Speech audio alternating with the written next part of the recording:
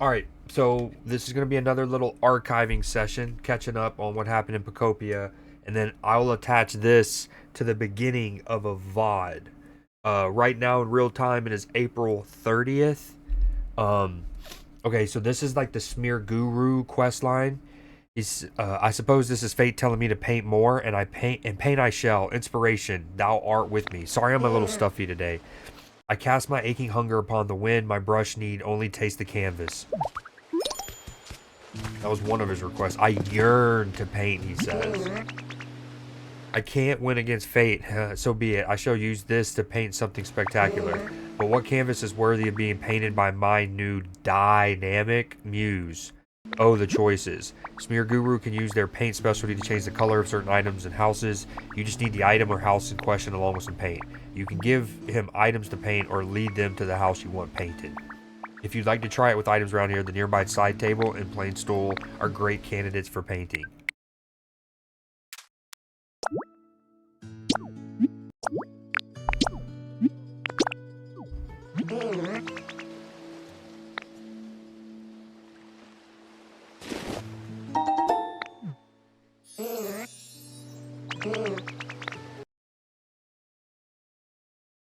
Blessed be the artist, beloved by the very fates themselves. Behold my captivating masterpiece.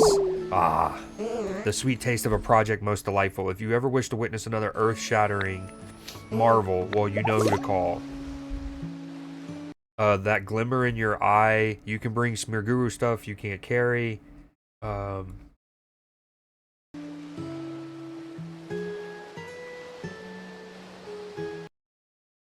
Okay, this next part is me discovering a Pokemon, which we're gonna do in sequence in a minute here. But I love what Smear Guru does here. So this is me finding Grubbin. The way he swings his tail around, it reminds me of like North Carolina. Go ahead and stand up, take your shirt off, and run. Whatever, swinging around your head like a helicopter. Gerby, I don't know this place. Oh, hi there, nice to meet you. I just popped out of the dirt, so I'm really not sure where I am or what's going on. But you seem real nice. I hope we can be friends. Larva Pokemon. Grubbin normally live underground, but if they get unearthed by Hoot Hoot, they may be found gathered around electric Pokemon. Yeah, we were mainly showing that because of Gurus, which was awesome. As I was exploring Bleak Beach, I found this peculiar pattern. A photo of patterned furniture. Try showing it to a Pokemon with the paint specialty. A Pokemon with the paint specialty might be able to learn this design and reproduce it for you. Oh, I probably should do that with all of the items that I have that already have prints on them. Take them to Smear Guru. I hadn't done that yet.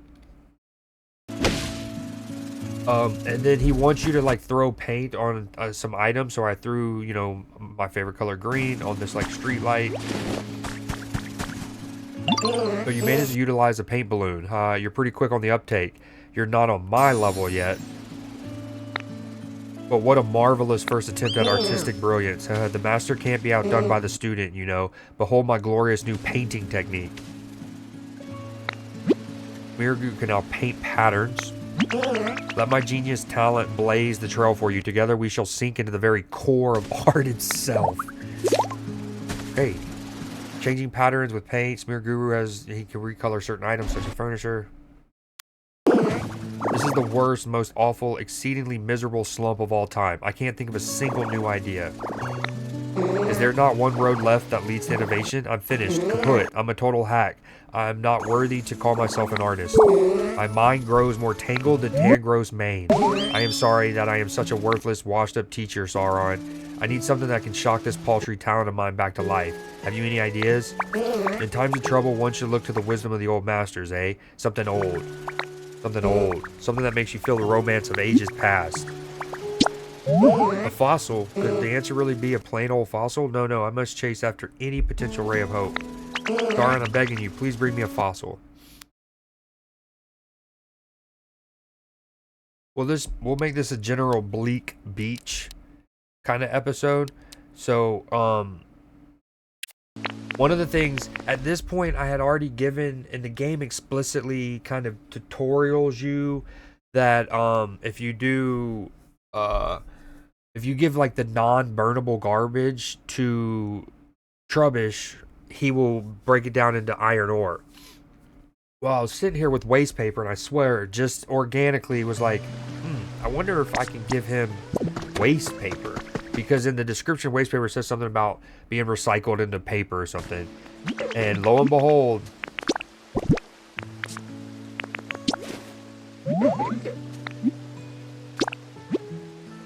he does it.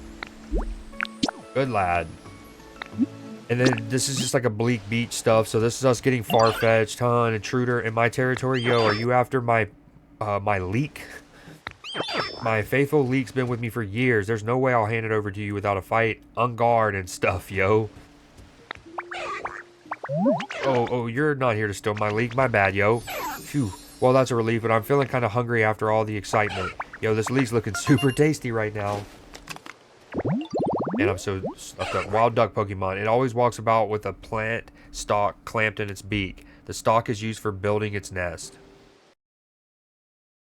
And one of the things I did off stream, I mean, in general, right? Like, if I get to an area and it has a bunch of the bad bricks, the bad tiles laying around and whatnot, especially off stream, I've been going through and punching and clearing them out and then filling in the gaps when I can. Like, actually, last night off stream, I had some of these, like, metal steel little tiles right here. So I actually filled in some of this walkway literally last night. And this was from the 18th, so 12 days ago. But yeah, this would have been something I did off stream in this area. Boom, we got some iron ore. This was a photo op. Found some delicious trash. Look at Trubbish, so cute.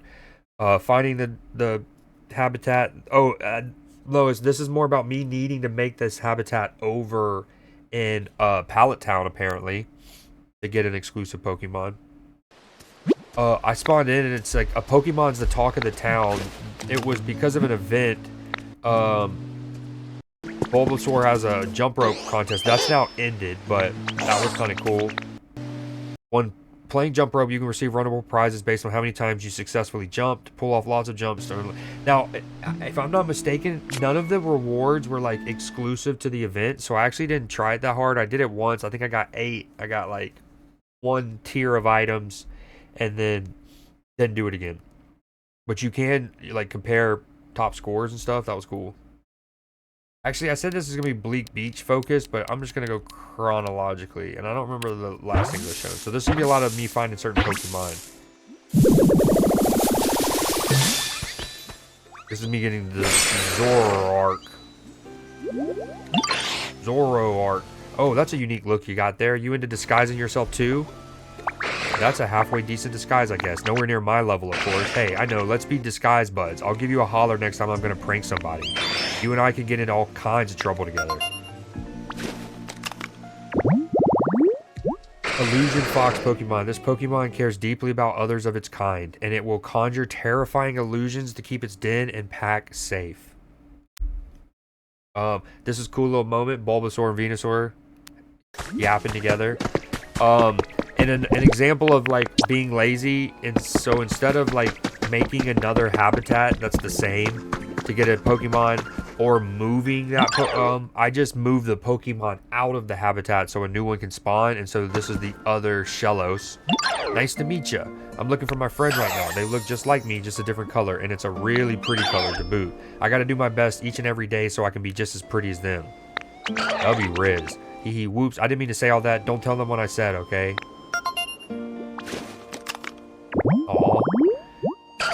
Sea slug Pokemon. This Pokemon can often be seen along seashores. It's capable of spending a limited amount of time on land.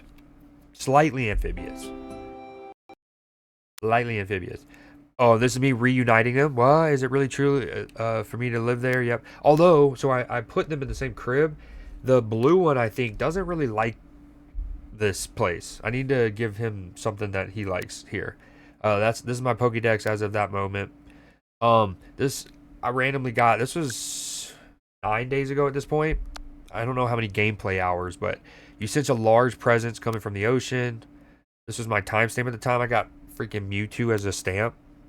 Special. I think we showed this on stream, but if certain Pokemon live next to each other, you may overhear some special conversations. I found this habitat where you can get like lantern or something like that. Candelabra, something like that. A fire ghost Pokemon. I restored the tree shaded yellow. I think did I show this? Oh, boom. And at Bleak Beach you can get Zubat.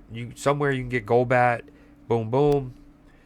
This was a before and after because eventually I punch out all of the broken wood here, which is most of the wood. Zorora, talk to him if you want to play hide and seek. This is before the Poke Center got built. I can't feel like I've shown this on stream. This is me starting the Poke Center rebuild here. Boom, boom. Completing this quest line. Well, we definitely showed these.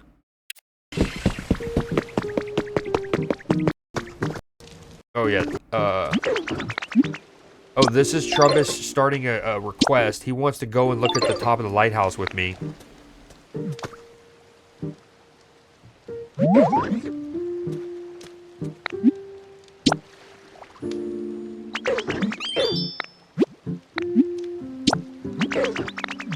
Whoa, that was a lot of sweet. Okay, lead the way. I'll be following right behind you.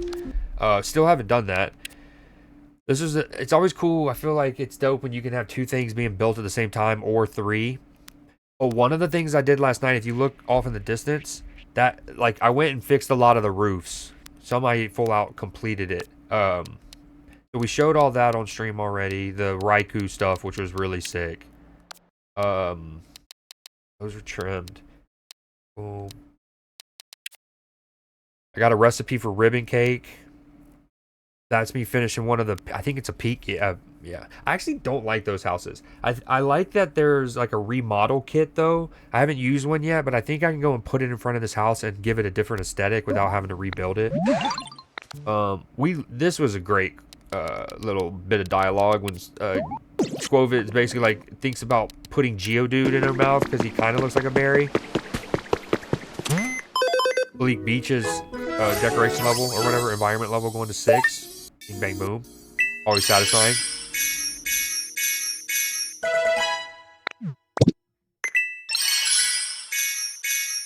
Little hammock recipe. I've bought the recipe. I haven't crafted one yet though. That's the environment as of then. We have more people in nice and average than in great and awesome, which gets changed obviously. This is a cool conversation between Executor and Execute. I think I've shown this. Some of these I feel like I've shown. They go about life at the same pace.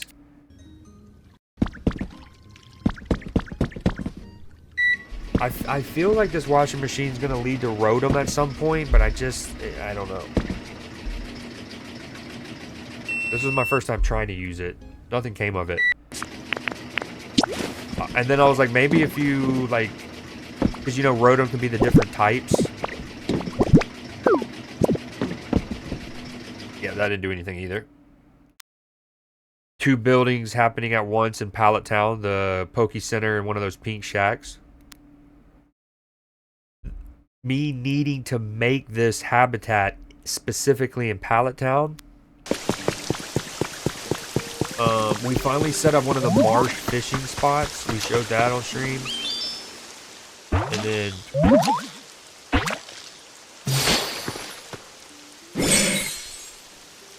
Grimer.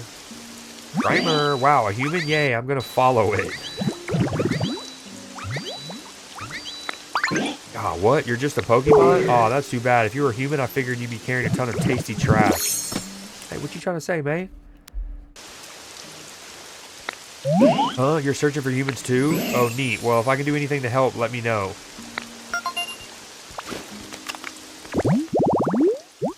Sludge Pokemon. Born from sludge, these Pokemon now gather in polluted places and increase the bacteria in their bodies. They got the litter ability.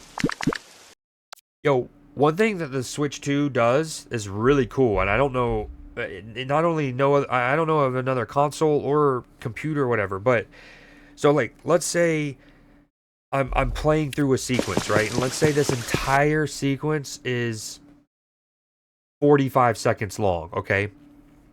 Well, I guess for the sake of this math to make it it's 50 seconds long. Um, I'm running around, I'm playing, I start to experience this sequence, right? Boom. And then 30 seconds into it, I record. Okay, the Switch 2 automatically does a 30-second recording. So it does from when I do it, boom, back 30 seconds. Bam. Now, the sequence isn't over yet. I just knowing it only does a 30 seconds, I know I needed to go ahead and get one in case I missed the first half. Anyways, so boom, you do a 30-second one. Then you go back or you continue, and then let's say the whole sequence, so in this one it ends 20 seconds later, right? Boom. So at the end of it, at the very end when I know it's done, I go to do a recording. Another right here, boom, I do a second recording. So the Switch 2 default does 30 seconds, right? But in this case it only did 19 because it doesn't create an overlap, which is cool. I guess is the way to sum it up. Like any other system that I know of, in this moment, it would have automatically recorded a 30-second clip, which means there would have been 11 seconds, which means the opening 11 seconds of this clip would have been basically the final 11 seconds of this clip. Does that make sense? Like there's two clips, but 11 seconds on each are the same 11 seconds. You see what I'm saying? But this, it like automatically started it where the last one ended. Like this was not me trimming it. That's really cool. That the Switch does that. This is me finishing like a little sand hut. Boom.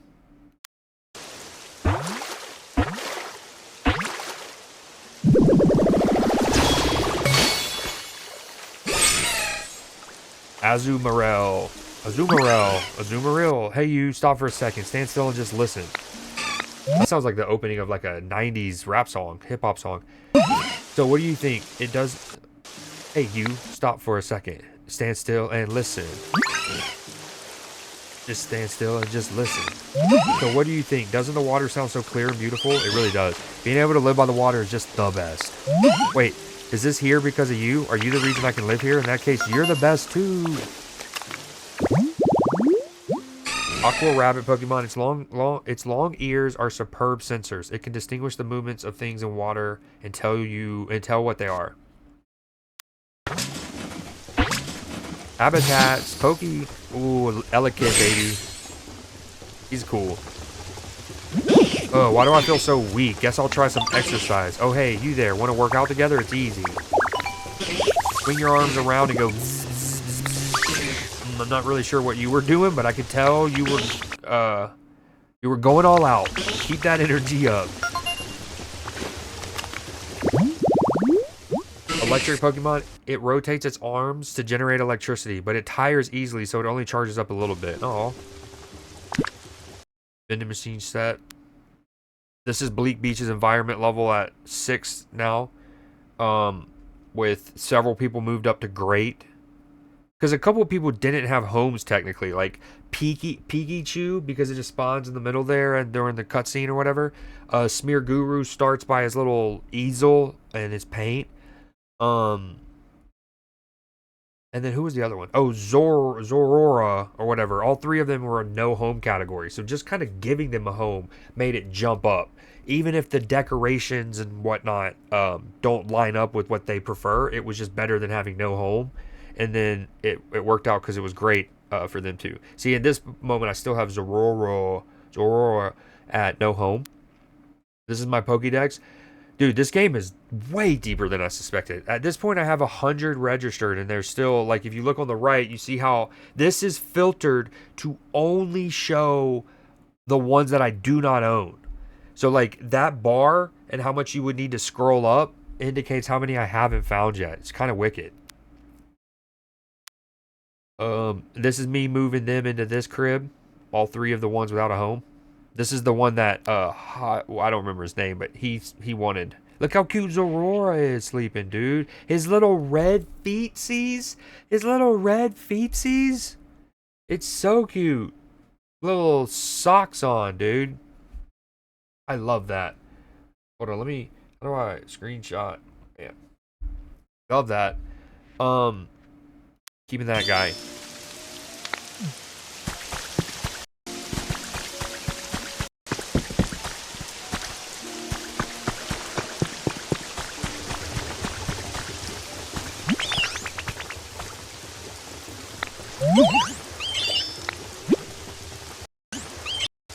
Now at this point, I've been using this water mill and electricity for days in real time, tons of gameplay hours. And speaking of which, I actually, so to fast forward a little bit, something I did today was I randomly got a water mill kit, like one of the, you know, like little treasures in the ground that you punch to get out, or you dig out of the water. I got just like a free water wheel kit. And so you might remember over in this area in Withered Wastelands, I had already kind of I had extended the like little garden pond river area thing, the little stream. I had extended it already. And so down in the like little grovel there, the little grotto, whatever, I was like, this is a good place for the water wheel. And realistically, the water falls onto it. Dude, it looks great. So boom, that's them working on it. And this is it at its end. Looks so good. But that goes back to, it's funny because Piplup was telling me about water wheels, and I had already been so ingrained in the water wheel tech. Piplup's late, dude. Ready for the big reveal? Yeah. Look at it. Wait, it also looks like I had Heracross's horns there. Or horn, I should say. See, look how, like, it... Like, the waterfall on it, it works, it, like, looks so organic, too. But, what was I gonna say? Yeah, okay, so back to that one. Triple up. You found this right, thanks for bringing me here. There's actually a generator that produces electricity. Yep. Way late, Piplup. Boom, little Zubat. At the park habitat. Whoa, this looks like a pretty sweet spot to live. You're saying you made this place? Although he eventually hated it because once Pikachu, because he made it, the whole area brightened and like, sparkly, it's too bright for him. Wow, that's super awesome. Thanks a bunch. I hope we can play together here soon. Oh, you know what would be fun to do here? A little nighttime hide and seek. That Pokemon, it has no eyes. Instead, it relies on its ultrasonic cries for echolocation to flit about in darkness. It can spawn in park bench. After eating a snack, put your trash in the trash can. Think Pokemon can remember to do that? Damn, shots fired.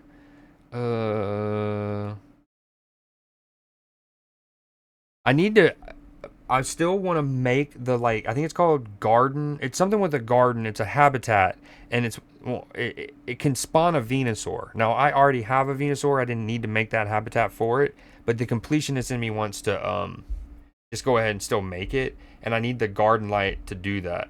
But I don't know why I have the screenshot here. This is me moving Grimer in to one of the houses upstairs, and I put a little sludge thing on there.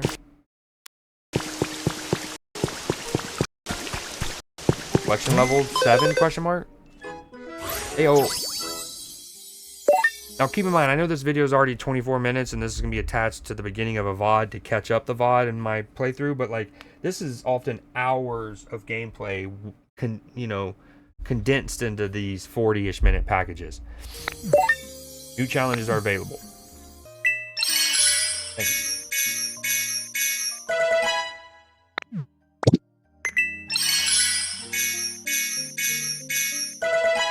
Boom. See, I can buy a watermill kit, but it was kind of cool that I got one for free, for the free. I restored this habitat, which is crucial because of not only does this lead to Mareep, sheep Pokemon, but then elsewhere, another Pokemon eventually has a request for you to give them fluff, which is essentially like the yarn, the wool from the Mareeps. So we restored that. Pokemon will be fascinated by the fluffy yarn and the adorable crafts that can be made from it. And he spawned almost right away. Alright, I'm gonna live here. Oh my gosh, I am so itchy. The cool thing is I use the box sofa, a counter, and the knitting station. The picture has like a table and a chair, you know what I mean? I definitely improvise. I use the counter, a box sofa, a box top Chevy. Oh my gosh, I am so itchy. Hey, excuse me, you there? Could you scratch my back for me? Pretty please? I can't reach it with my hooves. Scratchy, scratch. Yup, that's the spot right there. Woo! Oh geez, I'm so sorry. You're just like really good at back scratching, so I let out a little shock without thinking, but you really helped me out. Thank you so much. If static electricity builds in its body, its fleece doubles in volume. Touching it will shock you. Cool Pokemon.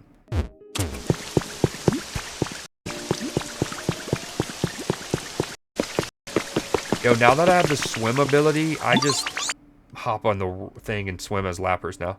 Someone was coming down the same road as me earlier, so I stepped aside and gestured for them to go ahead. And I noticed my paw was positioned in just the right place to make it look like I was holding a tree in the distance. Hee, I'm a comedy genius. I love that. The guide emote.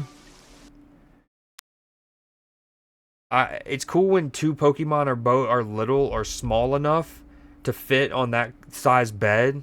I actually had that problem, so last night off stream I was playing, and in the house that Ivysaur and Bulbasaur live in, I have one like bed, one relaxation item, and it's that kind of bed, which is big and it can fit two Pokemon in it. But I guess Ivysaur is so big that him and Bulbasaur can't sleep in it together. Because like I was walking by the house and it was at night or whatever. This was like 2 in the morning. I was playing a little off stream, and Bulbasaur was laying in the ground outside the house. Now him and Ivysaur might have gotten into a fight and he got put in the doghouse. I'm not sure, but it made me sad, and I wind up putting a second relaxation item in the house so hopefully Bulbasaur can sleep in it. But I thought that was a cute little pick. Batting around the old yarn, little photo op. Habitat trash disposal site can also lead to a Golbat. And like keep in mind, some of these things, you can get a lot of Pokemon in multiple habitats. It's just like maybe, for example, in one habitat, like a Victory Bell, in like one habitat it can spawn, but it's very rarely. And then in the other one, the one with the like you have to build the habitat with this like stinky little pod as one of the items. Instead of very rare, it's just rare. So Golbat is probably easier to get at that site than the Park Bench. Oh, this is me. You know, I'm over here in the side area in Bleak Beach, and I saw some of the rocks that you're supposed to punch.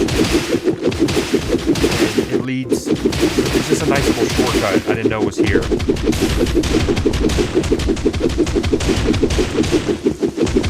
Because when you're on this side... So that's the lighthouse. It's basically a shortcut. When you're on this side, all you see is that kind of soil. So it's not necessarily the kind that instructs you to punch through it. But when you're on this side, it is that kind. So you're like, okay, I'm going to punch through it.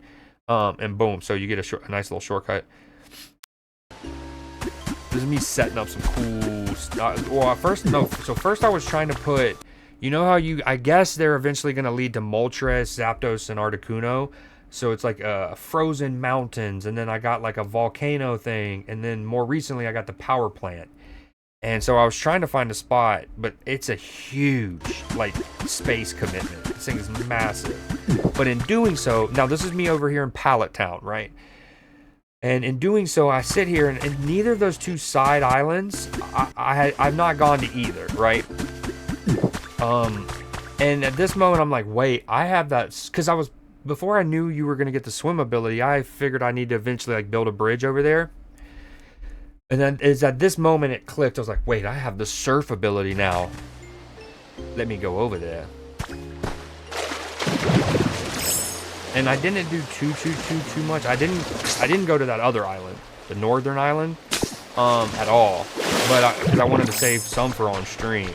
But Yeah, this is me. And then I eventually scoop out a lot, like I grab a lot of these resources. See, it's still too big for this. I wind up start the process of clearing out a lot of that. Not only the like lumber that you see there, but also punching out the ground, because I eventually want to make it just a flat plateau for one of these legendary Pokemon's spawn areas.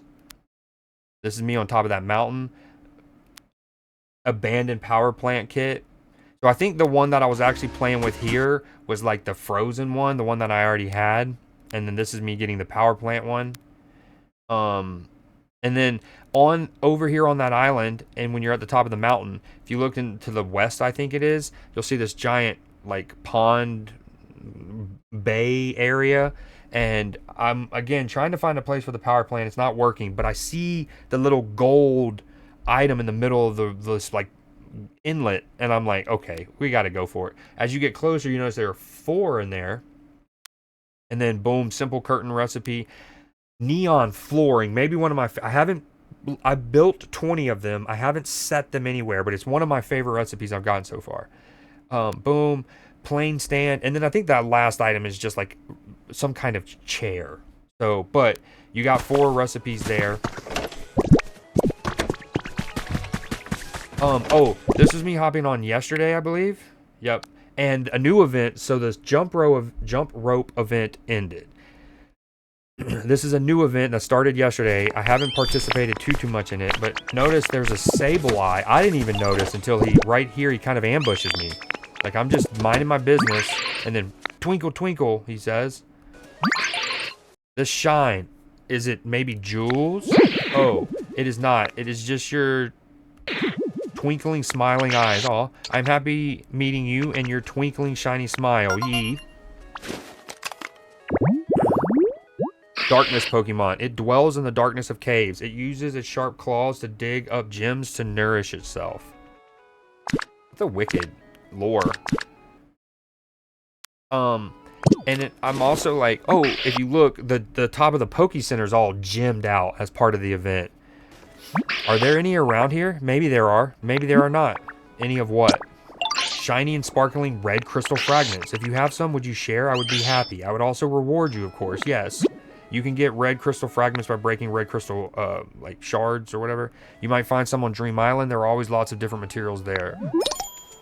We went to one Dream Island yesterday and got some. We got like 32 of them. One thing I don't like about this event, though, is so Sableye, I think he should just work like Vespa Queen, right? Like, what he does is he actually replaces the Pokemon that's inside the Poke Center.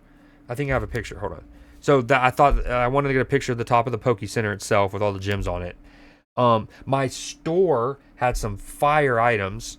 It had the stone fireplace, which is sick. A cell on the log bed, box sofa recipe, zigzag floor recipe. Sick store.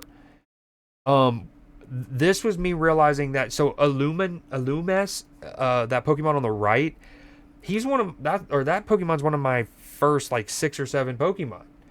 So that alone, it deserves to be moved into a house, right? Like, it's put in its dues. It's lived on this island. It's done its,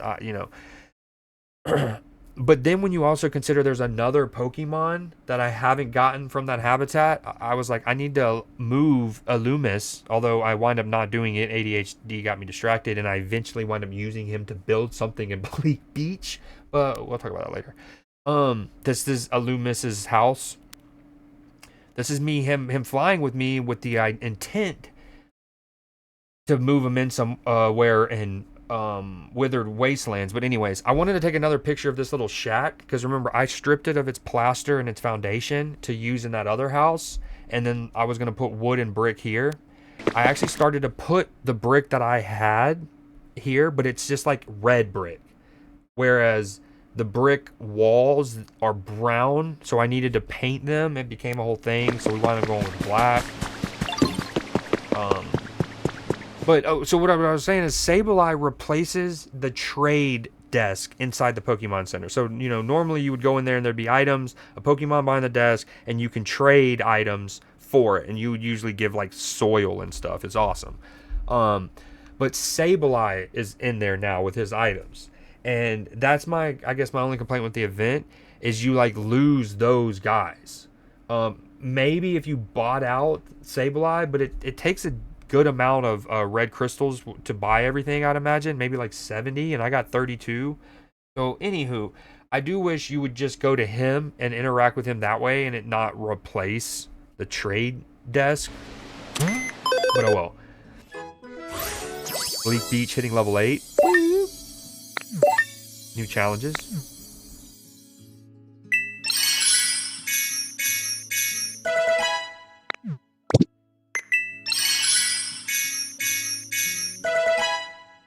Stylish cafe kit, pretty sick.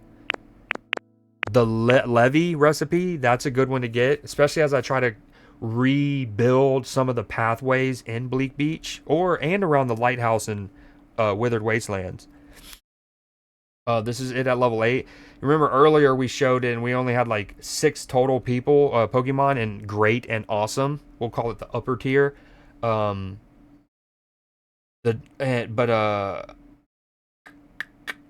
guess never mind. Now we're up to 15 from moving people around, giving people homes, things like that. We went back up to where Raikou was. We didn't fully explore that spot. We found this contest winner. The online Pokemon contest on the 4th of this month was won by none other than Isabelle and Vulcan the Ninetales of the Vermilion City Pokemon Fan Club. Vulcan received 15,000 likes that day, beating the second place winner by a wide margin. Not a lot of people engaged with that poll or whatever. Also, why are we calling it Bleak Beach? Why can't we just call it Vermilion City? Vermilion Beach or something? Or Vera Beach? V Beach? And you also learned the thumbs up emote from this. Remember, we showed on stream me establishing finally the habitat that gets you Snorlax. Look at Snorlax sleeping on the Snorlax bed. I mean, what? It's so funny, man. Wait, I didn't get his dialogue? Crazy. This is me making the two buildings happening at the same time. Here, I'll show you. Ta-da. That's that finishing. Wow, damn, we didn't get the Snorlax dialogue. Boom. What a happy occasion. A job well done. Boom, boom, boom, boom. Rebuild the Pokemon Center completed.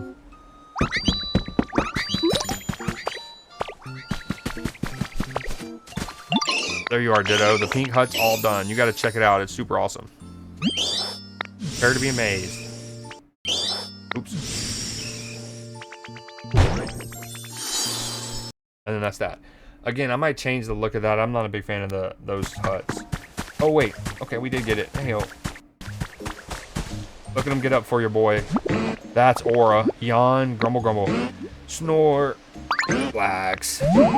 What? Oh, I thought I was eating some yummy food, but I guess it was just a dream. Huh. Oh, hey. How long have you been there? Well, I guess it doesn't matter. Sleeping Pokemon. It doesn't do anything other than eat and sleep. When prompted to make a serious effort, though, it apparently displays awesome power. 1,014 pounds, 6'11". What? That would be, I mean, him at... he has the Bulldoze ability and the Trade ability. That's funny. This is Pallet Town's environment level at that juncture. Only have 2 Pokemon in the upper echelon. And it's a level 4.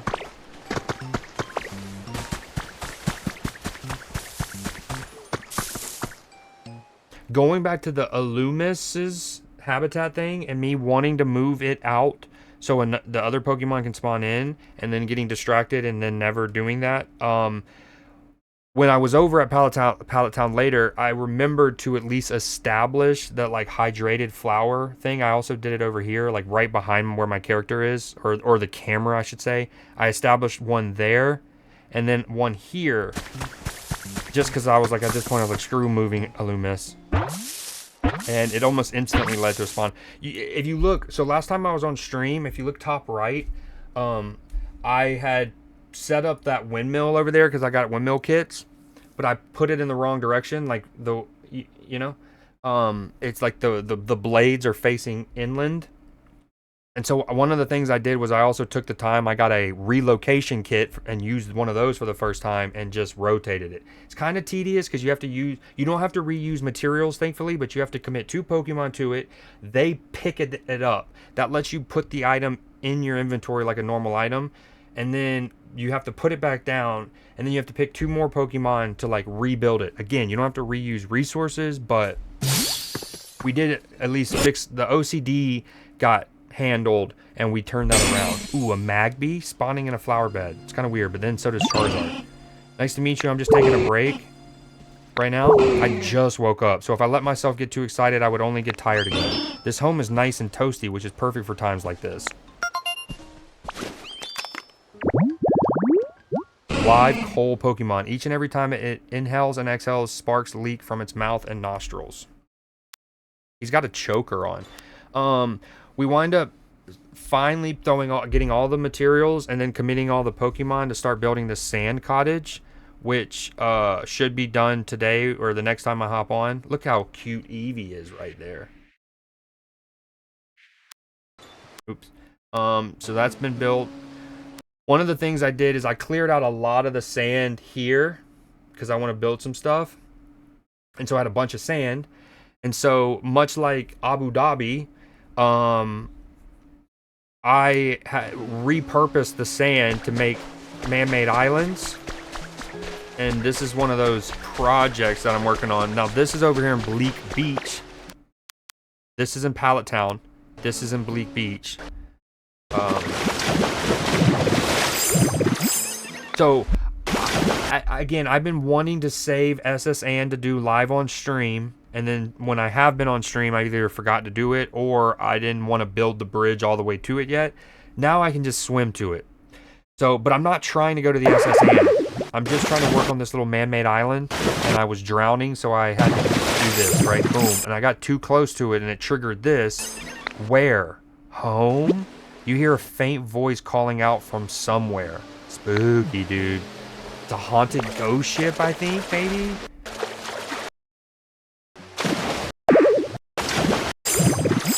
Where? Home.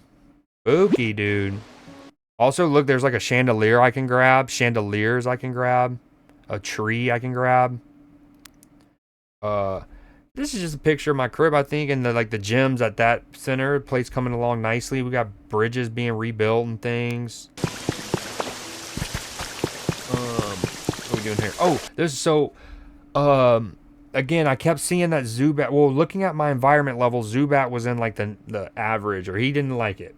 And it's because he kept saying like it's still kind of bright from when Pikachu did its little sparkle thing. And so this was me literally going over to grab Zubat to then move it into a home or somewhere that would give him better darkness. And literally, that's just it.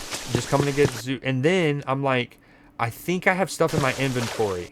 I think I have some of the sand left over after doing this. I had like 6 things of sand and I wanted to clear my inventory space.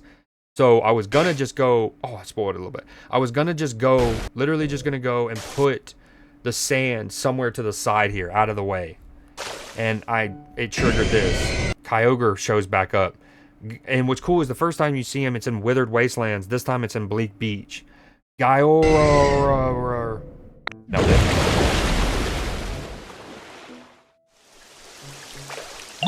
Howdy, sure is nice running into you again. It's been a while, huh?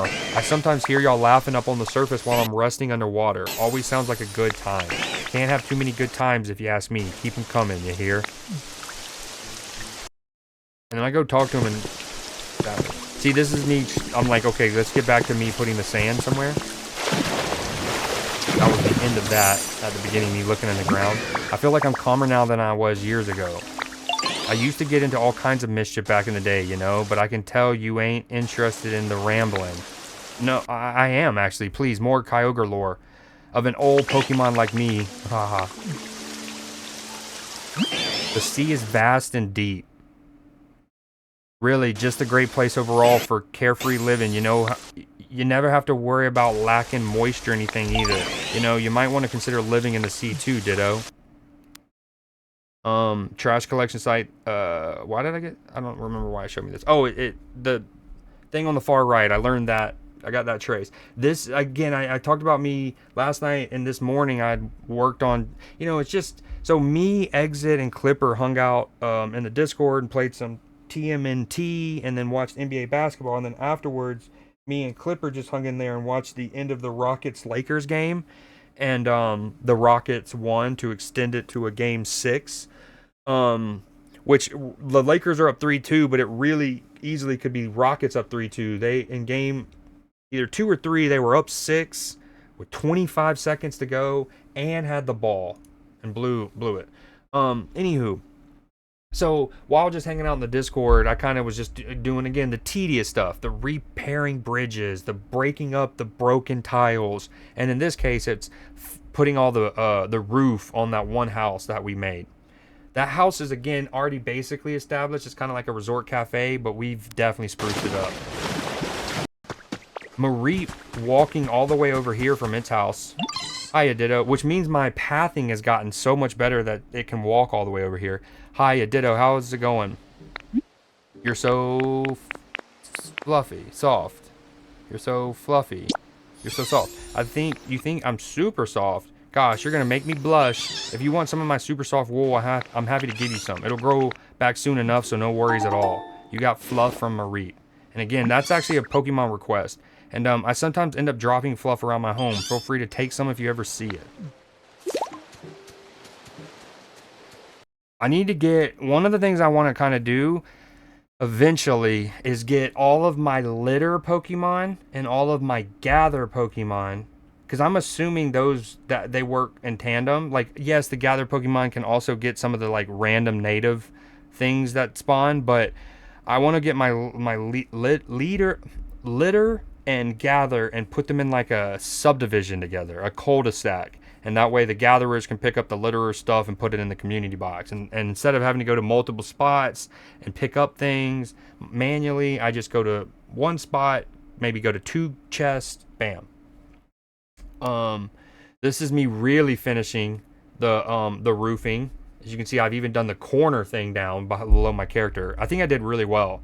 I tried to make it somewhat symmetrical in terms of the design with the little arcs. Granted, it is 3 and it's 2, but there's a reason for that. Yeah, it's pretty cool. I think I popped off there. I do need to finish this little bridgey poo. Right next to a machine. So Mareep already had a home. Well, it's a habitat home, but hey, Ditto, you know, looking at the lit up streetlights got me thinking, gosh, it would be awesome to live right by a machine. I could charge it up with electricity each and every day. No way I'd ever get bored of that. I can make that for you. Wow, you're really... Dude, you'll really make that kind of place for me? Yay. So, something like this would be great. And I like how he kind of teaches you a habitat, or more about a habitat. In this case, he taught me this habitat. I had not learned the overgrowth vending machine.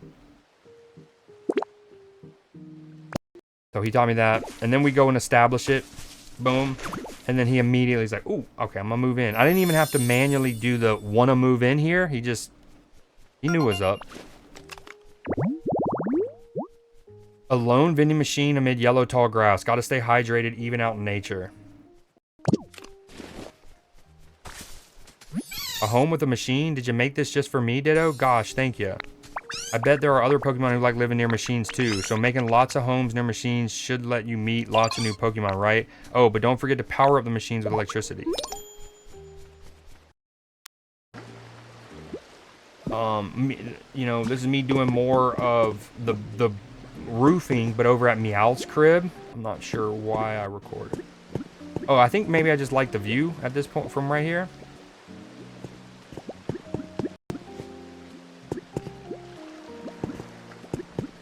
Why did I clip this? Oh yeah, I mean, I do like the view at the end. You need to trim the first however long.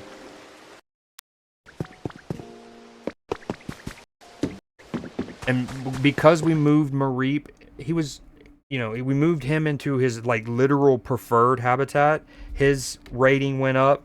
We moved Zubat into a house, the same one that has Zorora and Pikachu and stuff. So it's not perfect. It's different type of Pokemon pushed together, but Zubat likes it more because it's darker than where he was, which then leads to level 9, I think.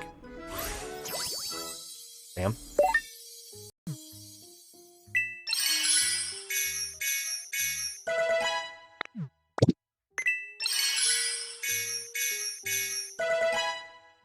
Pikachu sofa? Yes, please. And then I said I went to one Dream Island last night to get some of that red fragment, and this is definitely, I've only been to 2 or 3 Dream Islands. This was certainly the most unique of the 3 I've been to so far. I was able to get like a new kind of metal, um, like a metal wall there, tons of the star fragments, and we learned about this habitat, an amped rock stage. So this is back in Pallet Town. This area right here, again, I eventually wanted it to be a sanctuary, like a grass Pokemon sanctuary, and I'm going to do it for the different types. But again, we have several buildings. Right there is the windmill getting turned around, relocated. This was cool. These guys were already fine. They're chilling in the wastelands. The my environmental levels max, which by the way, even if they don't give you additional rewards past level 10, I wish you could still increase your environment level past level 10. Again, you don't need to give us new recipes. You don't need to give us new tiers of challenges, although eventually those would be cool too. But just to have like I'd like to be a level 17, even though nothing else, just like the reputation of it.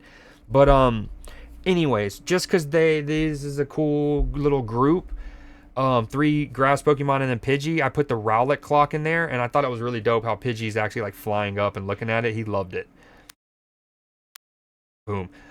This is, we already showed the water wheel. This is, so he has a cool selection of items. Look, we got a digital camera, a map and a compass, a lantern, an adventurer's kit, a pile of treasure, a little like propane camping grill thing. So he has cool items, don't get me wrong. And we did that, we showed this, and that's it. That should be everything caught up.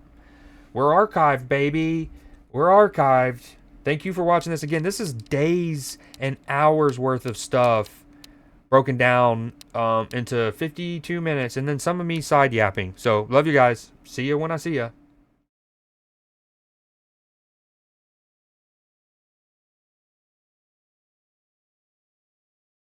Yo, yo, yo, yo, yo, yo.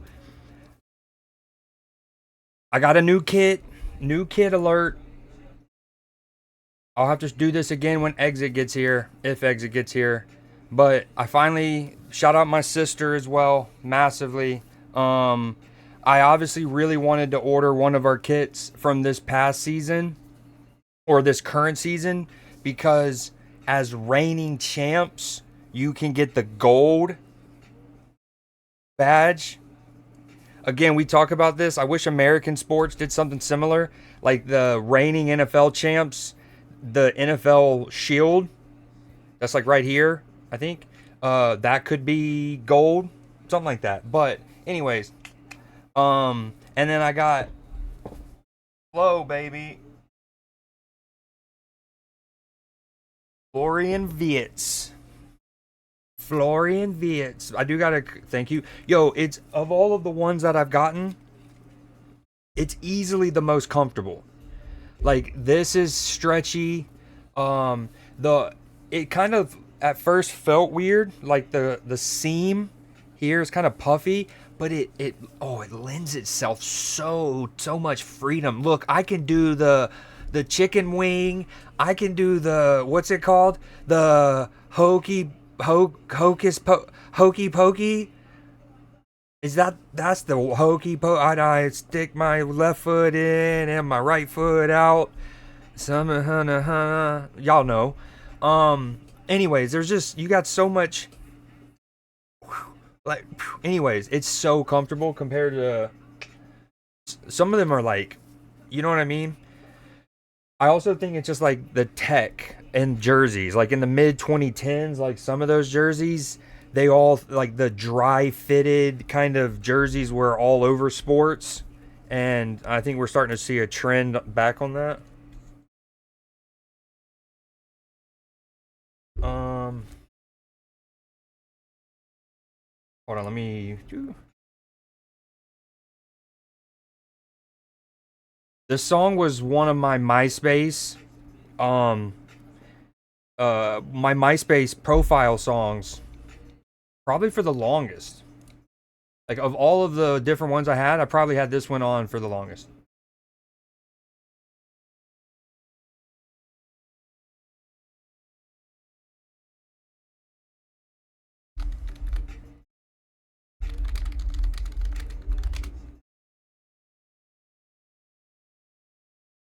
Oh, I need to do a wheel spin, so might as well do that right now while I'm here live. Let's go, stream elements. And it is for, people with the Creed Seed tag. Da, da, da, da.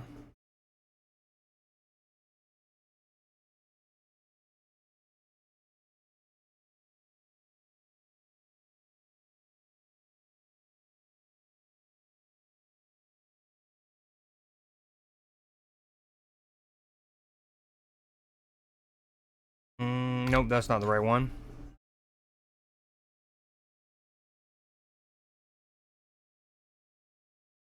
Oh, no, no, no, that's what it is. It's the boosters. I do one for people with the seed tag. It's not for a gift card, though. And that one takes me a little longer because I have to go through the names. I think that should be it. Server boosters. Clipper 2. Blue Jay 2. Vixen 1. Ben 1. 2211. And then I don't include myself.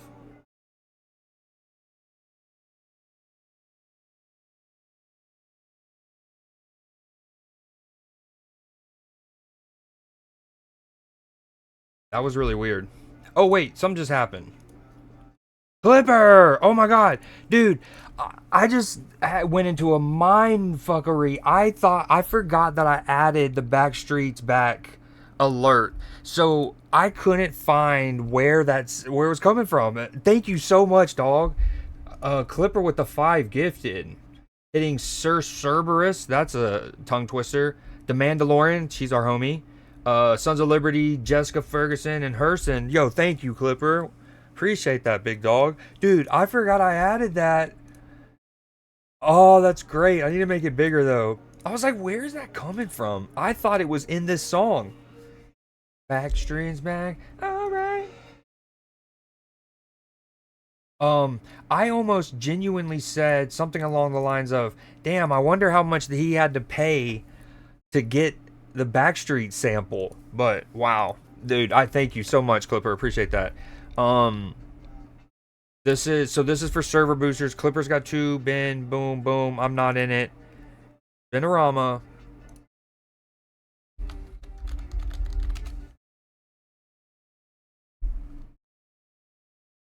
Dude, why does it always do this to your boy? Will spin.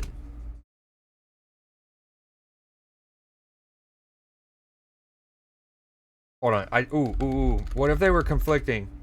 There it is.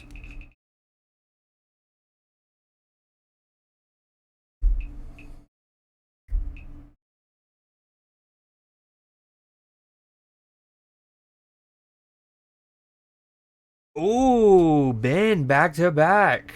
Ben's tricky because Ben lives in England, and so my gift cards that I purchase here in the States do not work for him. And he hasn't streamed, so I can't gift him subs or something. Anyways, congrats, Ben. Congrats.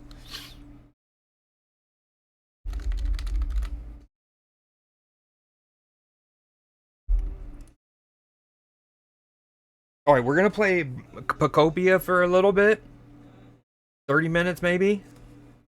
Then Luigi's Mansion, then movie. Hint on movie.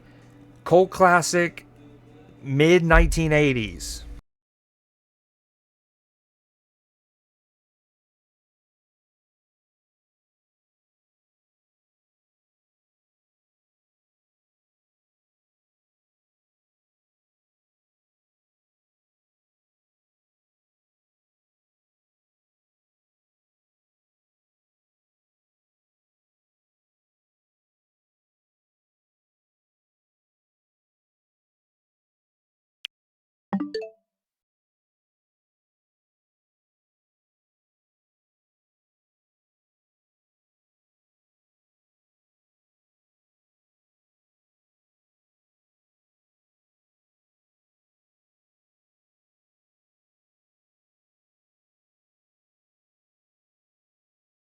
Oh, I'm muted. It's neither of those, but I'm trying to think of a hint to give you that riffs off of those.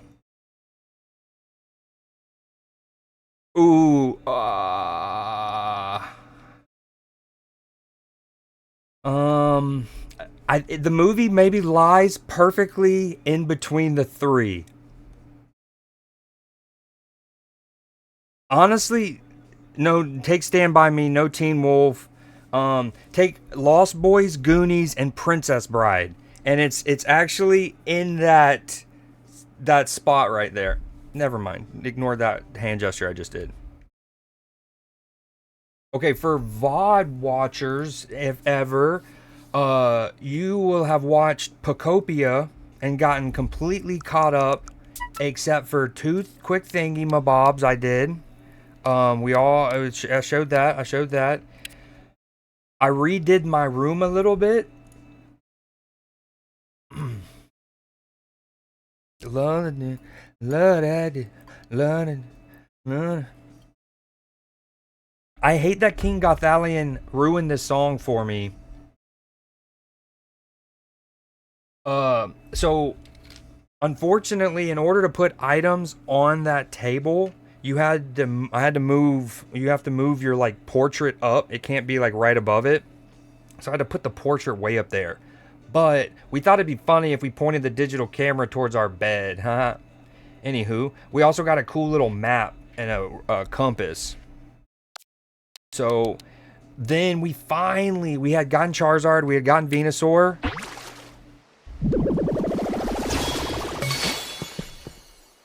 Yes, sir, Big Man Blastoise. Well, howdy there. You got some hustle in your bustle, don't ya?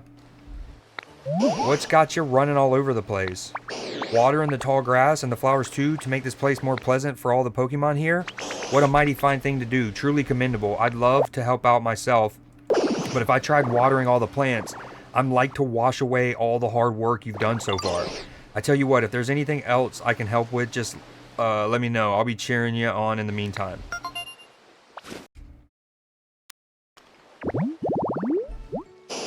Shellfish Pokemon. It has jet nozzles on its shell. This impressive Pokemon uses these jets to charge towards foes with all the force of a rocket. What a badass description. Yo, that game's on ESPN, right, Clipper?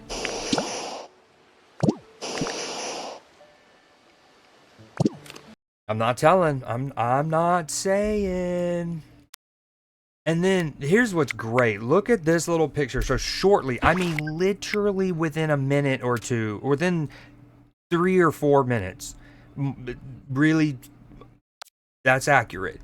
In fact, hold on. Oh no, I deleted them.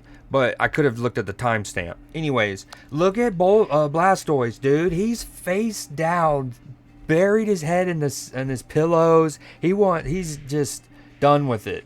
He's done with it. He's done with it. But he wanted a decoration, so I put this a spare fossil head, and I actually thought it kind of looked cool here. Right, and he wound up effing with it heavy. Watch him.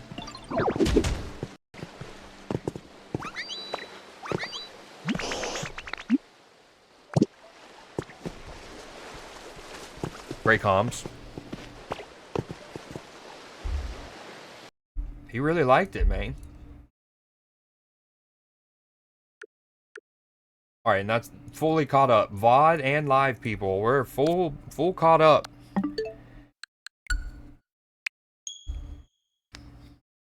Damn, you weren't kidding. They got a 21-point lead already.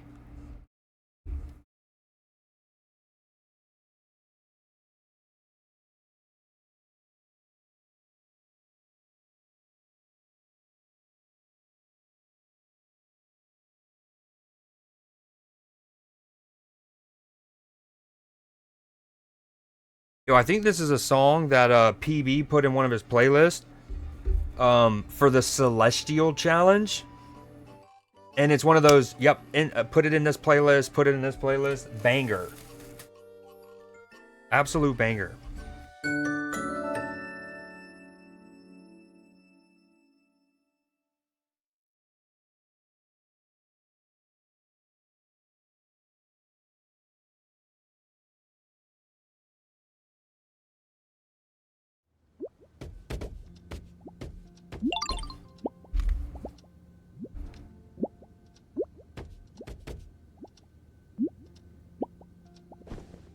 Yo, this neon bed goes so bonkers. Eventually, I'm gonna build a big old mansion just for myself. No Pokemon in it. Except maybe Gardevoir. Ooh. Oh, the Hawks almost hit it at a half-court shot. Even then, they would have still been down 21.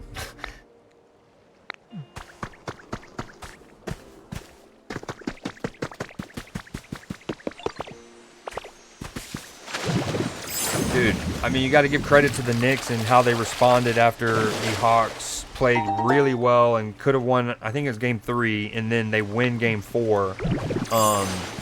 And there was a lot of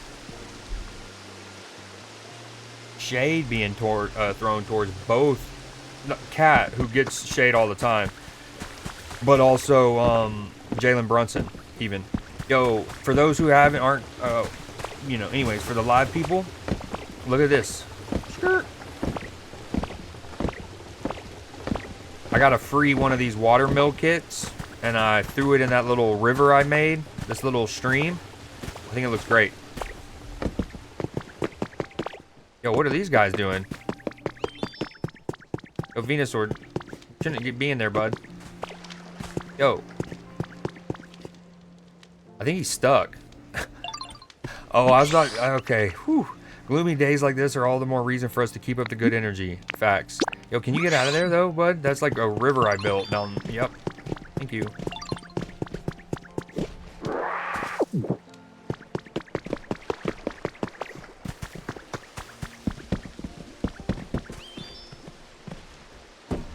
Love the song. Especially because they use the 50-cent sample.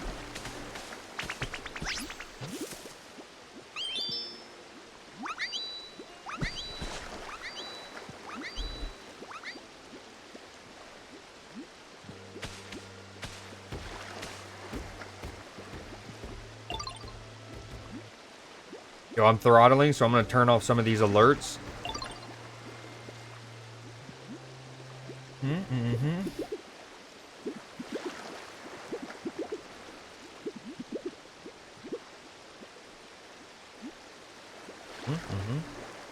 Chat should still be on screen. All right, well.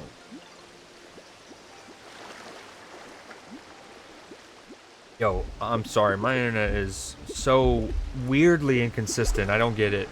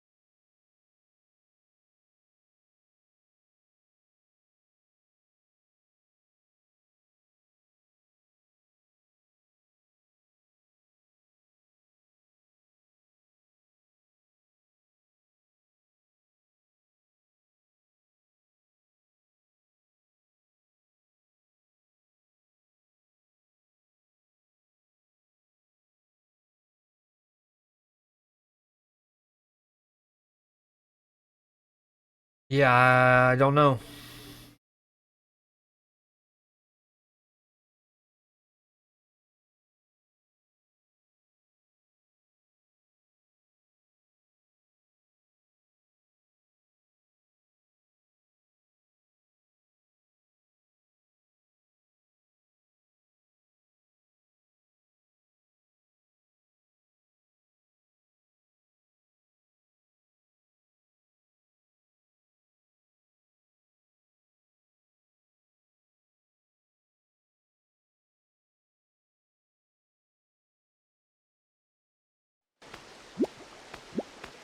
All right, we're just gonna send it.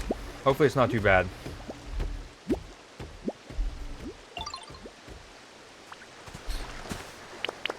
I'd rather it happen now than when film class happens, that's for sure. Oh, I didn't mean to cut those.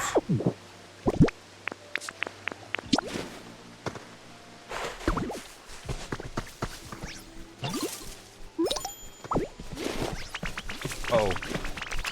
Oh, we have a absolute... What is happening? Everybody's doing things. Wait.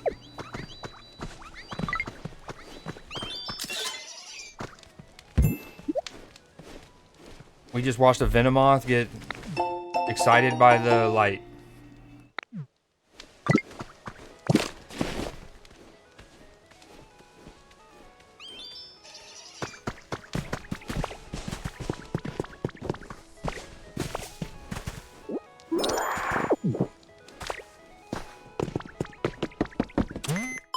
Alright, for this little short Pokopia session, I need to focus on some of the quests.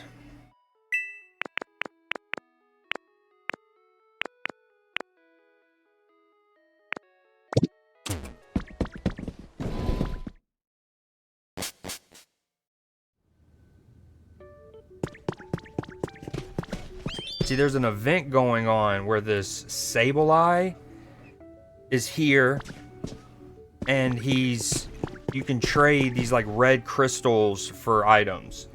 And that's cool, that's super dope, but the problem is he replaces the Pokemon that are normally there that can trade. You can trade like your soil for various items or your beans. And anyway, so it's like it's a dope concept. I just wish he didn't replace the Pokemon here and their wares. I wish he just had his own little stall, or you went and talked to him and it was a menu thing. But it is kind of cool. You can get like sleeping bags, this little like map and compass, digital camera, a lantern, camping gear. I've gotten most of these things already. I've gotten one of these kits, one of those, one of these, and one of these.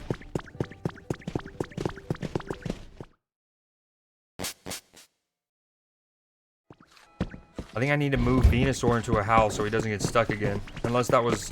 maybe he wanted to get stuck.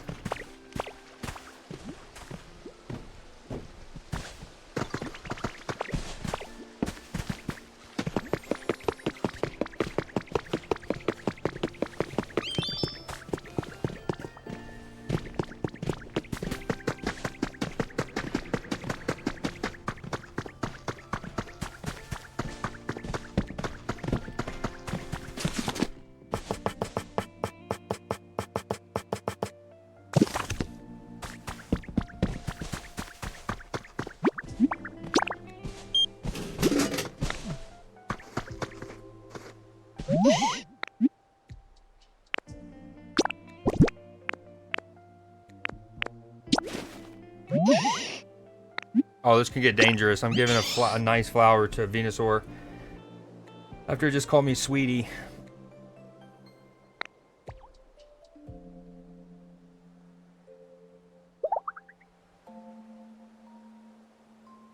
Damn, this is ugly from the Hawks.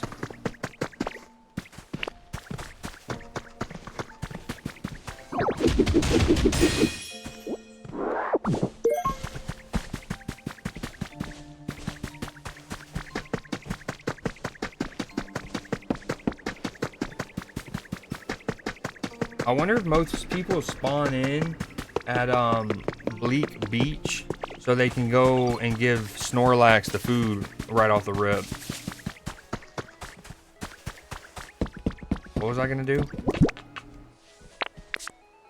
Oh, yeah.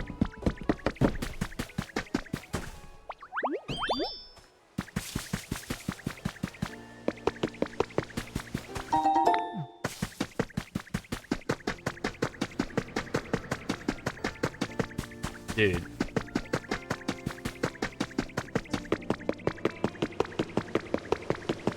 I'm getting up there in these little unknown mysterious slates.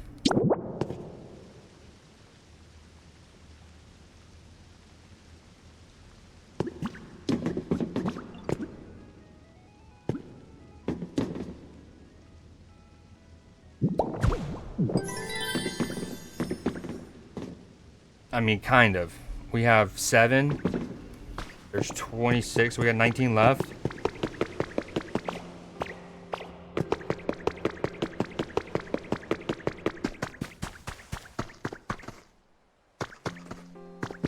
Alright, let's see if a Pokemon spawned over here, because we need one too.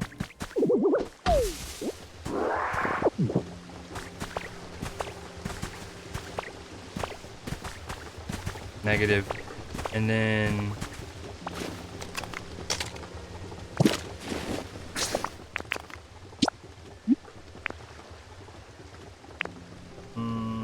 let's go here first, talk to Mosslax.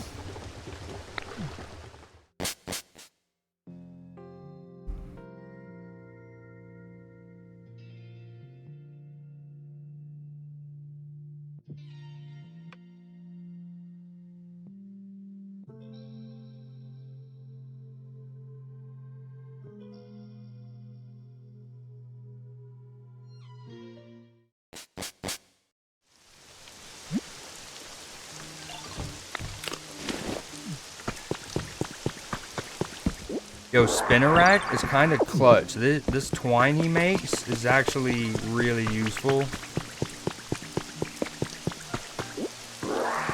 I need to make I'm gonna need to put Ghastly and Grimer in the same house. I mean, I thought this would work. Look, so Ghastly, who has Gather, right? So he'll pick up items and deposit them in these little boxes on my left.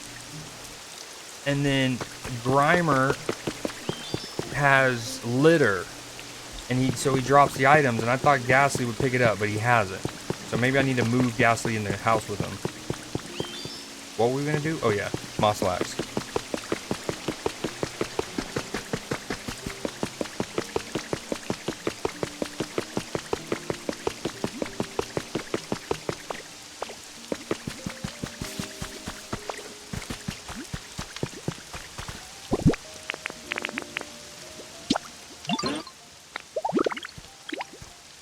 The shop might be a little more likely to have good items. That's what Tomato gives.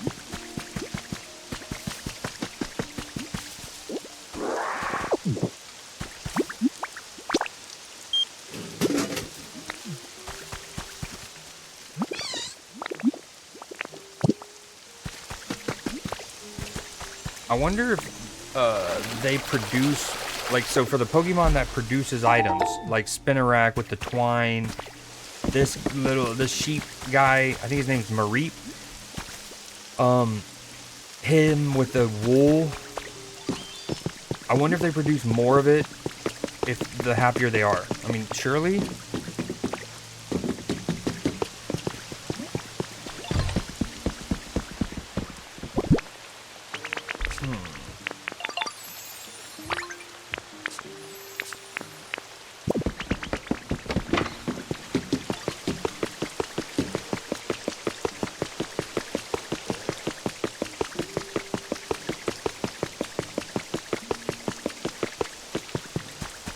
Ooh, somebody's moving in somewhere.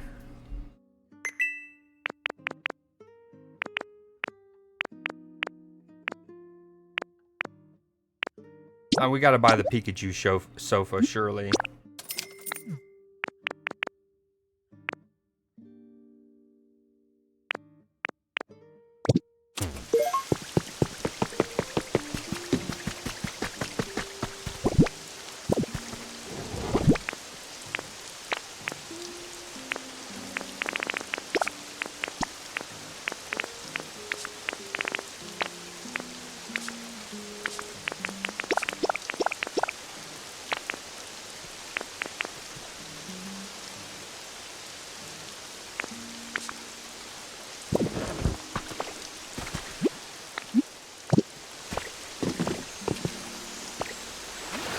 Damn, dude, it's 31-point lead now.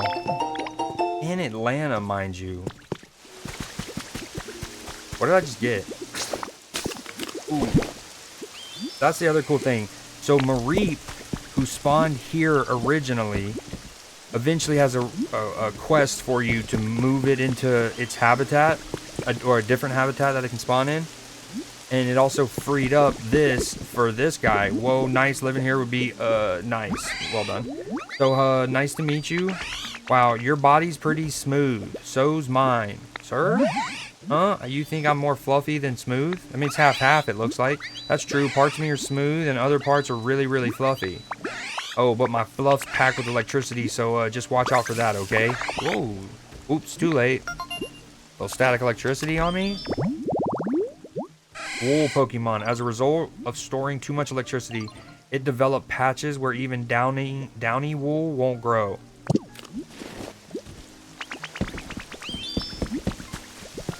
Eventually I want to make like a cul-de-sac and have all the Pokemon that litter and the Pokemon that gather kind of next to each other. So,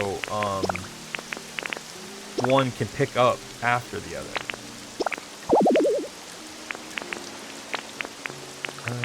Confetti. Yo, shout out Katie for this song. This is another Creed J playlist one.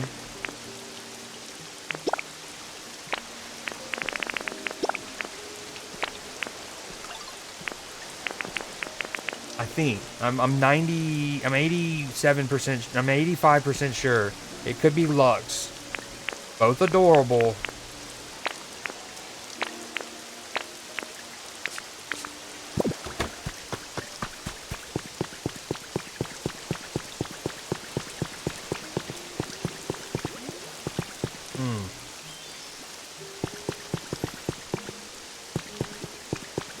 Dude, I get so distracted so easily in this game. Now, I think it's good in this game to put a Pikachu sofa, like, with Pikachu, right? Like, it's on the nose, bam.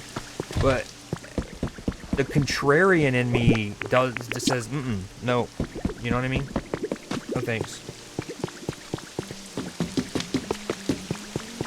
Ooh, okay, sweet. We moved Grimer out of here.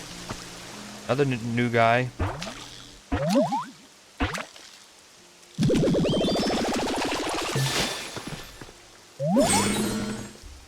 Yo, this is an A beating. This might go down as one of the worst. If this just stays even remotely this margin, this might be one of the worst home playoff losses in an elimination game. Like, this is bad. This is almost a 40-point lead in an elimination playoff game at home for Atlanta. They're down 40. Oh, hi. That's an unusual look. You look like one of those, what are they called? Oh, I remember. Humans. You look like a human. Thanks for waiting while I try to remember. You're really nice. As long as I'm with you, I feel like everything's going to work out fine from now on.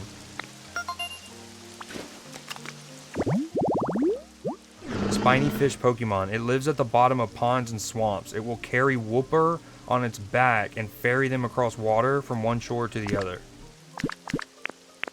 We got 2 of the 3 at this spot. We want to move him out eventually so the muck can spawn. He's got Bulldoze. That's useful. I wonder what he drops. Probably also garbage. We're going to leave him here for now, though.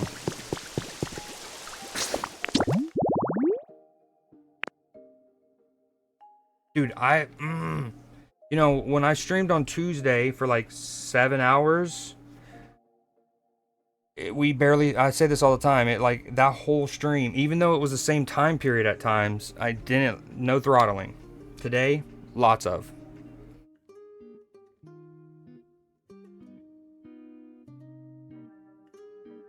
What's weird is I made a park bench habitat, and then first Voltorb spawned there. We moved Voltorb out. No, I don't remember the order. At one point, Voltorb lived there. He was moved out. And then at one point, Zubat lived there. He was moved out. He was moved out because it was too bright for him. Because Pikachu did his little, like, sparkling thing. Then immediately he gives me a request to make a park bench habitat. Which is exactly what I moved him from. The Goober.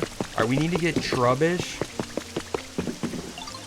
Yo, my ring lights, nothing's working tonight, man.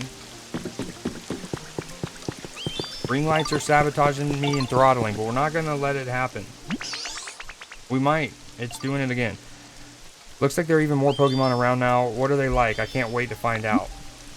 Yeah, I don't... Why am I talking to you again?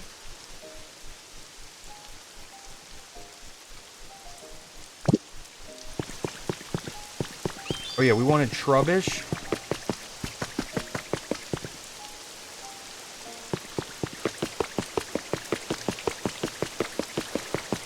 Because he wants to go to the top of the lighthouse.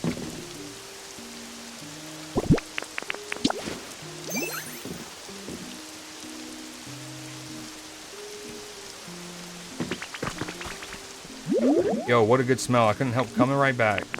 Yeah, follow me.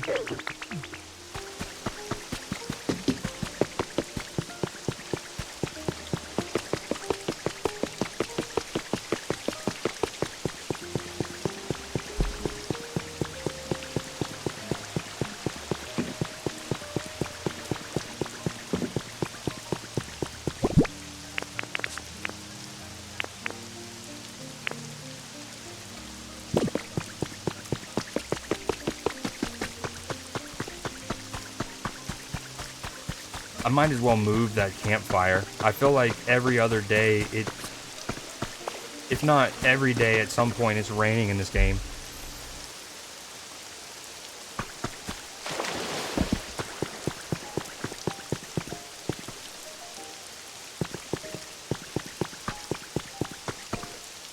We're just waiting on low guy.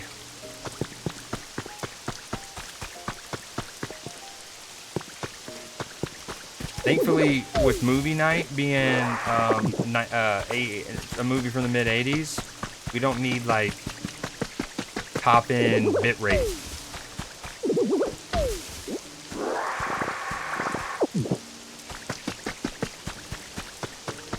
So this quest from Trubbish is essentially just the game's way of, like, or like, steering you to repairing the path, not only up to the base of the lighthouse, but all the way. But like, we had done it already just because that's, I feel like most people would, just the OCD in them if nothing else.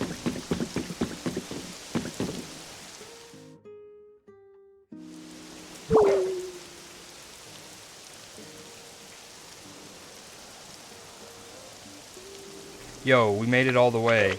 Ooh, the view from so high up is totally awesome. You want to go all the way up, bud? I'll put you on my back.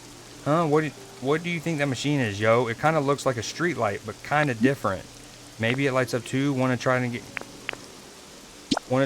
getting power to it? Yo, it looks like it might light up if it had some electricity. That'd make the town even brighter. All these machines the humans made sure are fun. There are all kinds of them. I just want to get power to each one I find just to see what'll happen. It was super fun coming all the way up here and seeing this awesome view together. I couldn't have made it without you. Your help, ditto. Thanks a ton, yo. No mention of how I've already gotten it powered? Okay, cool. Sure.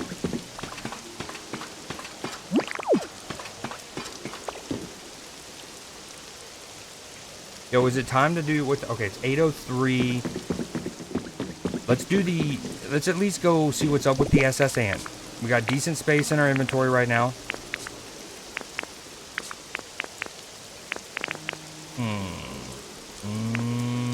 What should go there? Hold on.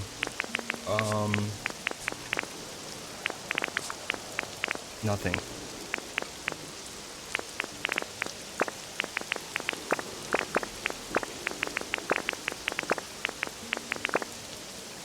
Okay. We're gonna go to the SS and skirt.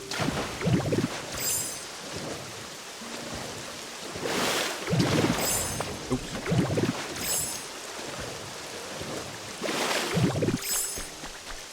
You actually move faster as Lapras. You should stay as it.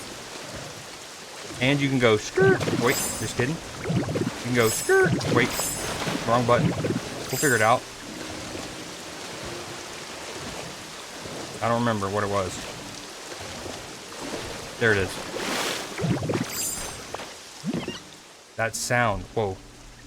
I think there's a ghost in here. The voice sounds closer. It seems to be coming from above.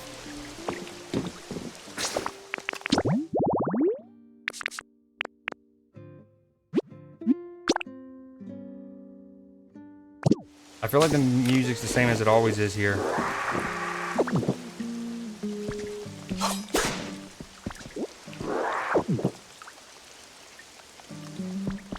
Yo, look at all of the items we can yoink. Like, we can grab that and put it in our own houses. Can I please? Gimme, gimme. Thank you. I don't want to take too... Y'all know me. I'm like... I kind of like to leave some of the stuff to remind me of how it was. I might even want to repair it at one point. But we're going to take one of those. Just one. Maybe two. Oh, look at this set. Yeah. Okay. This is fire. This is also dope as a kid born in early 90s. And how like cool the SSN was back then.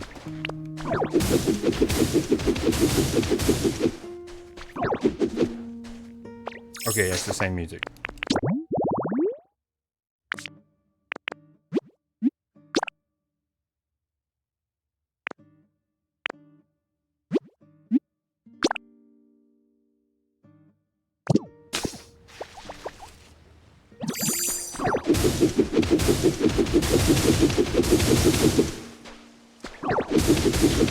Alright, my bad.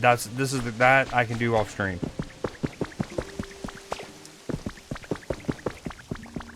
Ooh, captain's quarters or something.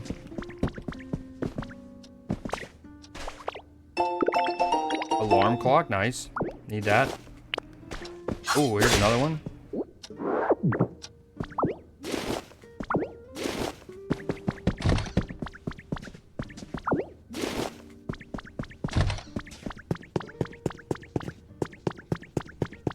The kitchen area, this is so cool. Alright, we'll come back off stream and punch this out. And of course, if anything interesting pops out of it when we do, we'll report it.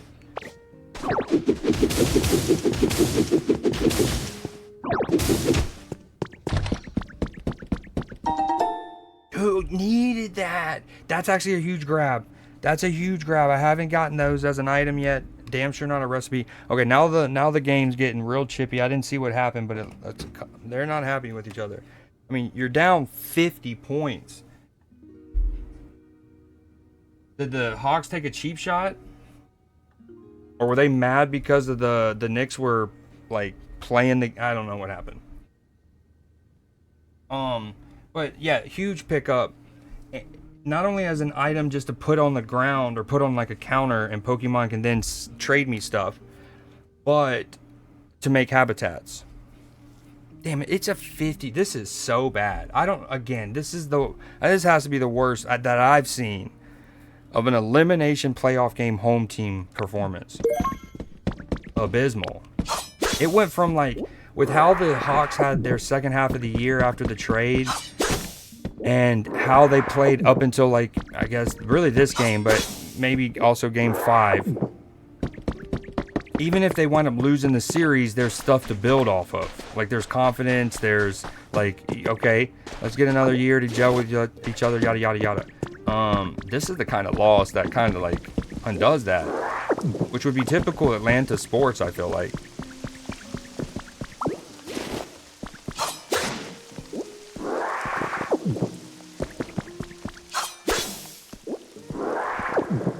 Yo, these items are sick.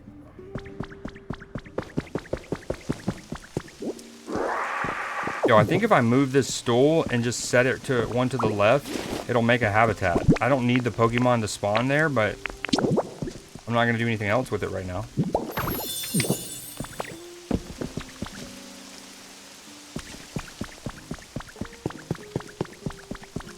Yeah, there's so many things we're going to want to yoink. Oop.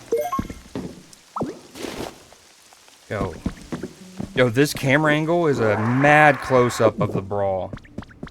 Or whatever it was.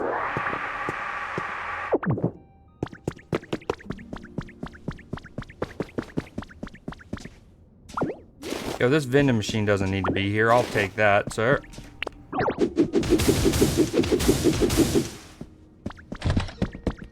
Yo, oh, a TV. Okay, we can take that. That's ours. Yoink.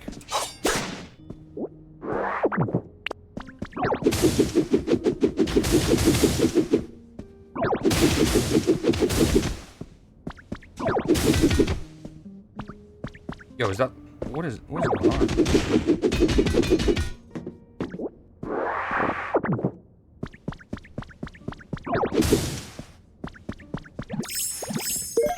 Yo, that lamp is rowdy.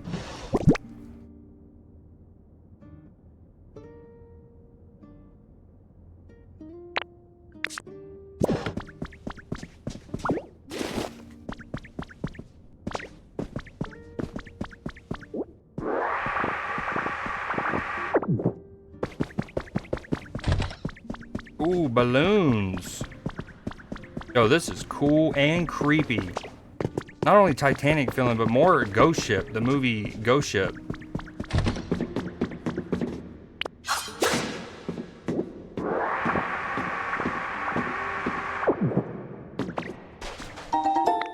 Ooh, a small stage. That's also important for habitating. Habitation. There it is.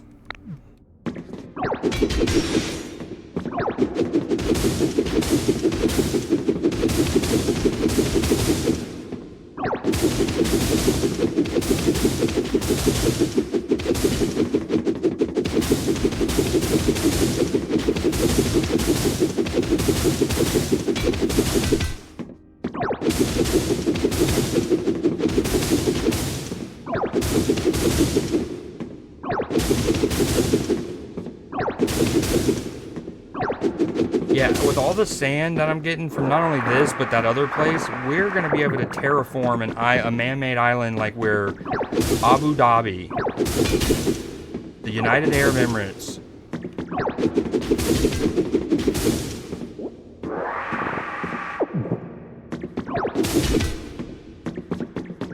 Nice, look like Eve.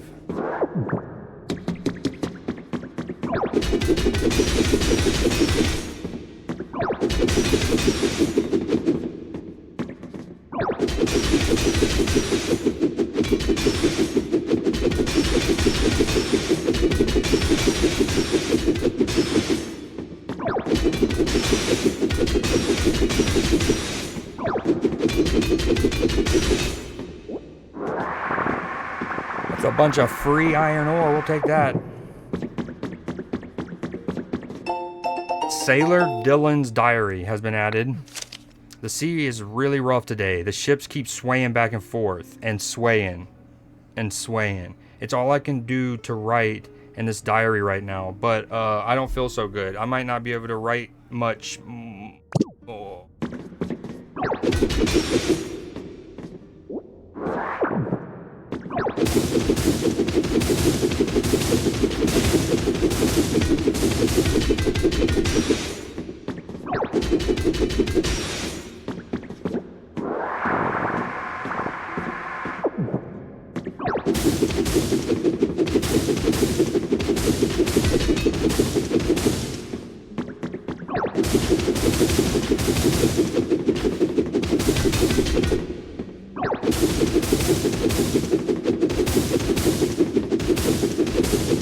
Alright, we can do that off stream.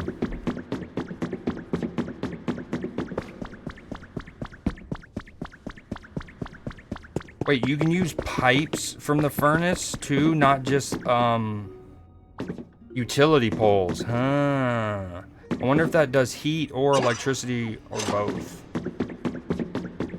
With just pipes.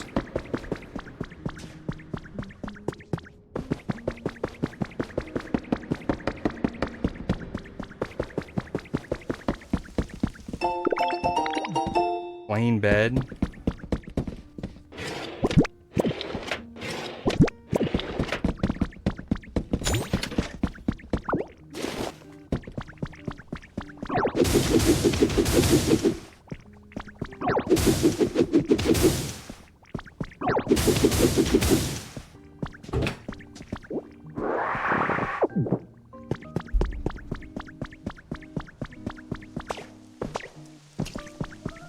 Wait, this is the same place I was earlier? Ah, I see now.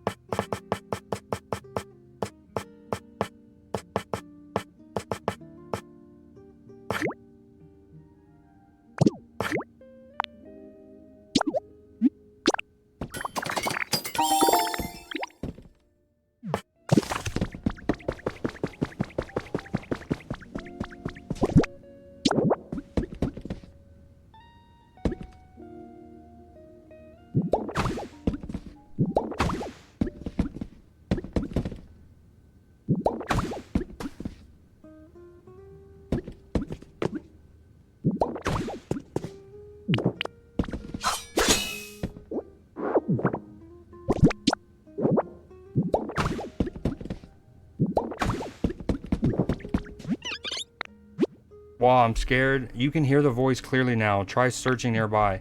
I feel like a lot of people might take these stairs, not repair them like I just did, or at least half of them, but alas.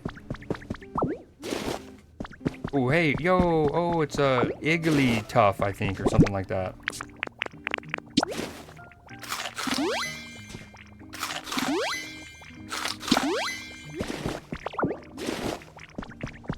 No need to be scared.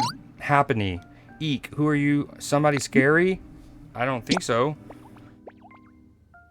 Oh, you're right. You don't really look all that scary. So I was just sleeping at home before, and then this awful sound woke me up, and I don't know how, but I was on this ship. And even worse, I still hear the sound sometimes. I'm getting scared. You seem sort of strong. Could you find out what the sound is for me? Really? Thank you. I think the sound's coming from down lower in the ship. I peeked through that hole to check, but it was too dark to see anything. Up on melancholy. Dude, so it's not throttling right now, but at the same time, I'm at 2500 bit rate. That just feels so boo. Playhouse Pokemon. It carefully carries a round white rock. Round white rock that it thinks is an egg. It's bothered by how curly its hair looks. No need to be ashamed, bud. See, these are 2 habitats I still need to make. Cash register, alarm clock. We got both of those. It can also trade. Thanks, bud. Ooh, a little partition.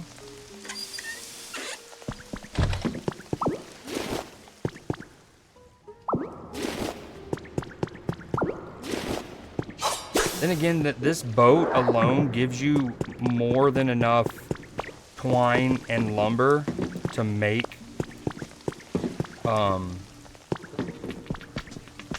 those stairs. Yo, what up to Curse? How the rest of Wind Rose go?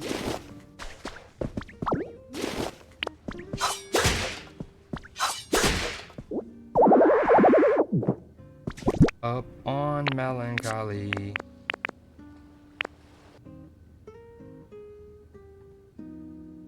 What can we drop for now? Maybe this.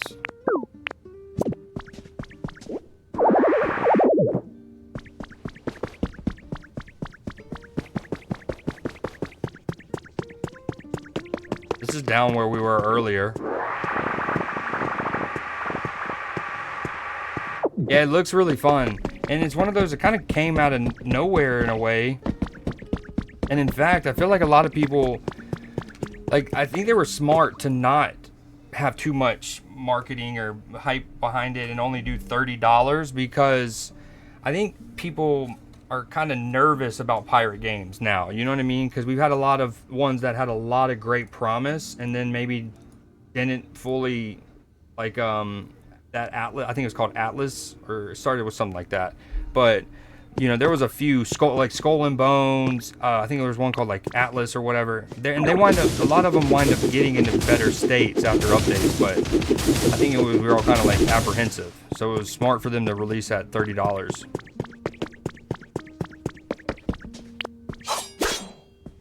And just to kind of, like, come out with not too much, because I don't remember seeing it at Summer Game Fest. That could just be my memory. All right, we need to go down. We're trying to find a sound.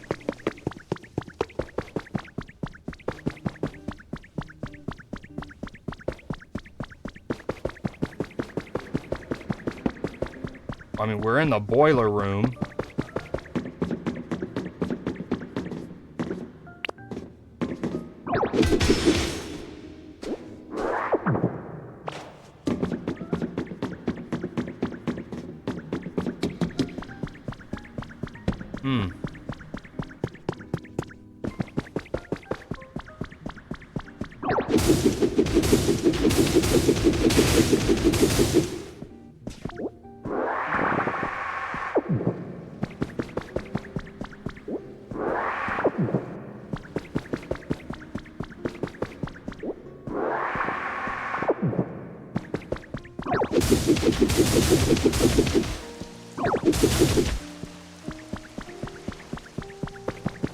I don't know where to go. All right, let me go back up to where it was and fall down the hole one more time.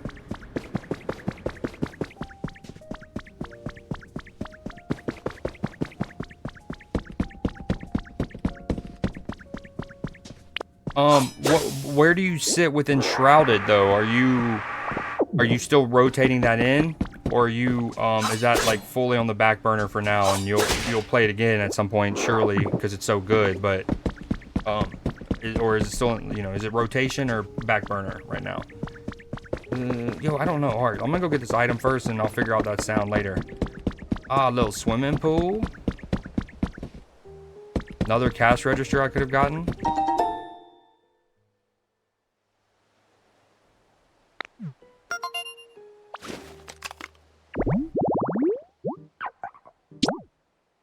I don't know what that Pokemon is. It looks like 3 of the same thing. Still gonna fit it in. Gotta get it in where you fit it in. Man, of course I am.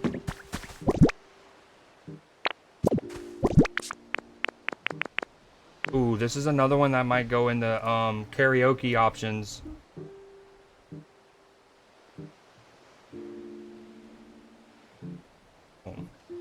We started a list of songs that I'd be down to do karaoke if people do those redeems.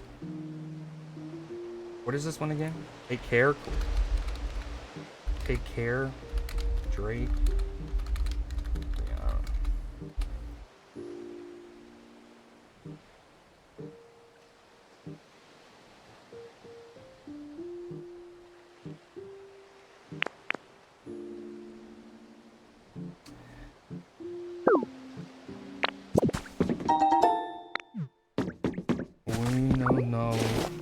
No.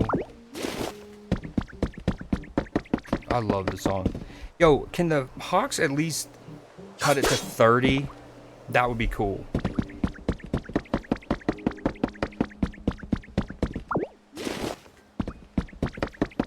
Yo, I don't know, buddy. I went down there, I heard nothing.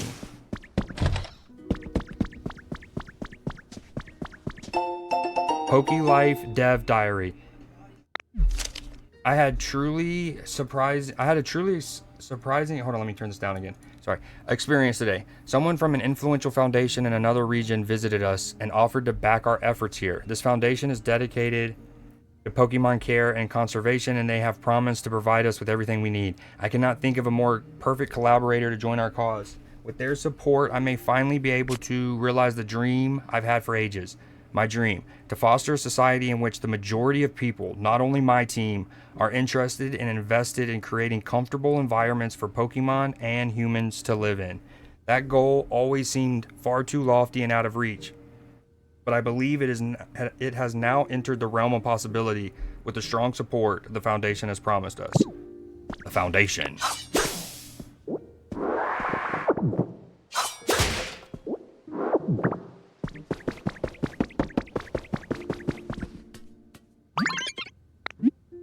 Did I though? Oh, I bet you it was the alarm clock. I bet you that's why I didn't hear anything, because I already had grabbed the alarm clock just sitting on the ground. I sure did. What? It was just an alarm clock? I guess that's good. I don't need to be scared anymore.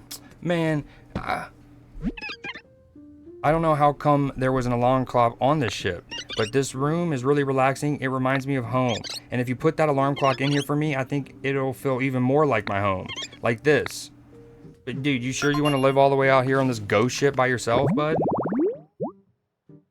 He's the only Pokemon that spawns at this habitat, so we're at least gonna make it for the completionist.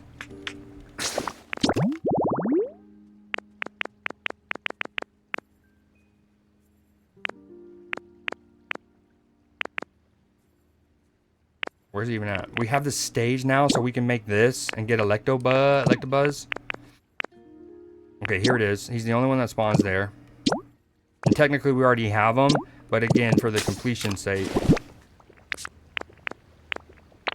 Alarm clock. I like how we went from being scared of this item to now, like, wanting it to be an actual core part of his, Habitat. Setting the bedside alarm clock makes waking up in the morning a breeze. Cap. Yeah, thank you. It really looks like my home now. I'm gonna live here from now on. I want to do something to say thank you, though. Oh, I know. I found a really interesting machine on this ship. I'll show it to you. Come on, follow me. Is it another furnace? I've already learned about the furnace. Learned about the furnace. I furnished. Furnished my learnish. Oh, is it cash register? Nice, okay, sorry. Yeah, I see you. Ta-da, here's the machine I was telling you about. What's it do? I'm pretty sure this is a music instrument. See, it's got lots of buttons, and when you push them, they make sounds. Yep. Here, watch this. It's not working. How come? When I poked it before... Yo, what up, Leafy? Also, way to redeem first. Well done. Yo, I think Jalen Brunson just dove into a bunch of people on courtside, including Lil Baby. Was that who it was? Hold on. I genuinely only caught it a brief second. No, is that the... Wait. Oh, no, that's, Lil Boosie. I have no audio to that game. I'm pretty sure... Although he's from Louisiana. No, that might be Dolph. I can't tell who that is. Kind of looks like Dolph. Kind of looks like Lil Boosie. Let's go. Gotta celebrate the happy thoughts. Nice. Agreed. How you doing, Leafy? Let me give you your points in a minute. When I poked it before, it made really pretty noises, and I think it even lit up a little.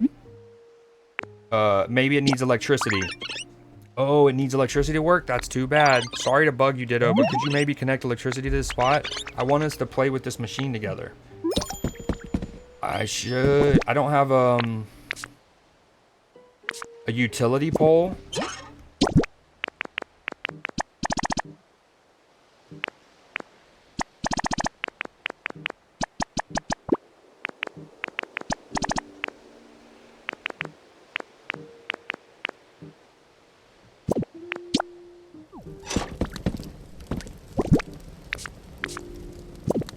Damn, we need one utility pole.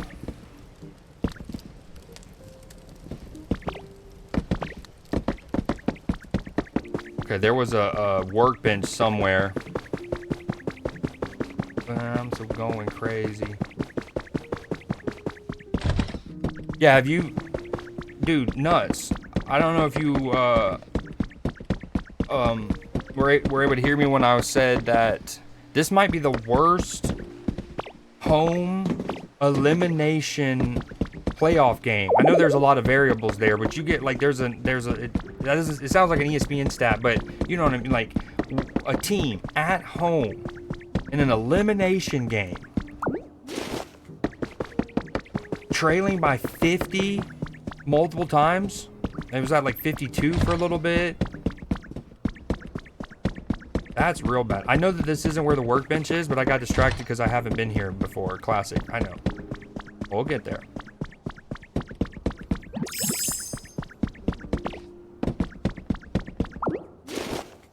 What you been up to tonight, Leafy? Enjoy an extravagant voyage. You may notice that the SS Anne is a bit different this year. The cruise route has been updated to bring new experiences to our customers. Wouldn't you like to take a leisurely tour around the world on a luxury cruise ship? For more information, please call the following. You learned the sailor outfit look. Yeah, we're not gonna rock that for now, I think.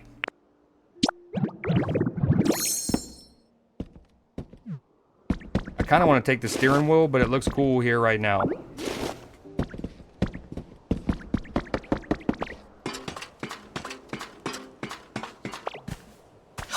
Just to get Peter paid. Like when I want classmates to see your grades. Ooh, another Pikachu sofa?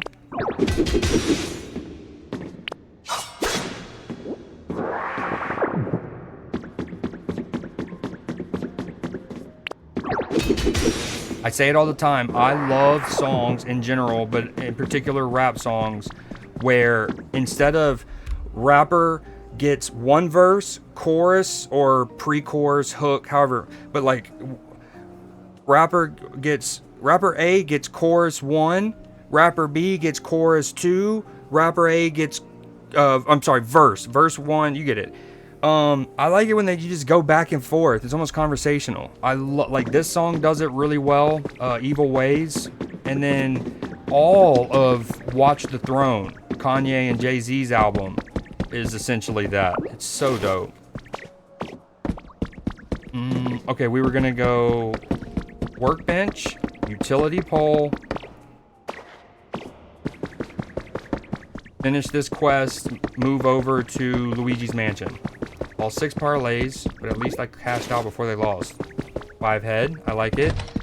I've been betting on baseball.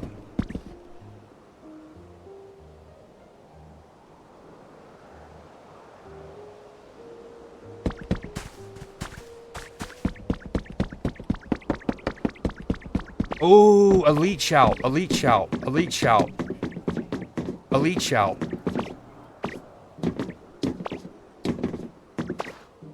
How do I get distracted so often?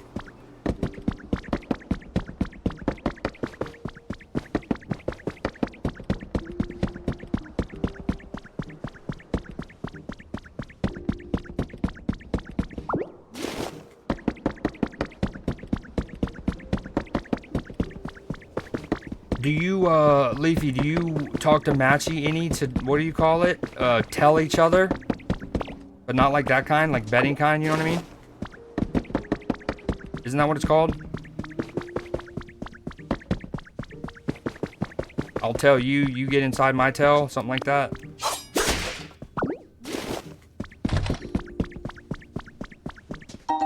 You get 1 copy of the SSN. I really wish you could get a portable Walkman. Like, having to make a boombox essentially to play all of the songs we get is not ideal. Yeah, this has to be one of the worst performances at home of a team facing elimination.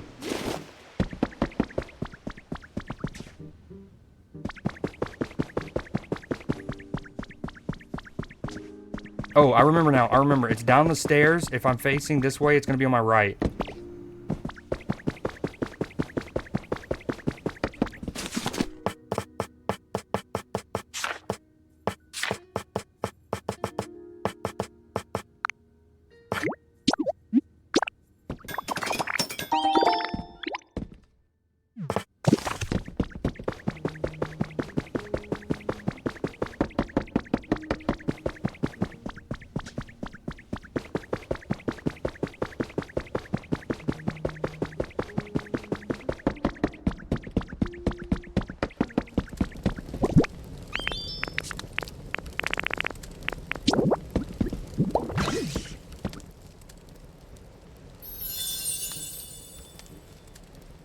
Working the register.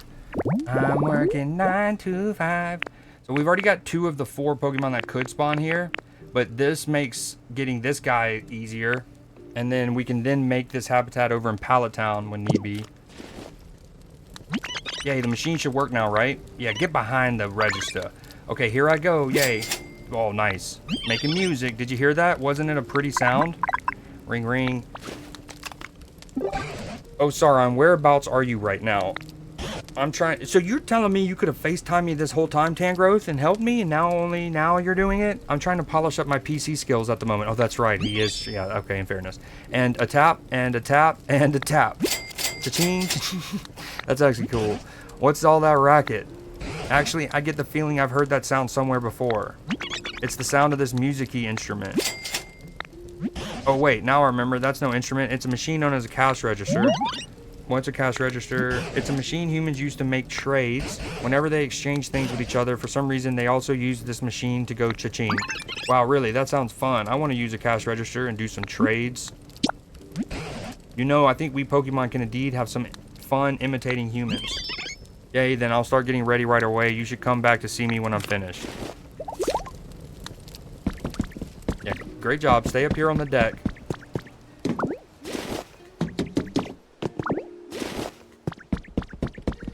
Alright.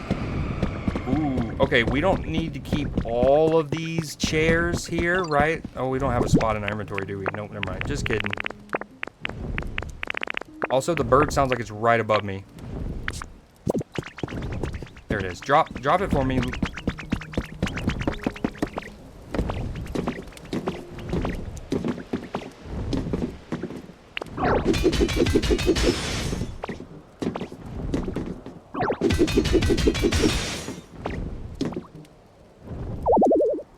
Of course. Of course. Alright, anyways, that's good enough for now. We're gonna switch over to Luigi's Mansion.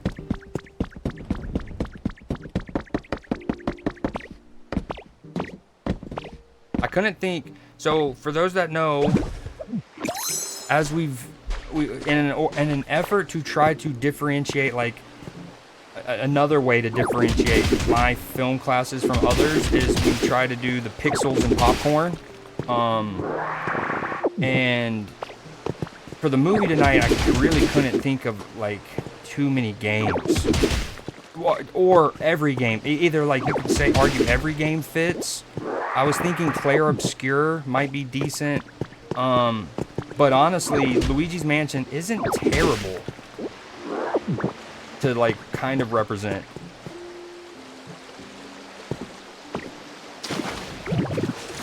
I like how we get the SSN to give us cool items, some new recipes, and basically teach you about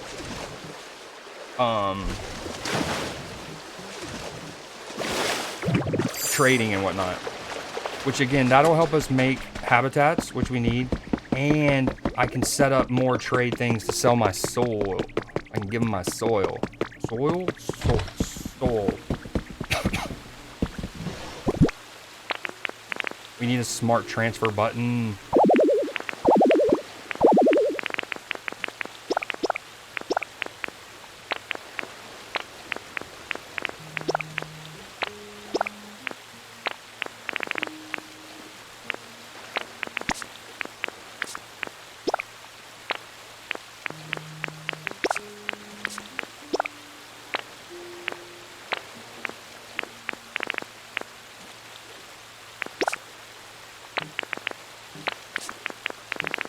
I don't know if you need sticks ever. Oh, you do, but barely. Okay, we need to do one thing over in Pallet Town before we hop off very quickly.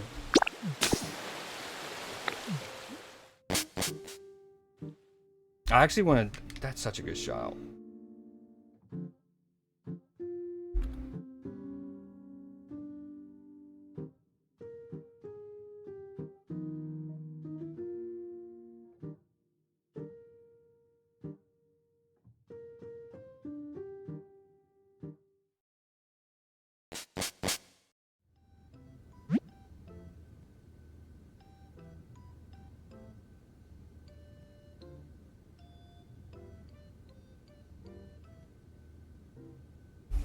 Oh, you know, Nan.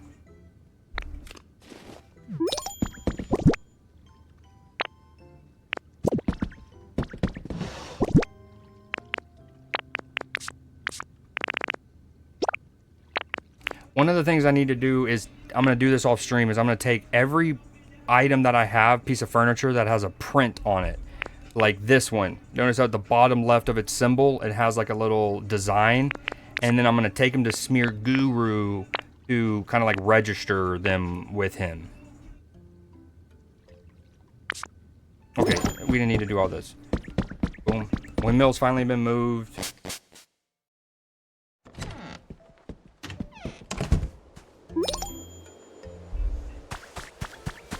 And this crib way over here.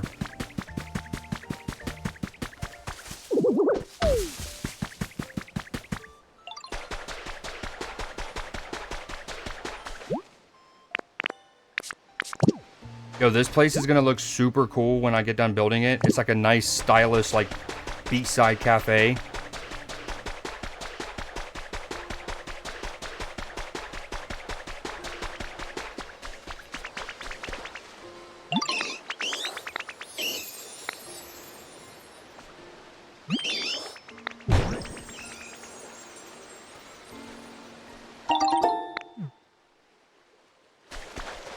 This looks great. I mean, it's way, like, it's kind of far from everything else. I hate having to run over here, but it looks dope.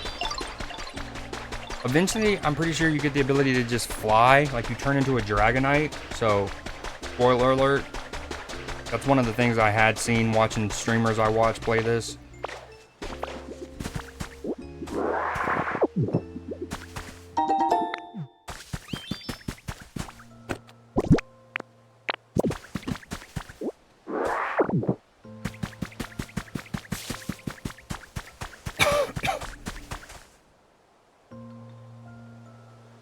Oh, I haven't said. I've given a hint. It's a cult classic from the mid 1980s. And I'll give another hint. Clipper has said it in chat. I think it was before you got here, in fairness, but I don't know if he wants to throw out some of his suggestions earlier, but...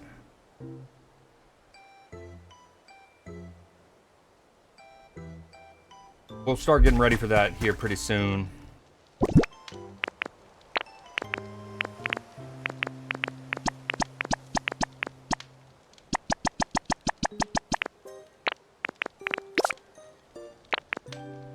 I don't know where the twine came from, but I know the bricks came from me putting squishy clay here, so that was pretty cool, them doing that automatically for me. There was one other thing we needed to check on.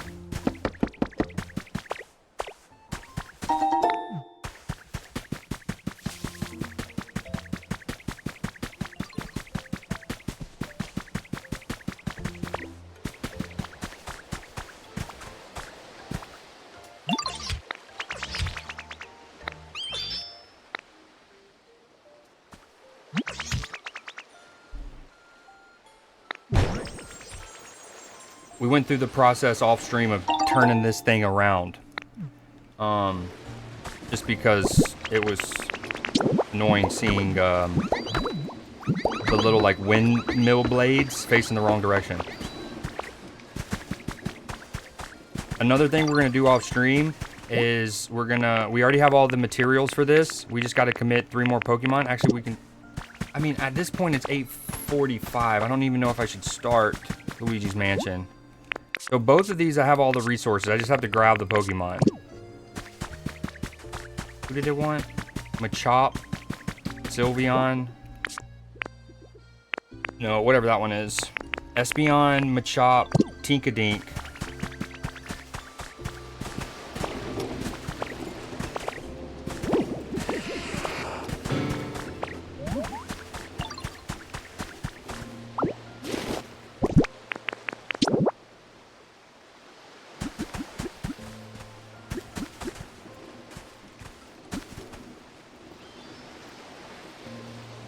Damn. The way I had it previously, though, it let me have the utility pole there and it's still connected. It's not letting me do that.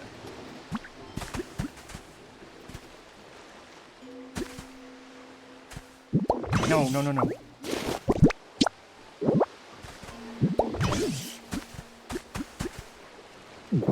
Yeah, I think it's an hour and 50-ish minutes.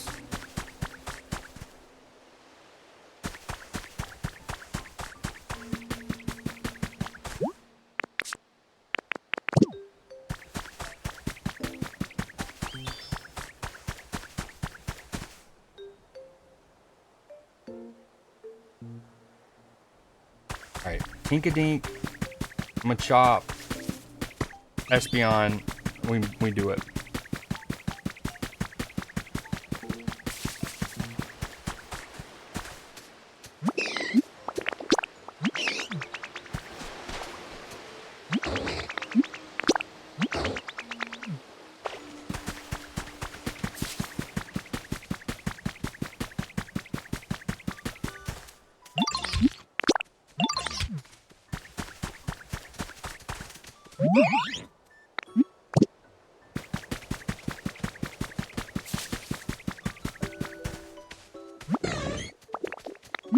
I think I have the ability to get another one of the items that will spawn another evolution.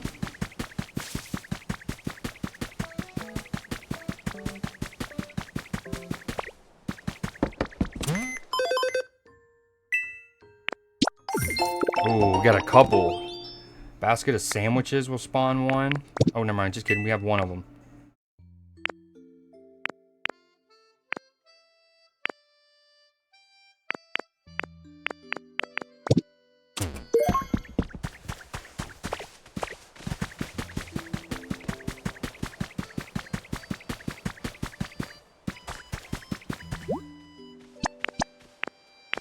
Tink-a-tink. Tinky poo.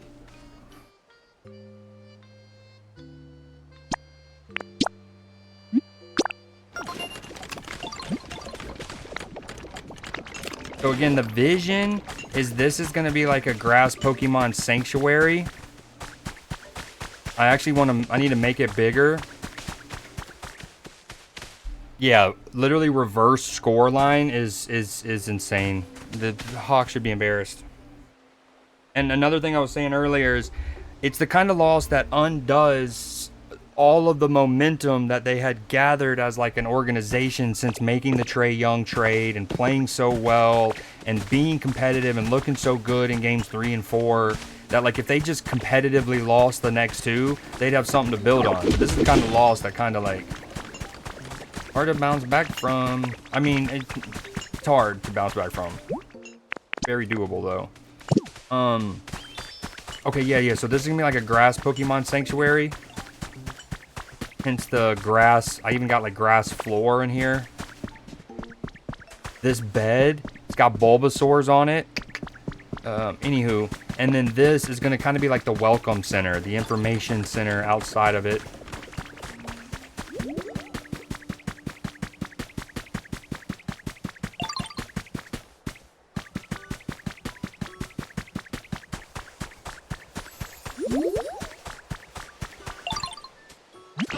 I wonder what sort of thing this will be. Gosh, I'm so excited to find out. I thought there was a Pokemon here, man. Y'all tricked me. I do have Chesto berries, but I don't need you to do that. Ooh, I need all 3 of you guys.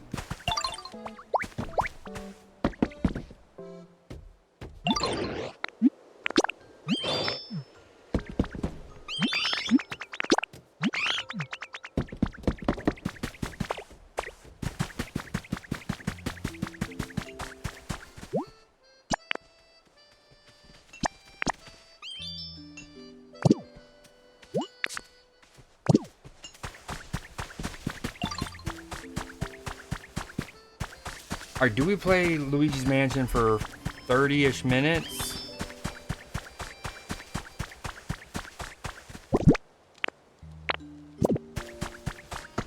Say yes, I guess.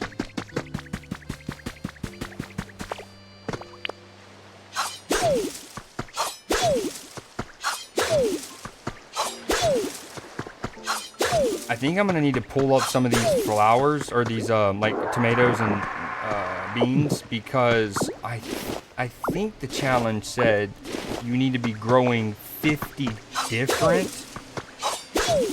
things, not 50 things, which means I would need like the different types of flowers, the tomatoes. Well, so I was always, the movie was always going to be started at like 9:30. That's the new time. I can do it a little early, which I'm going to do tonight. But so like, I was always planning on getting off of the video games at like 9:10. So I guess actually I had 20 minutes. But with Clipper needing to go, yeah, I'll move it all up even further. It's just I'm so addicted to this game.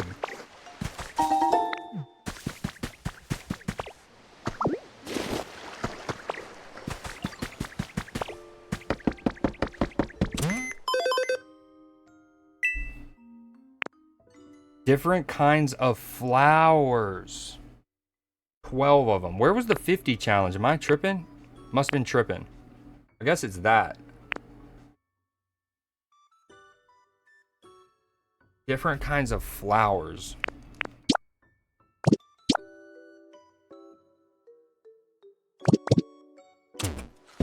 I only know of like 4 right now. That's what's wicked.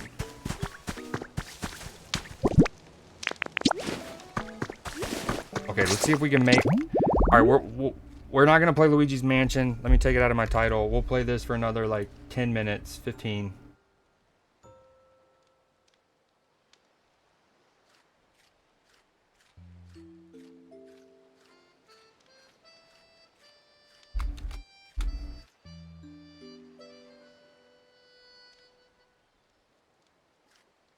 Dude, I've been in just chatting this whole time.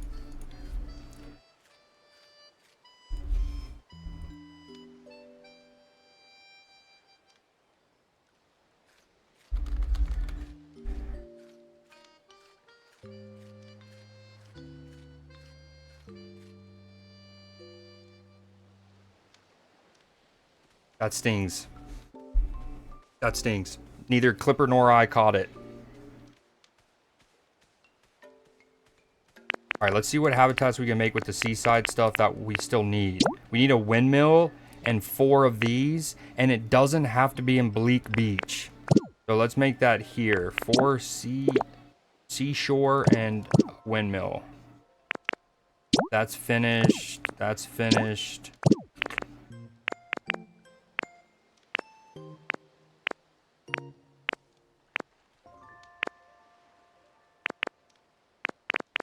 Okay, yeah.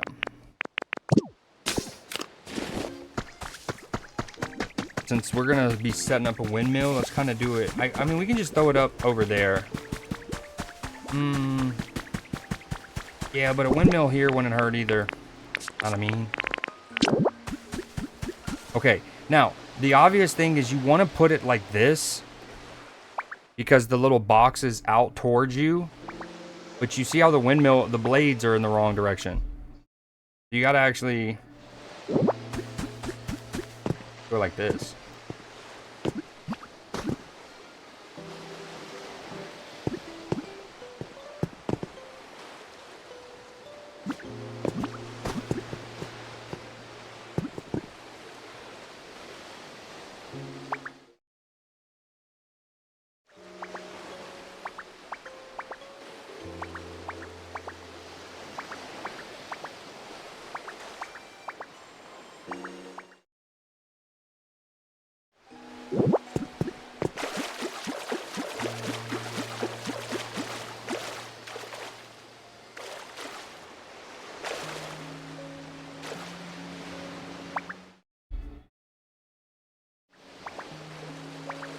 Money. We're running that.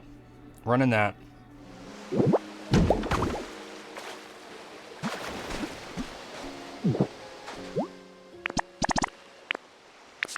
Easy. We can get Magby, somebody with build, and 5 lumber. Easy, easy, easy. And then we put these 4 here. That'll make that habitat and clear up an inventory space. Little double whammy.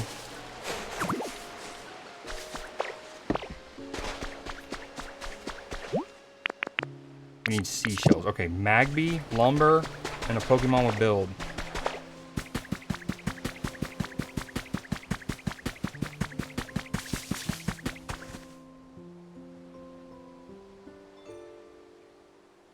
Alright, we're also gonna move that, change my title there.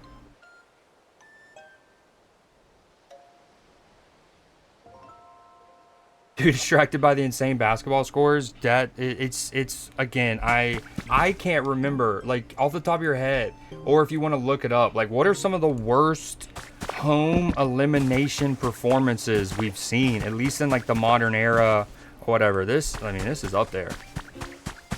Okay, one of these Pokemon have build. Nope. Maybe.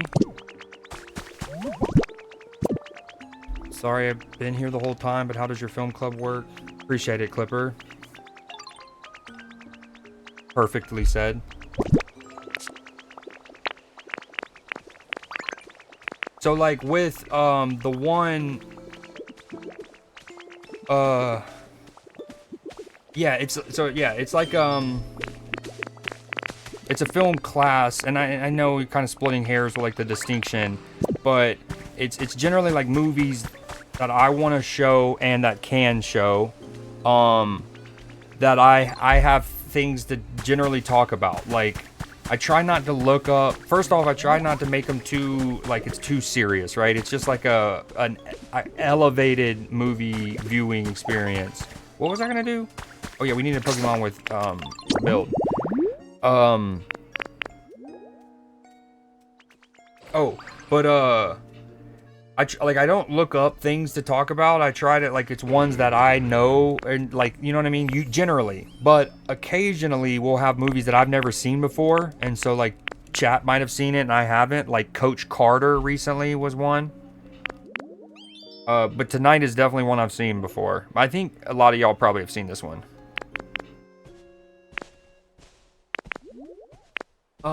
I'm brain dead. Okay, here we go. Sorry, Pokemon. Filter. In this area. Build. Machop and Tinka and they're both being used in one building. Seriously, game?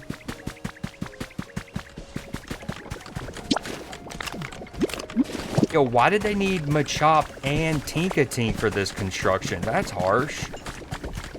I need Machop.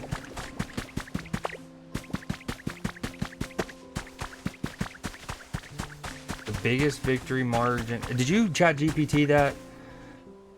Biggest in a closeout is 58 shared. Okay. Wow, dude, the Hawks flirted with that.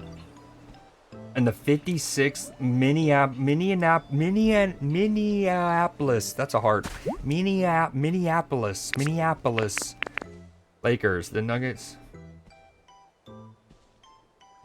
The Saint. Oh my God, the Hawks were involved in 2 of the 3. The St. Louis Hawks, which is what the Atlanta Hawks is now.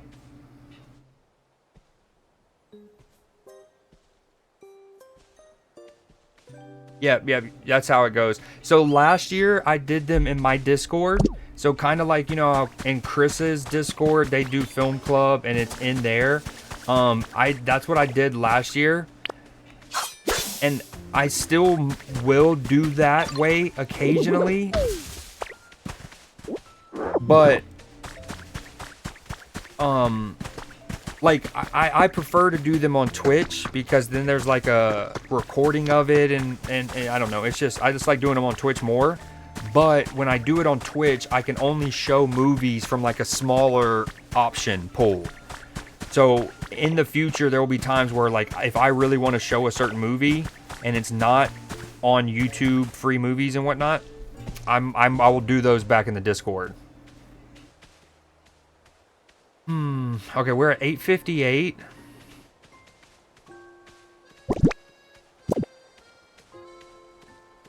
Ooh, I know. Okay, let's get at least this started then. Pikachu, another guy. Okay, we need to go to the other area. We need to get 2 Pokemon with Build and 1 with Grow. What do you need, Eevee? What do you need? I never get bored when I'm with you. I appreciate that.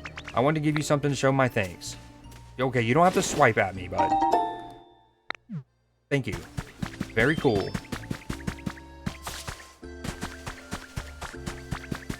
All right, let's also make this habitat. We need to put... See, one thing we went ahead and preemptively did was put a lot of stools by tables.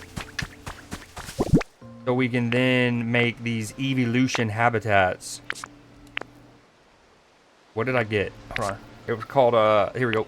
Sandwich basket. Sandwiches. Food loved by one of Eevee's friends. Be sure to prepare a table and chair too.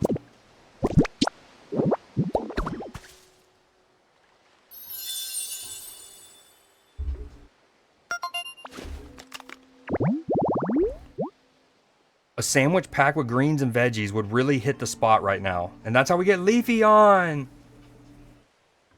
They have pulled within 51. Dude, I just want them to cut it to 30 for like their own pride and prejudice. Okay, well, hell yeah. I love that you're willing to give him a go with us, and I hope that you know, now I feel a little bit nervous. I need to talk to Trubus. Okay, we need to get all of the Pokemon that have Build. All, bam. So, we need 2 of them, and 1 with Grow. We go get Makuhita and Farfetch'd, and then we can also get the Gloom there too, I believe. Yes, perfect. All right, all we got to do is go to the beach. This will be the last thing we'll do.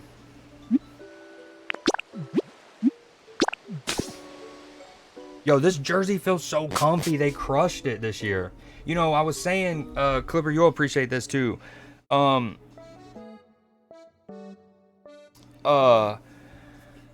know, like the jerseys, the kits, the jerseys that a fan gets isn't exactly, it's not usually a 1-to-1 replica of what they play with. Like the fabric might be a little bit better. They do a little more airy, a little more technologically, venting, it vents better, whatever, those kind of things.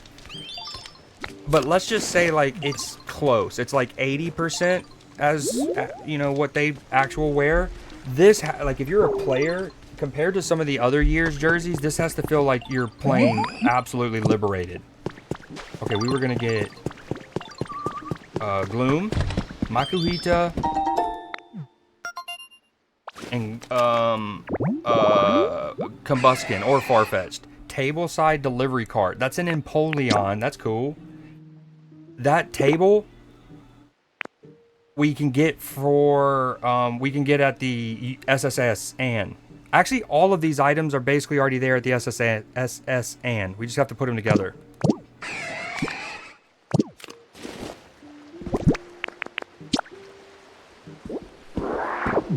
Yo, excuse me, execute. I need Gloom. Gloom, where are you?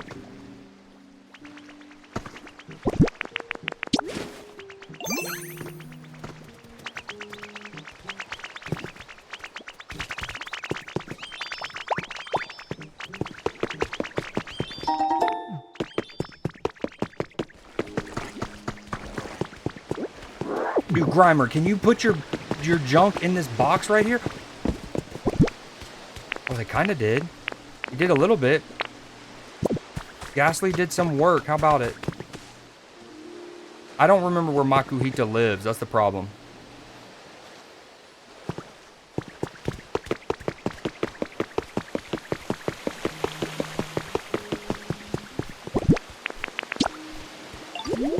That's okay. We're gonna take you, Farfetch'd. You come down from there.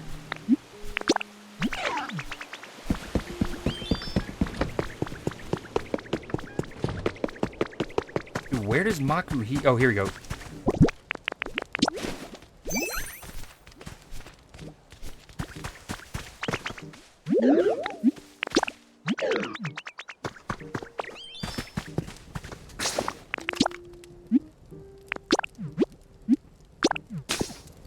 This should be enough to finish both the residential building and the windmill. And then once the windmill's done, the habitat's done, bada bing, bada boom.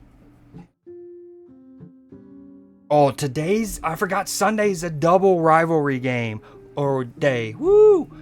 Liverpool play Man United and Barcelona play Madrid.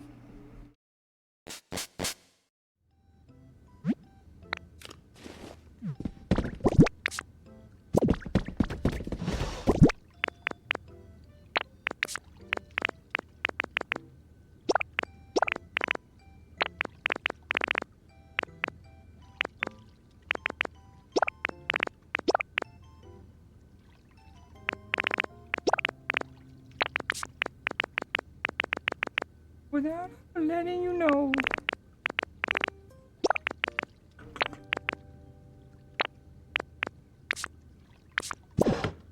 Okay. Wait. Only Gloom came. Oh, maybe you can only bring one at a time. That's gonna be oh, never mind. Just kidding. Hey guys. Oh, I need you too.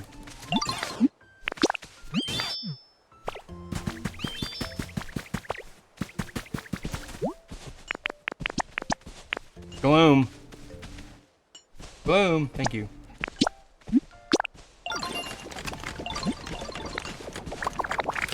Dude, we're putting them to work. Look at them go.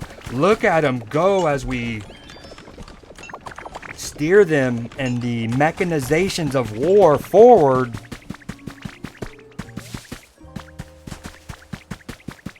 Oh, Leafeon's already here. This is perfect. Leafy.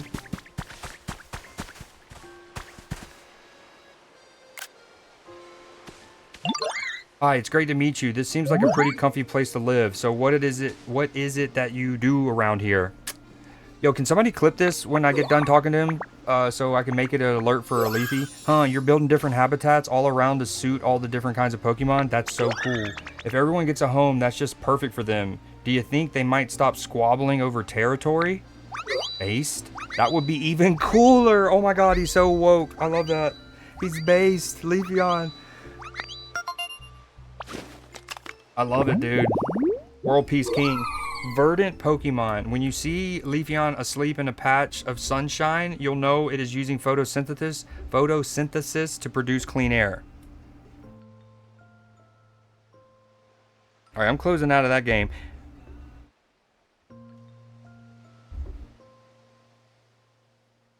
Yo, if the NBA was worried about them having like script allegations and things being staged for ratings, this beating by the Knicks kind of helps quell that some. My controller keeps dying.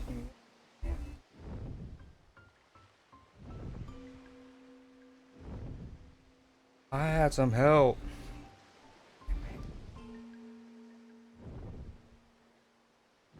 Verdant Pokemon. Yeah, okay, we read that. Leafy Green's only place he spawns. So we're up to 3 of the evolutions. 4 if you count Eevee. Oh, wait. We could have waited and just used him for Grow. No. I need you.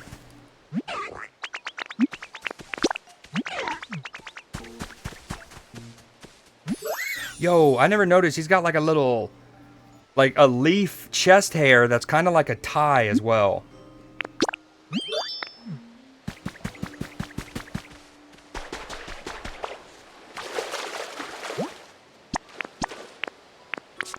Oh my god, I did all that and forgot the lumber. Dude, give me the lumber if you know what I'm saying.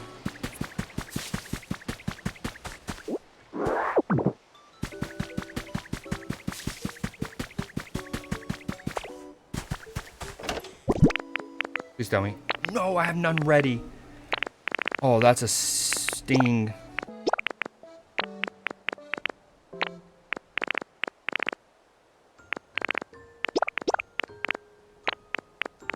That stings the nostrils. Okay.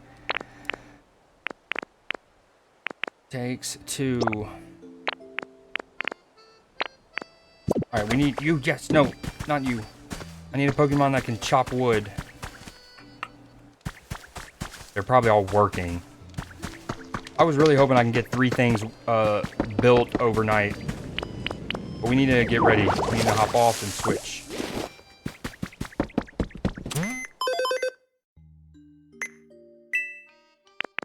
Yo, let me buy some lumber off you guys. Let me just get some of your wood. Pretty please. I have yet to find something spawn in this lost and found chest. Literally have no idea what it does. Hey bud, I wish you could make lumber for me. Wait, I might have put some in my chest here. Hold on. Hold the phone. You said the Celtics game was on Peacock, I think, if I remember correctly. It's actually probably still the pinned message. I just can't see it right now. No. Wait. No.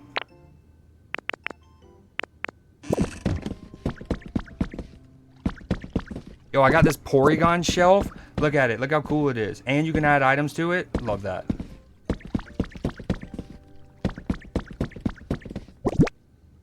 Alright, oh well.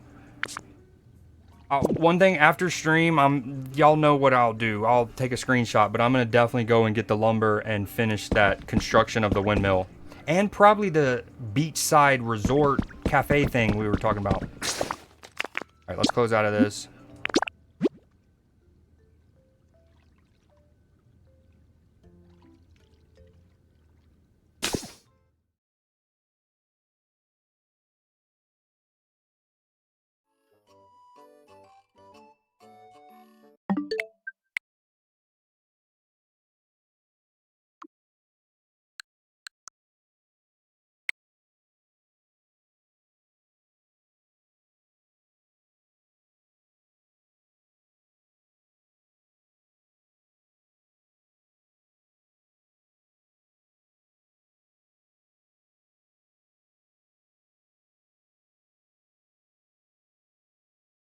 Okay, it's 9:11.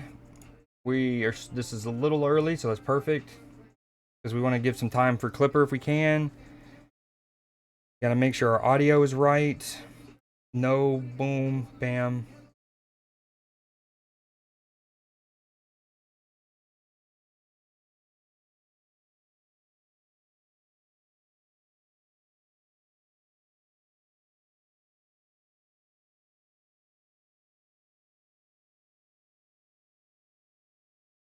Okay. So give me 1 second.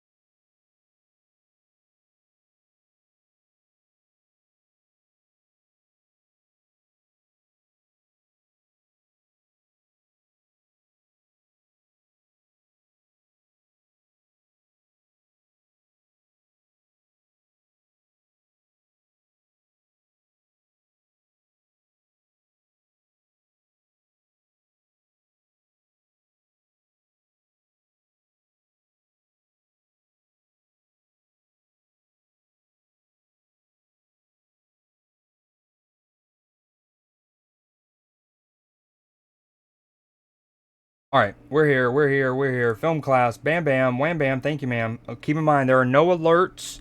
Yo, Clipper, if you can type in, do you mind making a pinned message that just says like, I have alerts turned off during film class? Like, appreciate the support. But yeah, something like that. Appreciate the support, but alerts are turned off during film class. Um, oh, locally, God, this song's such a banger. Why does this gotta pop up? Cartoons. All right.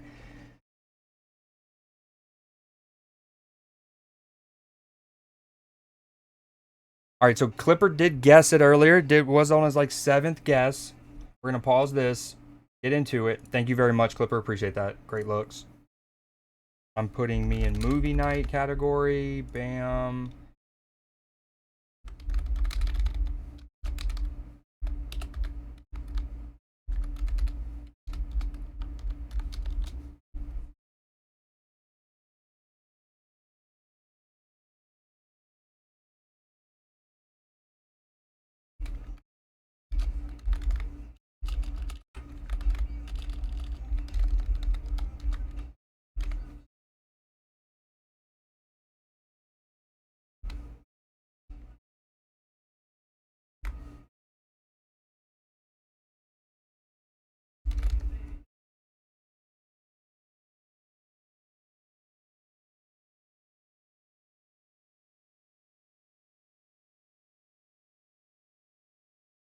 Okay, locking it in. Um.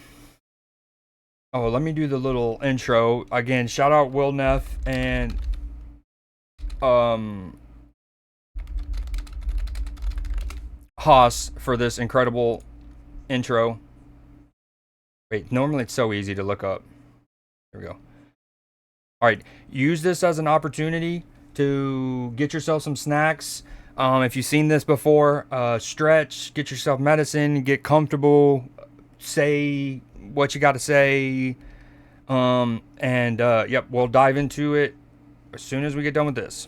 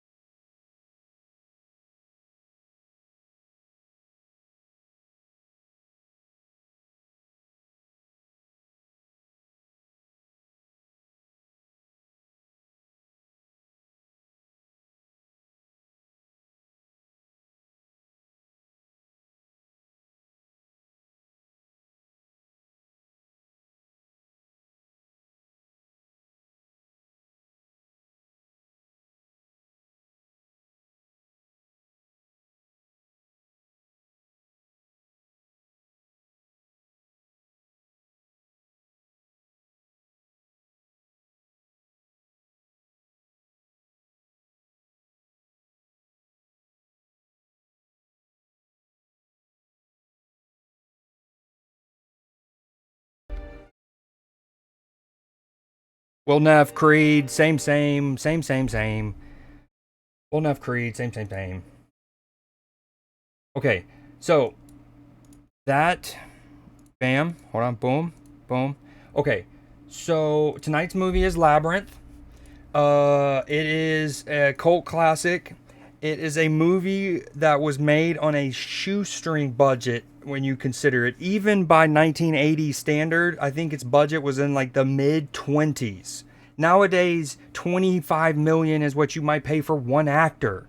Um, so shoestring of a budget, which is why I think which leads to my next point is some of the people you might recognize from this movie in terms of names is David Bowie, who's one of the coolest, most artistically brilliant, creative people we've had in modern human history. David Bowie's a legend, and he's awesome in this. Jennifer Connelly, as Clipper alludes to, is also in this. Her breakout role, if I'm not mistaken. Okay, this is the movie. This is its link on Letterboxd. Keep in mind, we have our movie nights, our film classes. Boom. This is that link. Bam. Okay, these are all the movies we've seen for film class. Now, it's directed by Jim Henson, and I think that's very cool and very noteworthy. And going back to the budget. Now, Jim Henson, most of y'all would instantly, hopefully, know him from The Muppets, first and foremost. Boom. But he's also instrumental in Sesame Street, was for 3 decades, did Ernie and Kermit most notably, amongst others. But most notably Ernie. This is Jim Henson, and he is essentially a puppet master. That's what he did initially. I think people think of him as, boom, but he just started as a puppet master, and then that led him to the successes and such cornerstones of generations growing up in Sesame Street and the Muppets. So when you watch this movie, and again, what we do at the beginning is I try not to tell you too much because obviously I think I'm really good about not spoiling things. I'm somebody who had to keep the Game of Thrones secrets for like 10, 15 years in some cases. Even when people were like, what happens with Jon Snow? What happens with Jon Snow? They would ask and I would still not do it. So like when like a movie like Blade Runner, I didn't want to say too much because I think part of, like, I think just experiencing the roller coaster that is Blade Runner is part of the movie. So even explaining some of the themes might spoil that.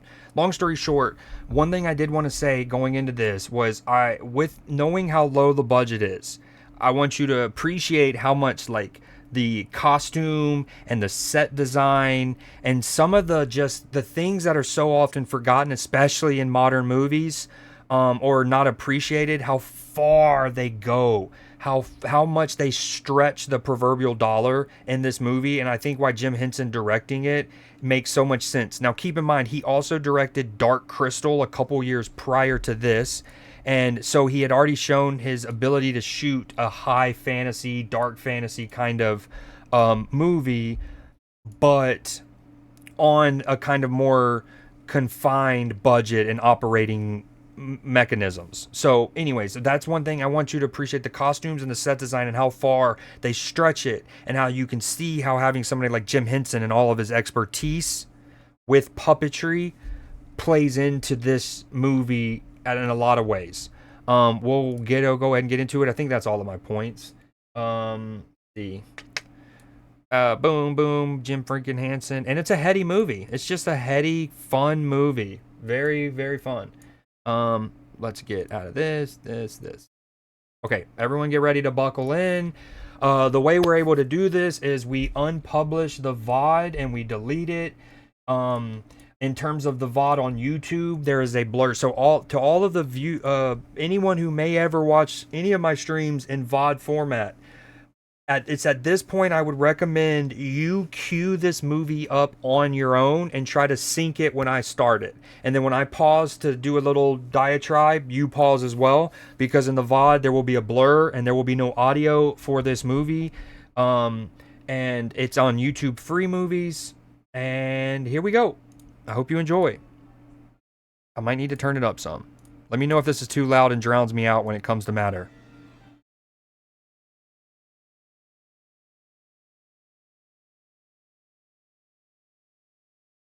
I haven't seen this in so long. I'm so stoked. I'm so stoked. I'm so stoked.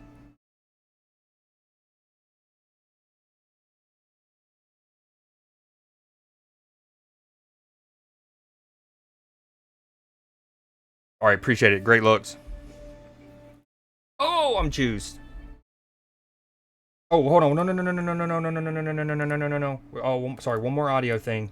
If y'all only knew how much like technical stuff you got to do between audio, OBS, we need to put it through these earbuds. Bang, bang.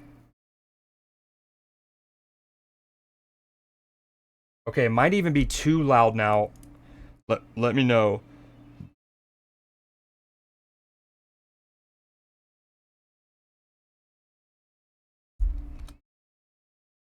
I mean, David Bowie, just do it to us, bud. Okay, perfect. Appreciate it.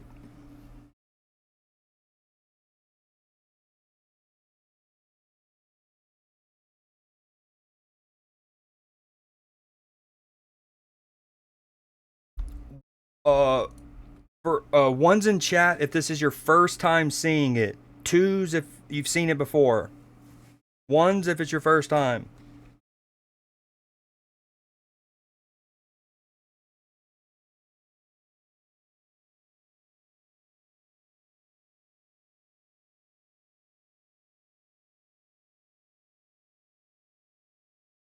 Two a bunch of times.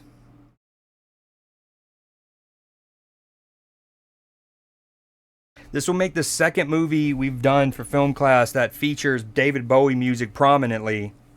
The other one being Life Aquatic with Steve Zissou. Although it's not David Bowie singing it.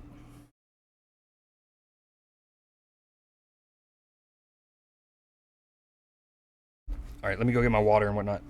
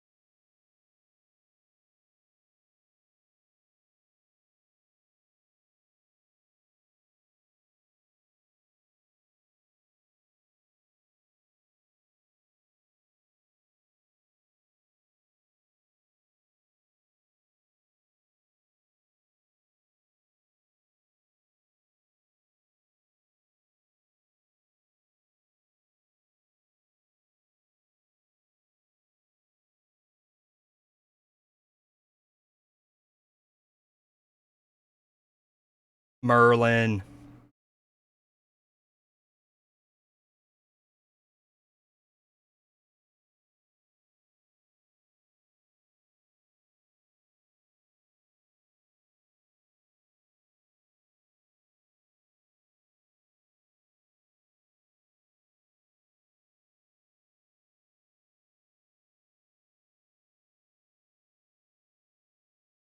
Honestly, it's criminal to go so long not watching this movie just for the music and the whimsy.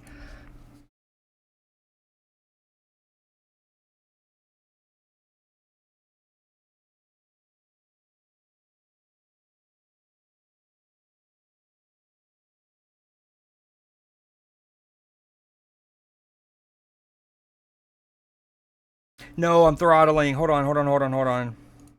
Sorry, let me turn this off. I got greedy there. That's my bad.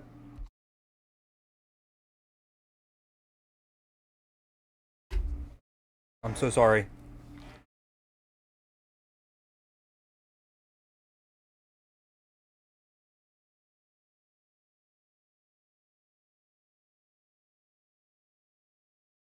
Yo, I'm telling you, it's like my internet knows when it needs to be annoying, right? Like I can stream for hours, days sometimes, and it won't do it.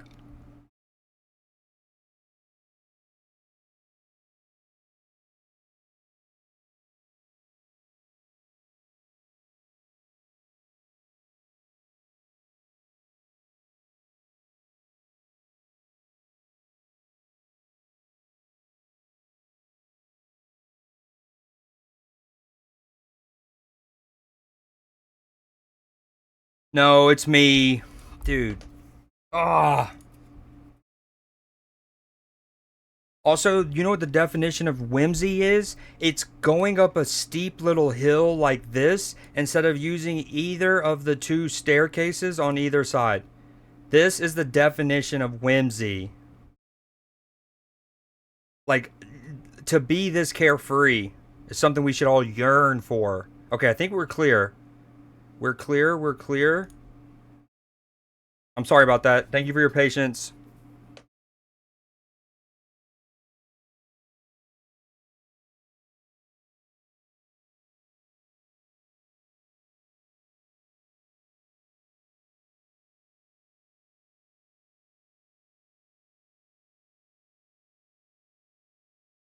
Oh, look at Merlin.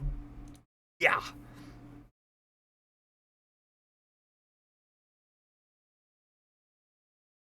Oh, sevens for Merlin.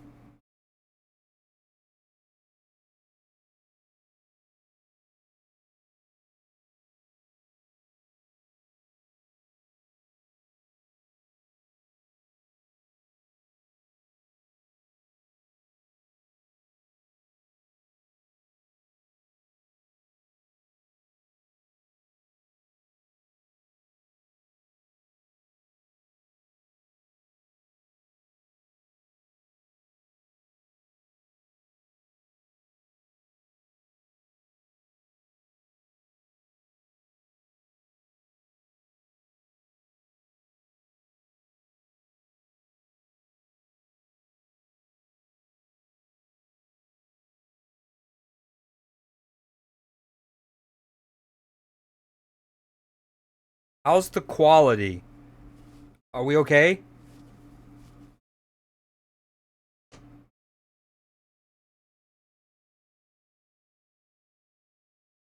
Some classics.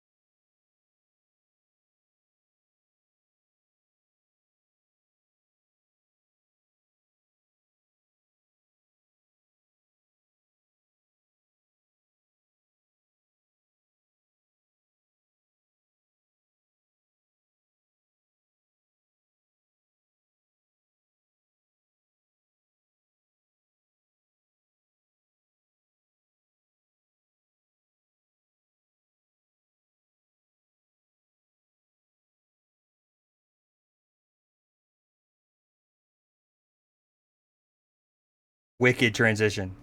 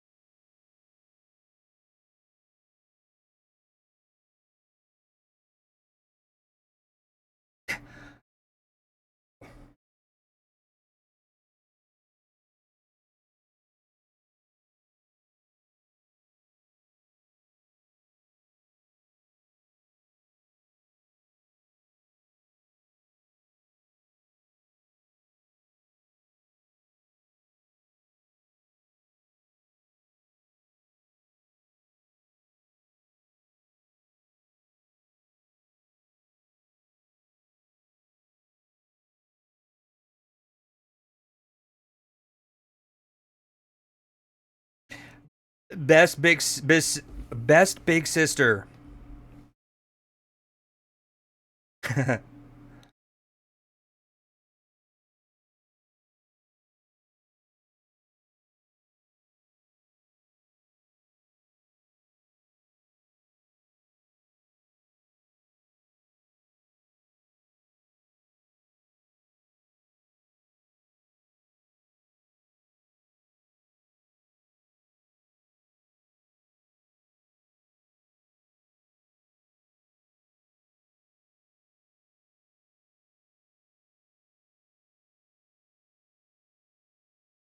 Can we burp him? Maybe give him a bottle? Like, what are we doing?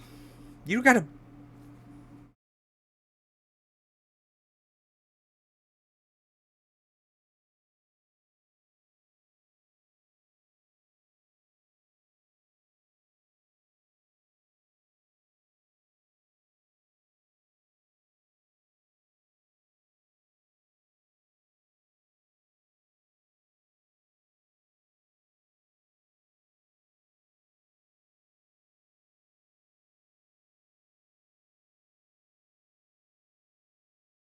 Careful what you wish for.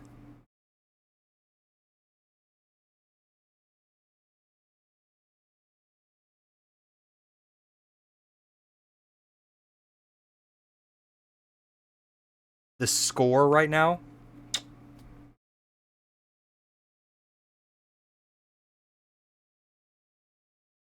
And sound mixing.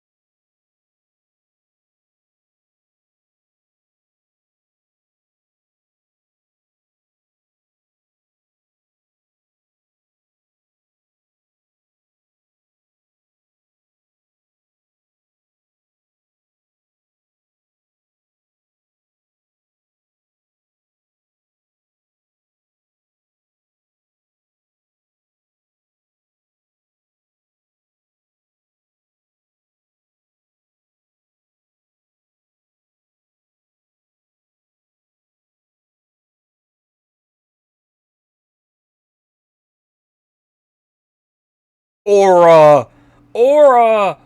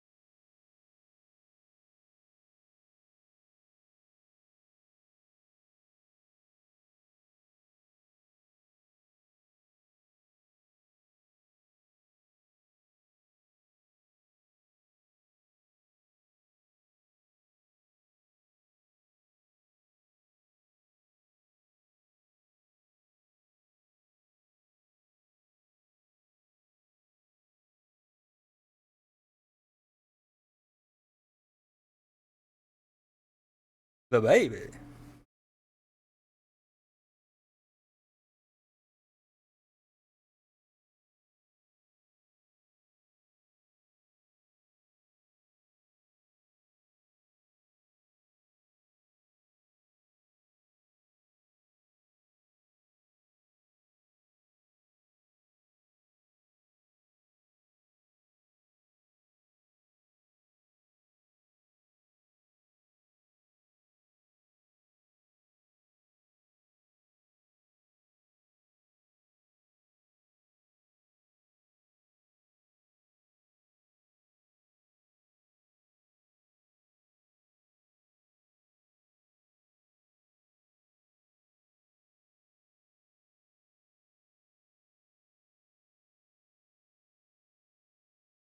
Dude, the hair.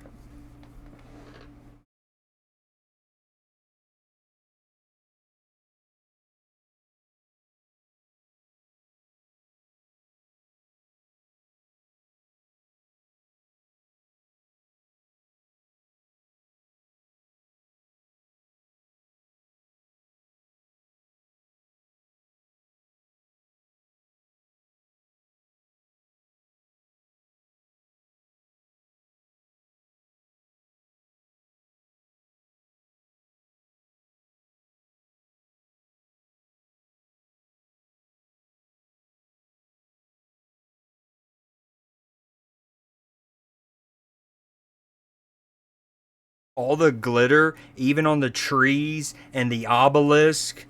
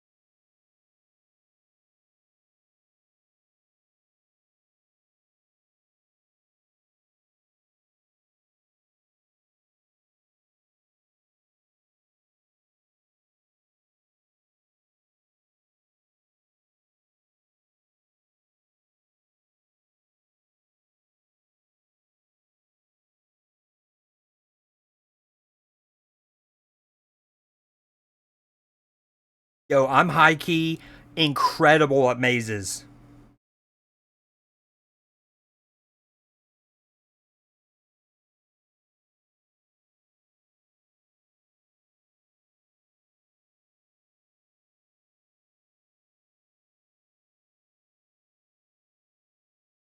Like I'm good with navigation and like knowing my direction, and I have a good memory, and I think those play very important roles in navigating a maze labyrinth.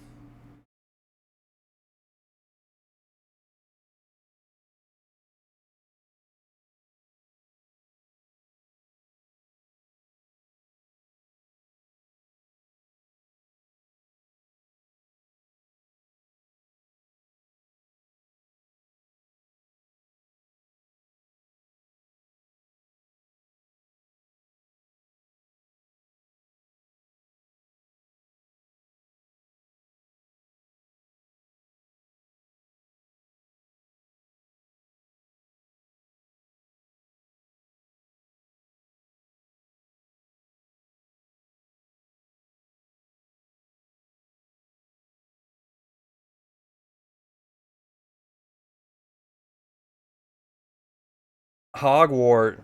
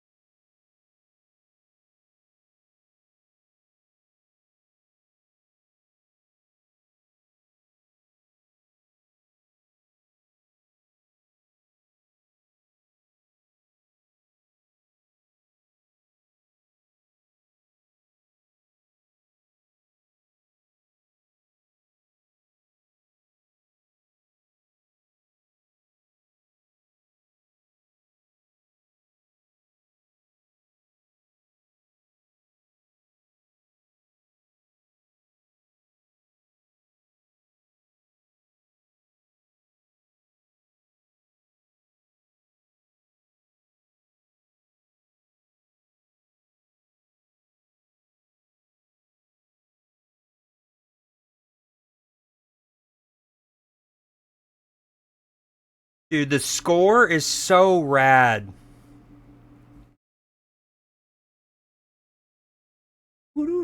It's like Zelda ocarinas with 80 synth music. Dude, that little note.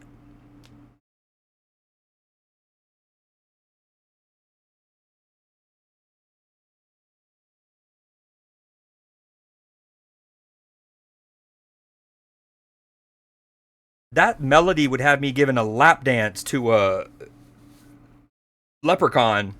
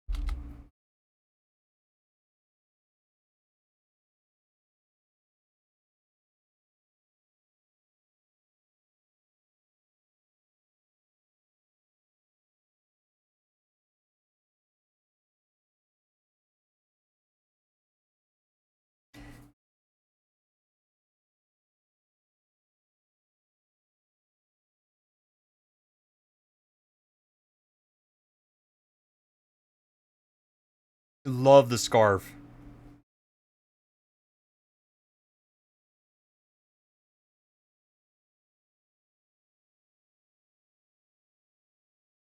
Also, don't take anything for granted either, right? Right? Don't take this to be stone.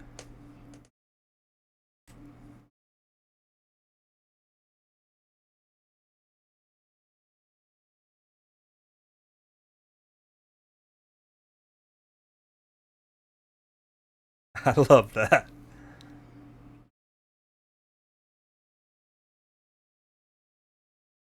Oh, no.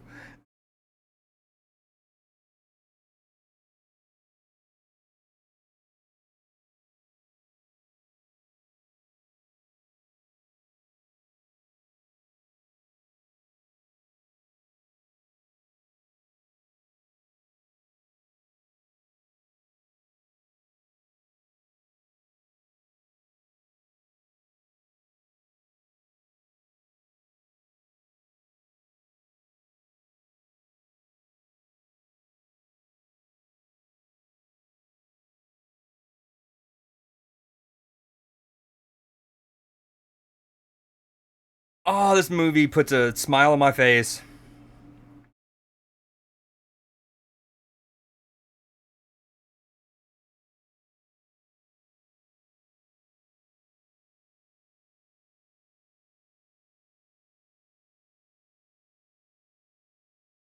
Hoodoo, hoodoo.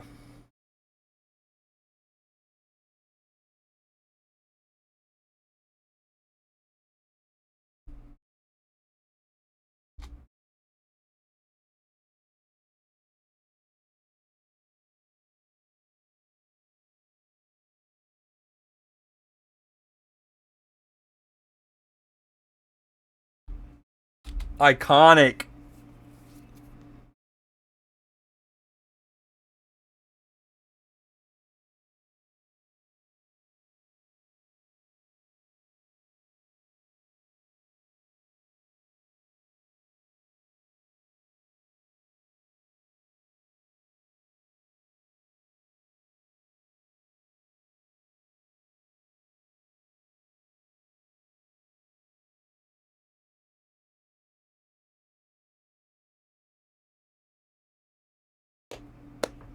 Gah.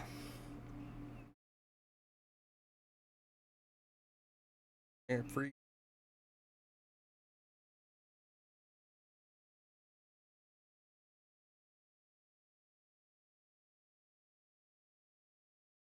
5 head, dude. 5 head. Uh, Never mind.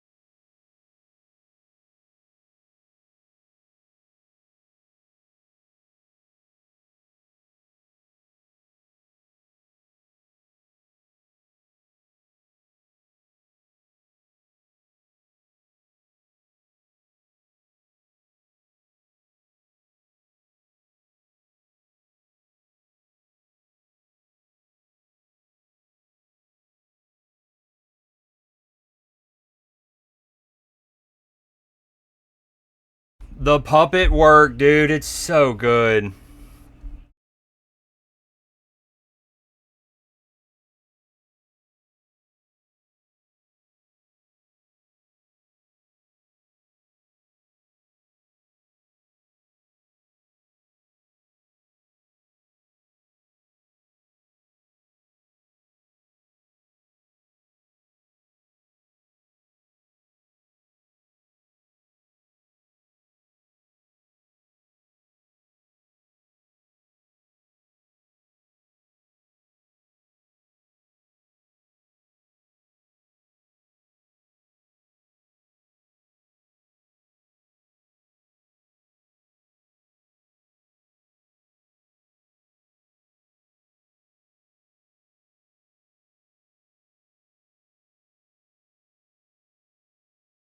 Sorry, I'm muted. So, film class, I reserve the right to pause it every now and then. I've been waiting for the good time to do it. So, Clipper alluded to it a little bit earlier, and I'll go back at the end of the movie. But remember when we're in a room, and as you can see, that freeze frame I have right there, bottom left, it shows things like Wizard of Oz, Snow White, the Grimm brothers, like the classic fairy tales. Um, I think it's hard to ignore the influence that Wizard of Oz in particular has on this, especially seen in sequences like this.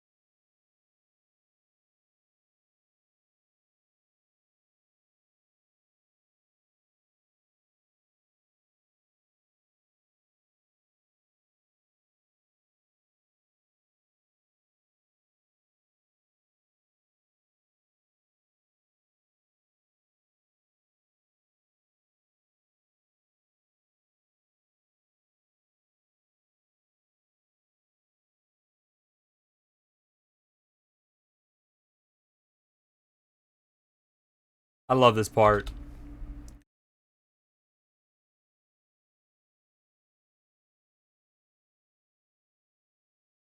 Ooh.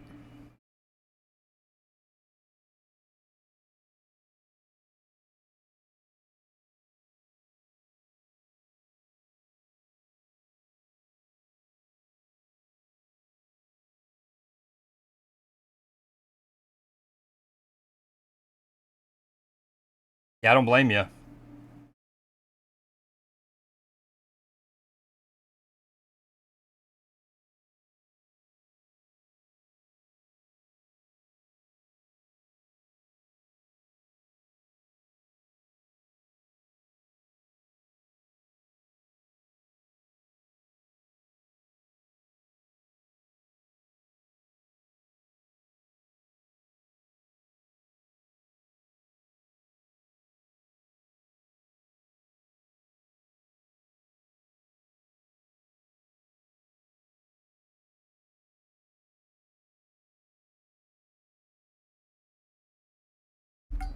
Again, the costume, makeup, puppetry work.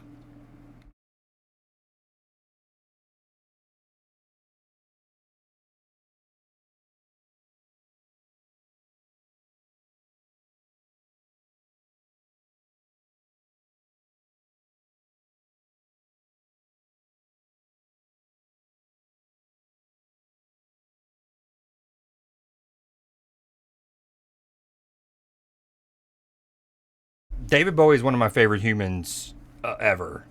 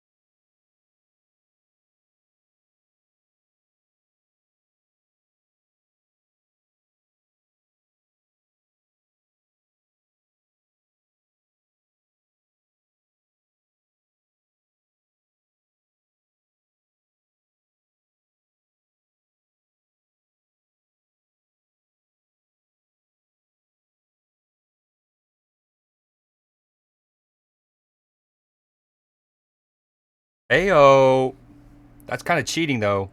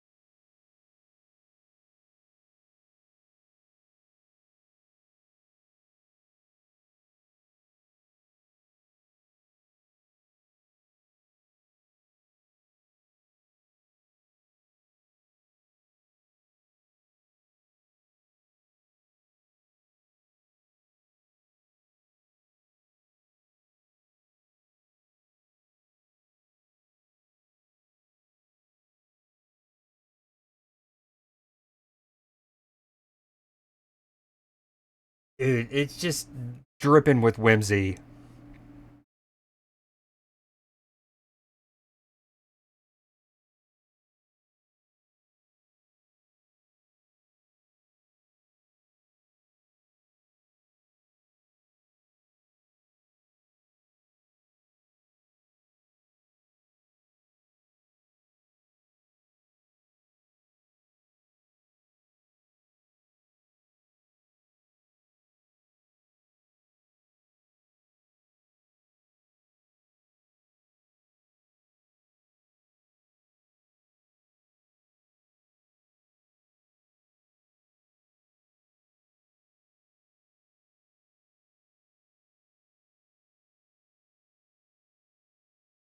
Sorry. I don't normally try to pause the movie for someone in chat in particular, but the homie, yo, no soup. One of my dude, y'all click follow me since November 2022. Homie for longer.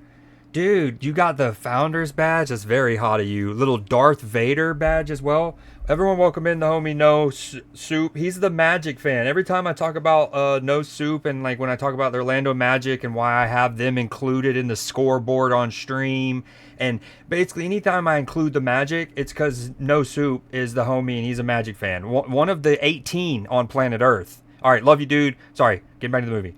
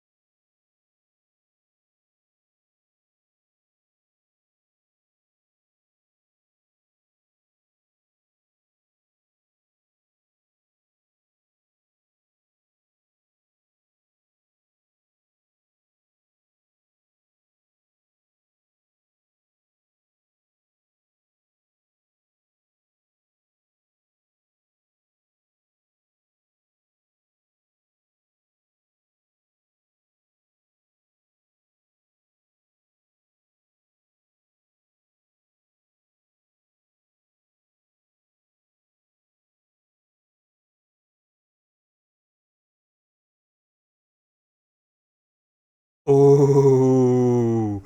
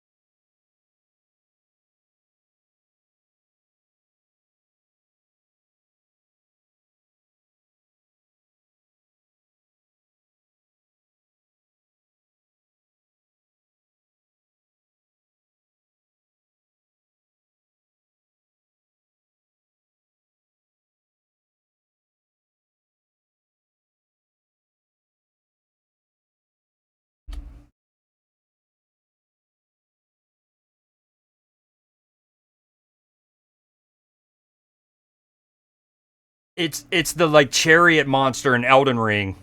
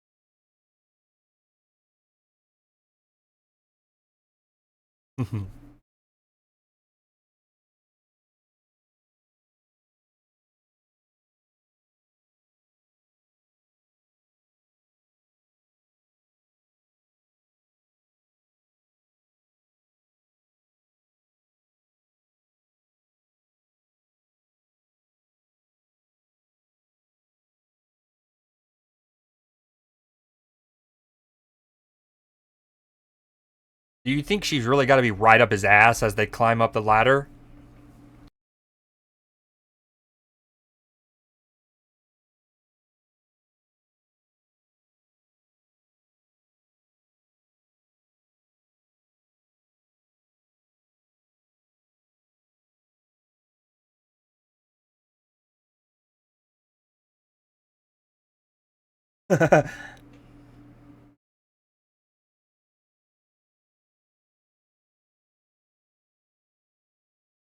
That's what I should have done to my uncle.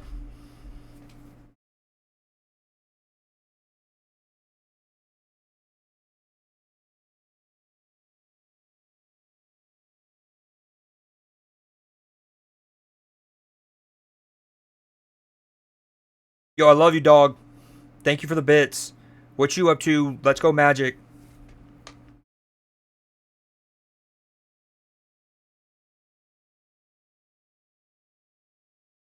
Twitch chat.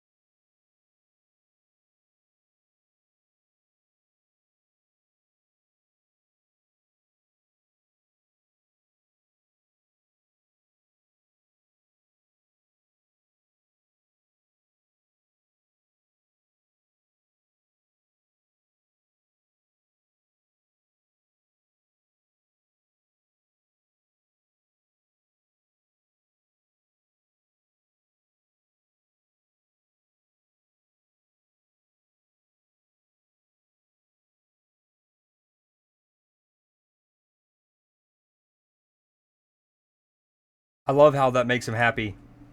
Very sweet.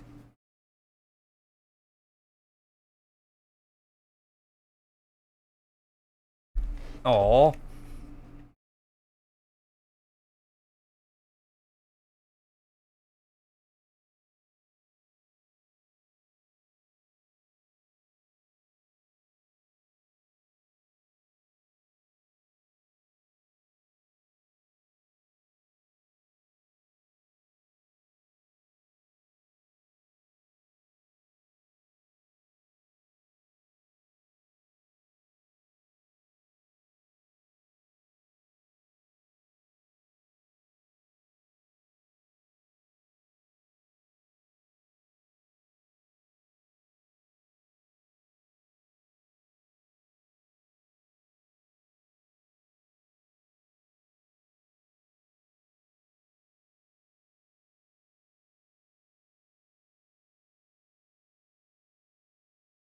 As fate would have it.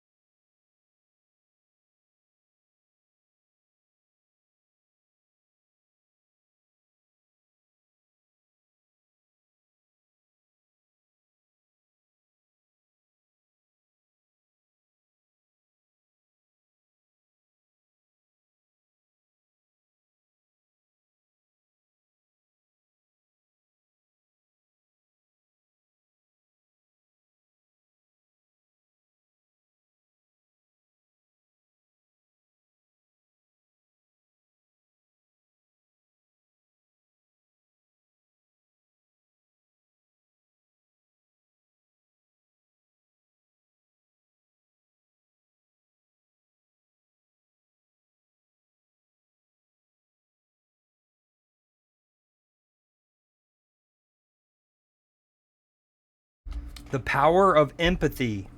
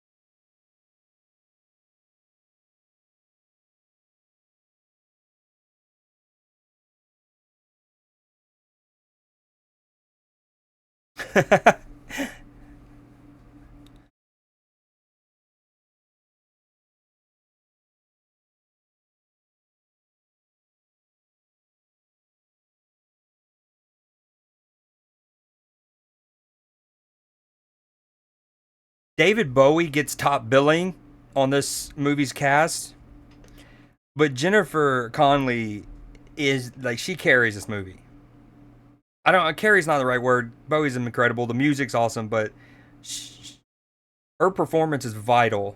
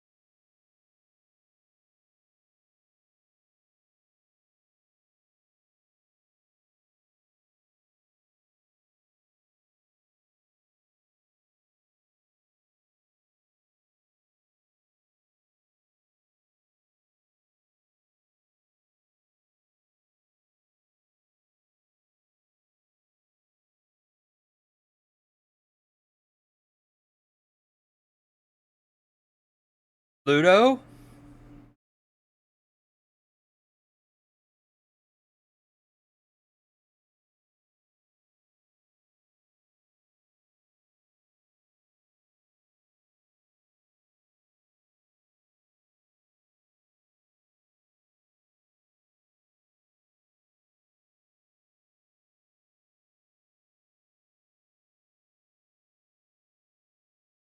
Uh,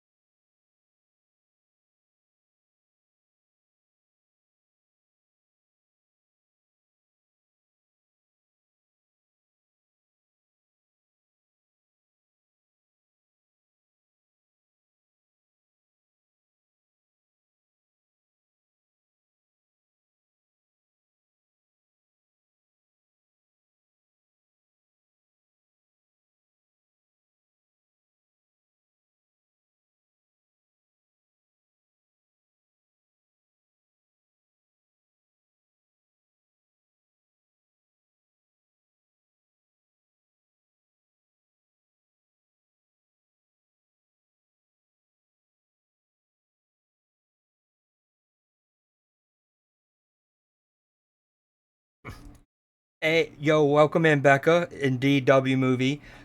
Three things in this frame alone. Earlier, we talked about the influences in the room, Snow White being one of them. Two, the budget. Look at how much they make with so little. I mean, David Bowie is wearing Walmart long johns, little PJs that you wear on hunting trips. Long johns, those kind. That's his fit, but he makes it look so good.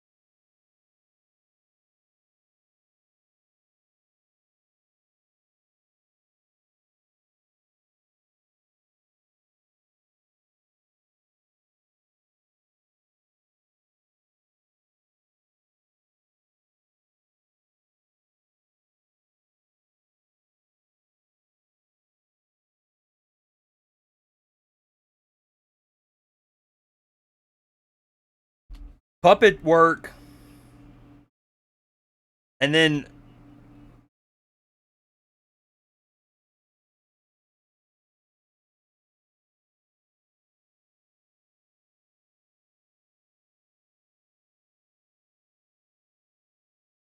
I love it. Ain't got no true.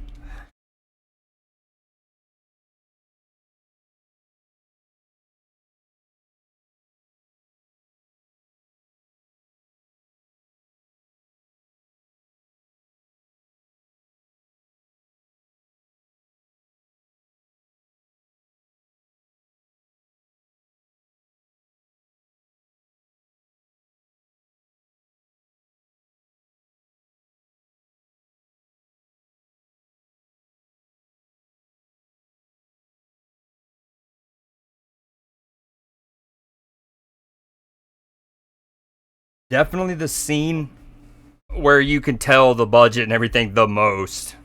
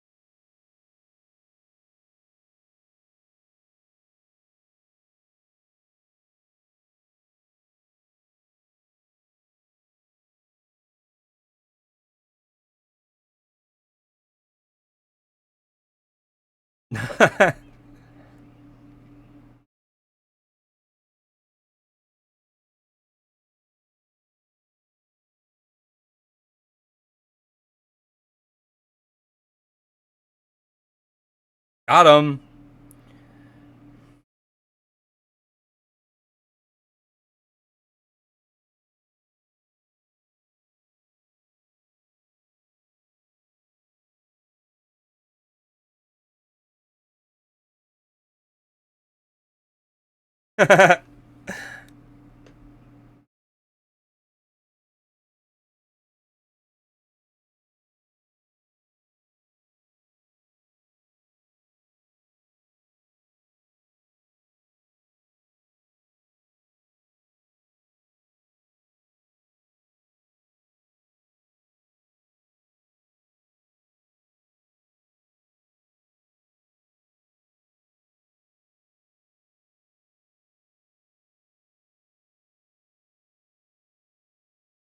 Damn, Hoggle's a beast, dude.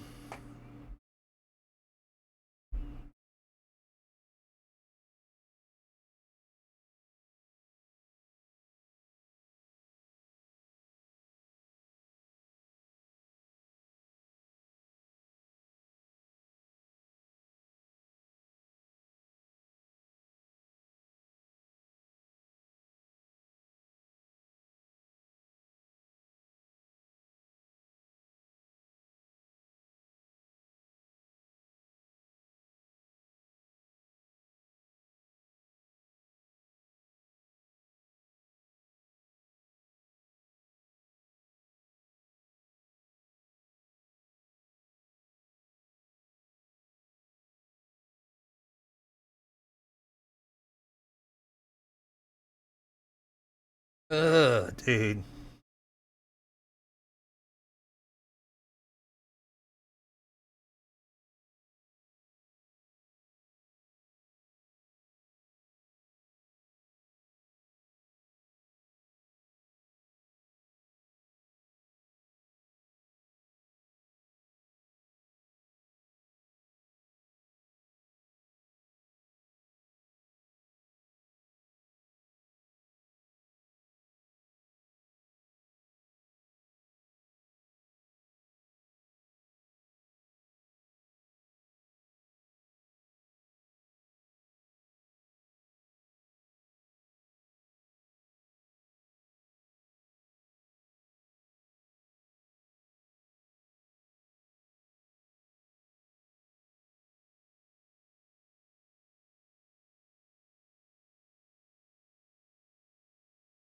There you are.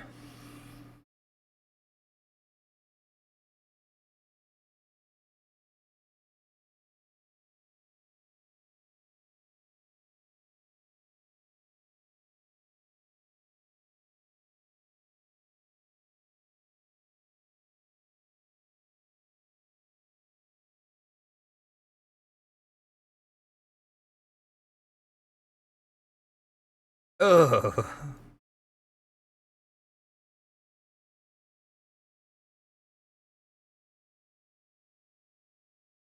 Oh, poor Ludo. Good luck with that.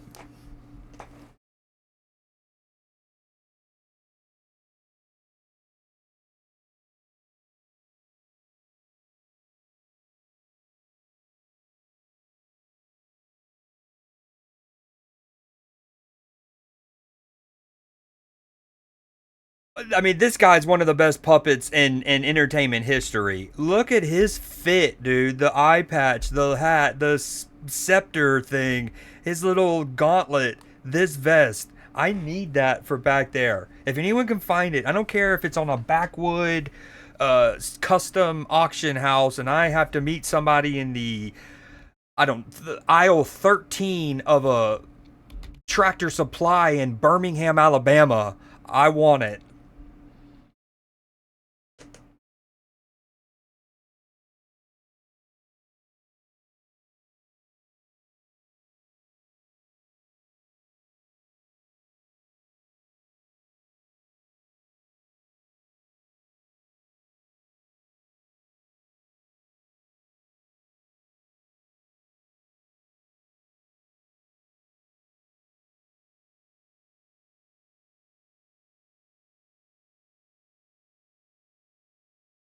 Yeah.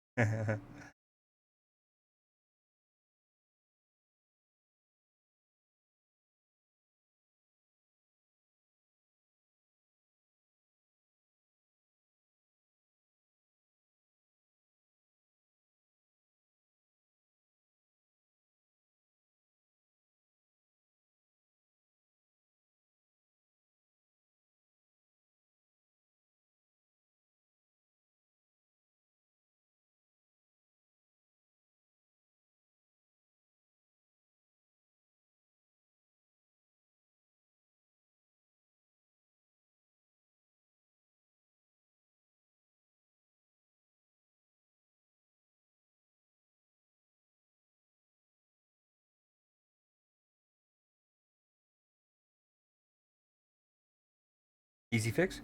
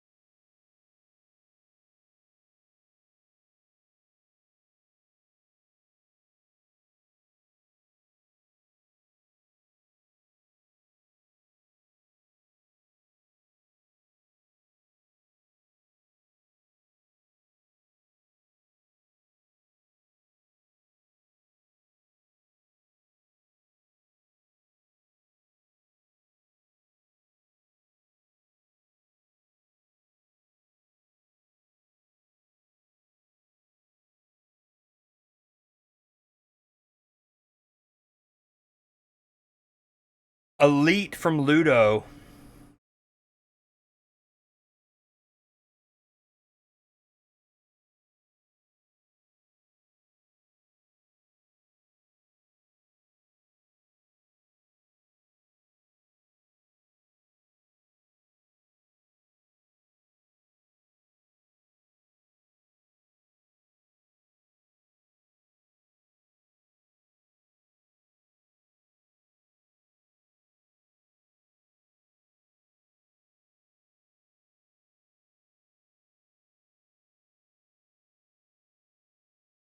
Oh,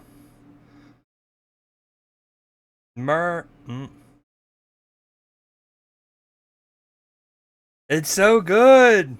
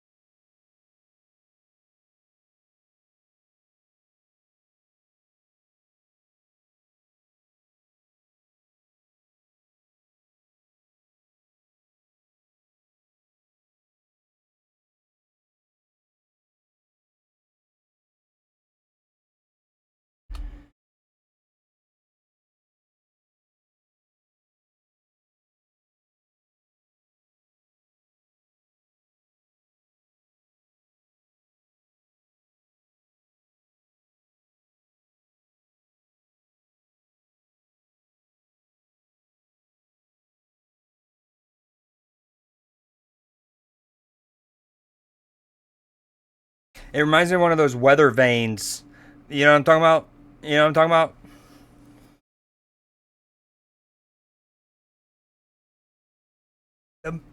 The score is so good.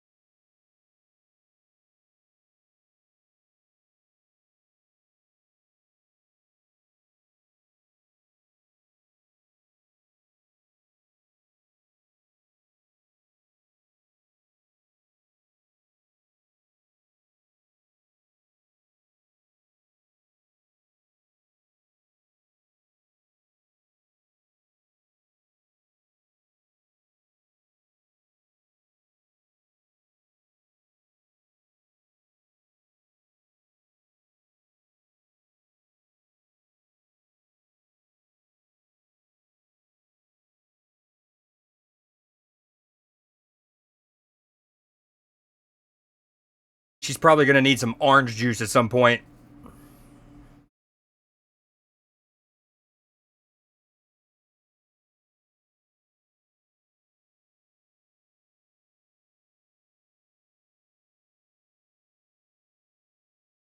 This part's a little weird, admittedly, but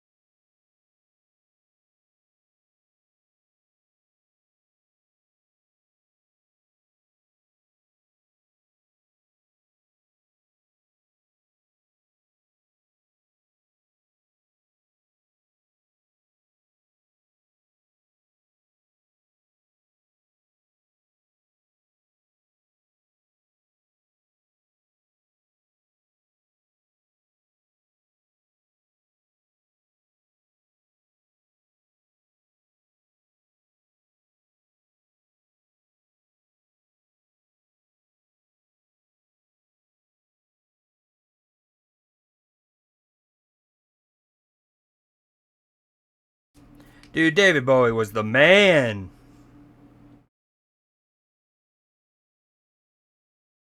Love his music.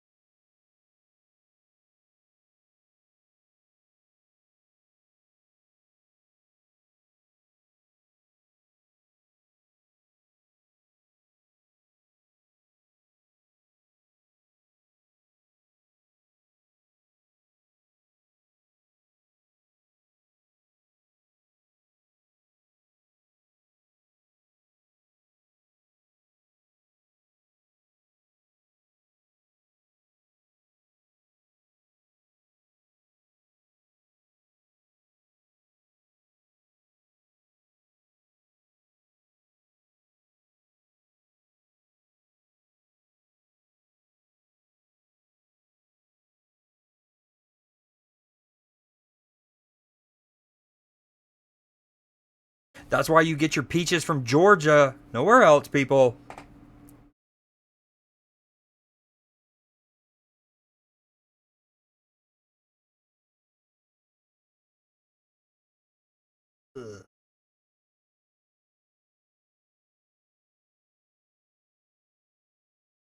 That is a fact.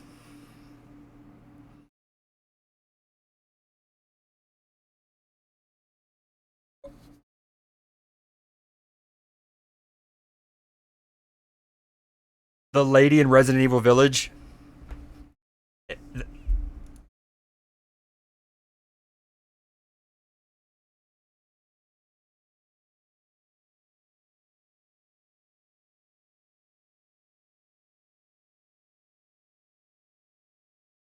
Her bedroom.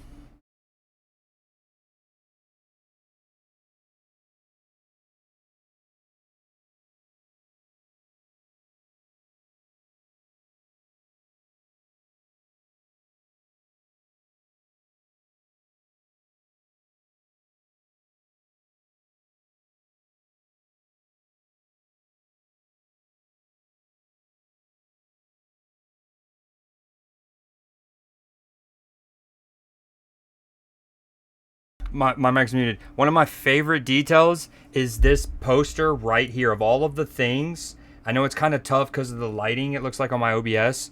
Um, but that is what's known as an Escher staircase, right? They're the kinds that you see that are very heady. They're essentially like infinite staircases, right? They kind of meld into each other, and they're supposed to be very surreal and represent the like that kind of fever dream of an everlasting fever dream, which I think is so apropos for this movie.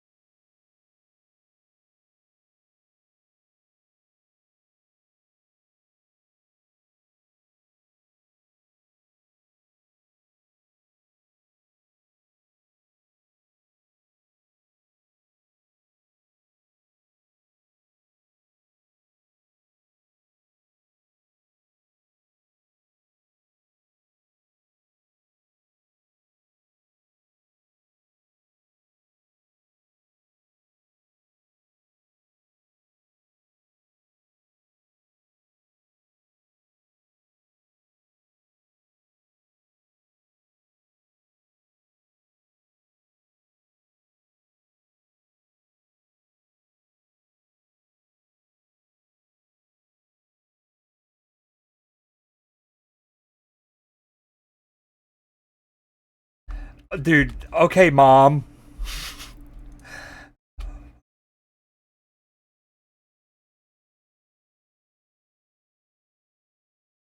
Also, notice the statue on the right of her desk.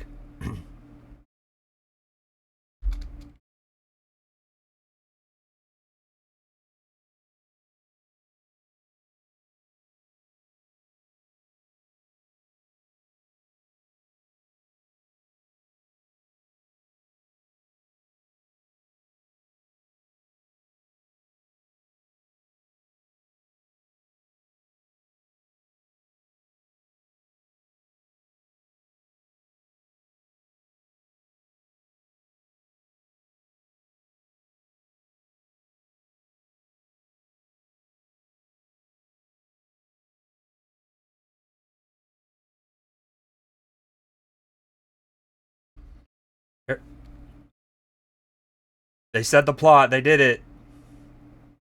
The funny thing is, all right, so many of y'all know that nowadays entertainment is being made in what they call the two screen dynamic, or I can't remember the exact name, but it's the concept that most consumers of entertainment these days are generally consuming something with two things going on. It's not necessarily two monitors, but you're on your phone and watching, you're on a tablet and doing the right. And so, and it sucks. It sucks. If you're somebody who does not want things spoon fed to you, it really is annoying. But modern day, a lot of modern media is instructed literally from their conception to spell out the plot. Remind the audience what the plot is. Spell it out, because they're not always paying attention. We're 73 minutes into this movie, and they've for the first time explicitly stated the plot of the movie. It's like, can we get back to that? Trust your audience to be smart enough. And if they're not paying attention enough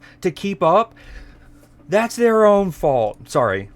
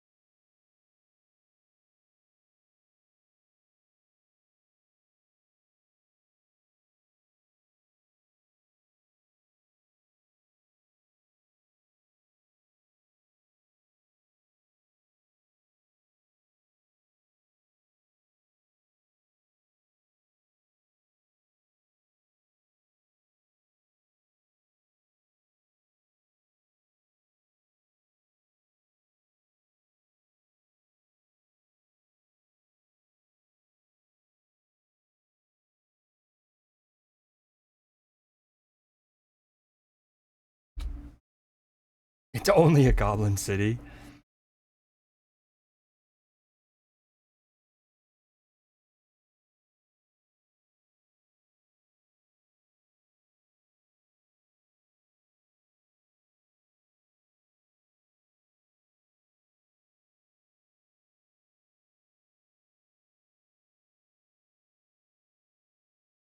God of War 2 on the PS2, if you know, you know.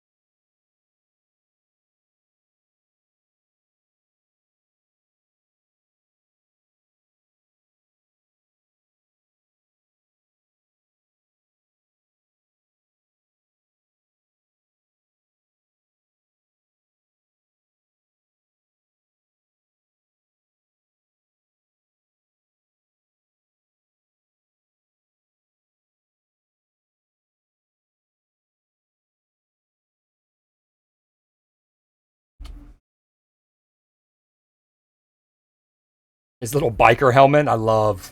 The costume work is so good.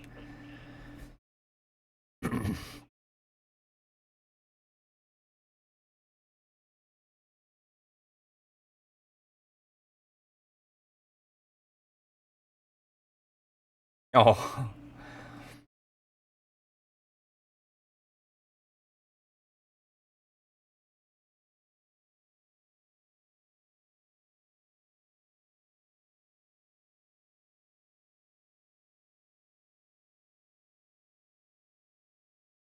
Swanton Bomb.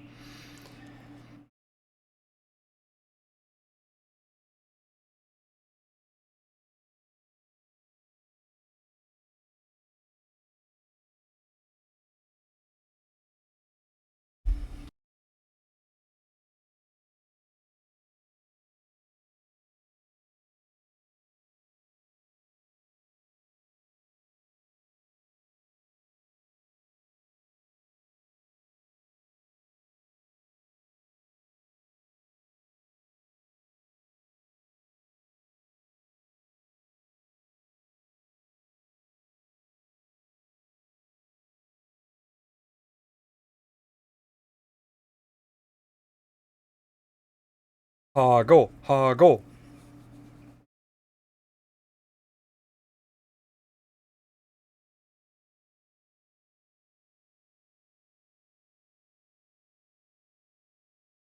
I love Ambrosia's. I also love it because I love Ambrosia from Magic City.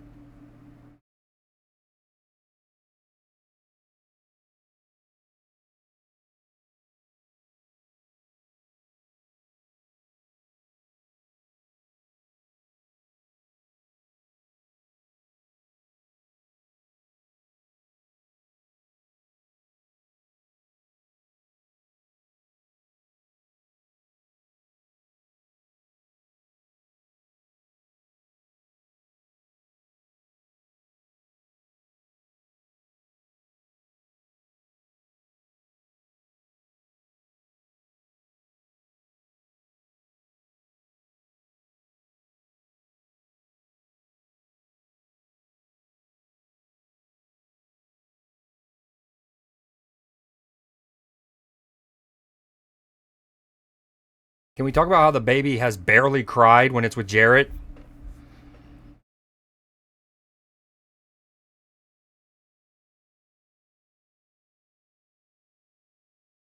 So Wizard of Oz, bro.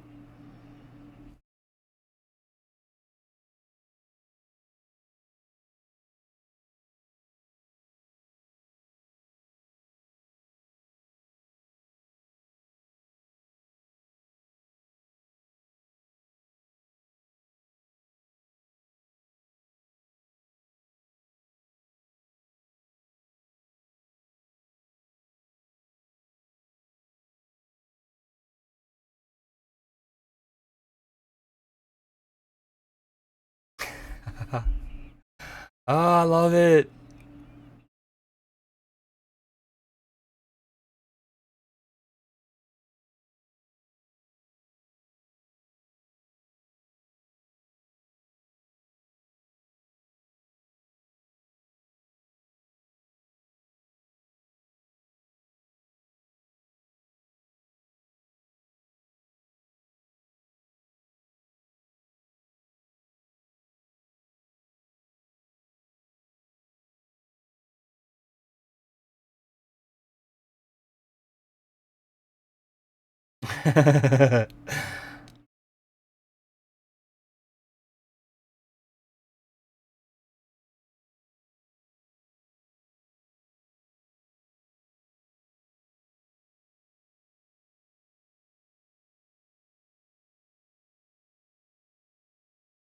All practical.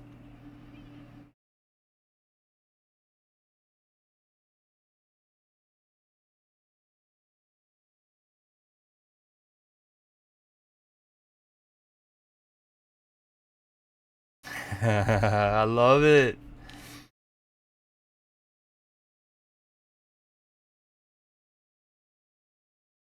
Teenage Mutant Ninja Turtles.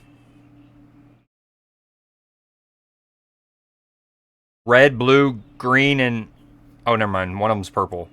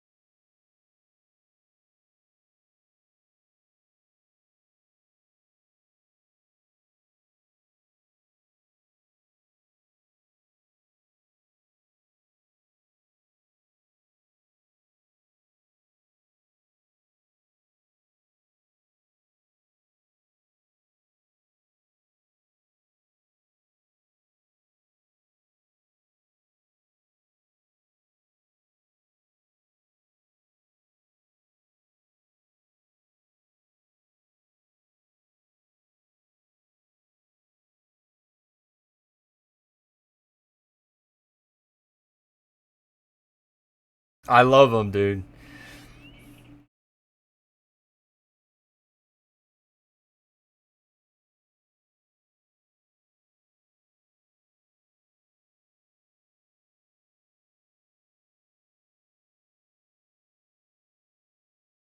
Rocks are friends.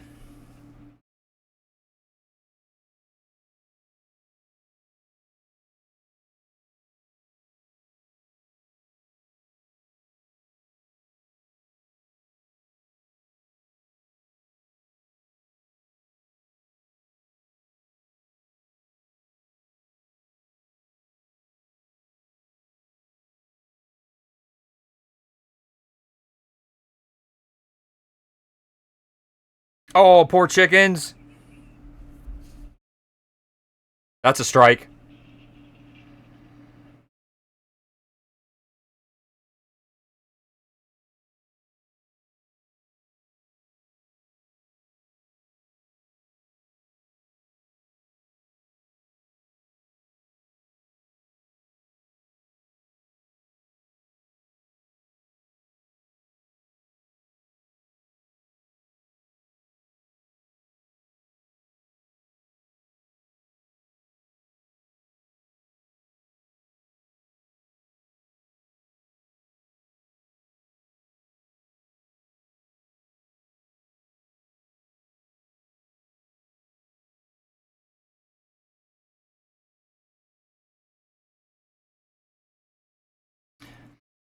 I love the way they shoot all these scenes in reverse. Like this is it. They film the this actually coming out, and then this is ran in reverse. Notice you also see it when a couple, I'm not going to go back, but when the rocks go into the homes, they roll into the homes. In real life, they shot them rolling out of the homes, and you just run it back.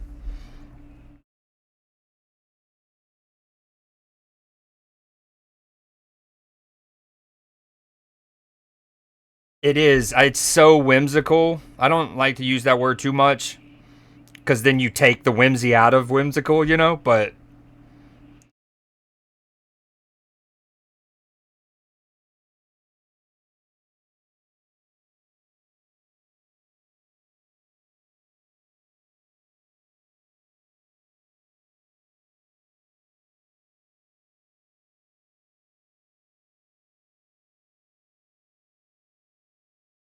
got him.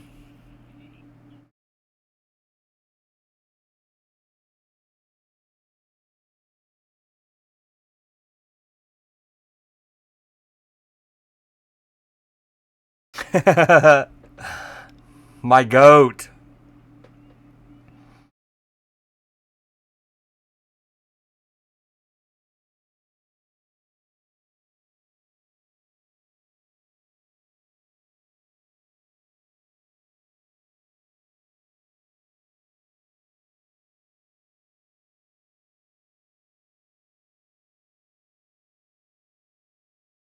I talk about it all the time. We need to bring back the conversation pits from the 70s.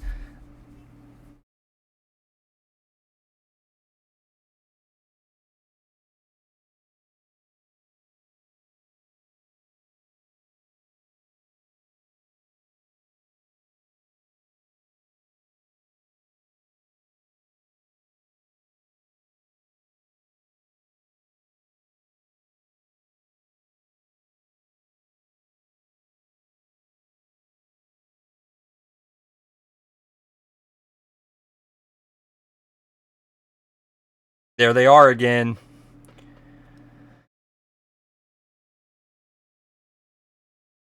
Escher staircases. It also pays. It makes me wonder. She's never, as far as I know, and I don't even want to mention her name. I'm not a fan of her. Oh, what a song! I'll get back to J.K. Rowling and later.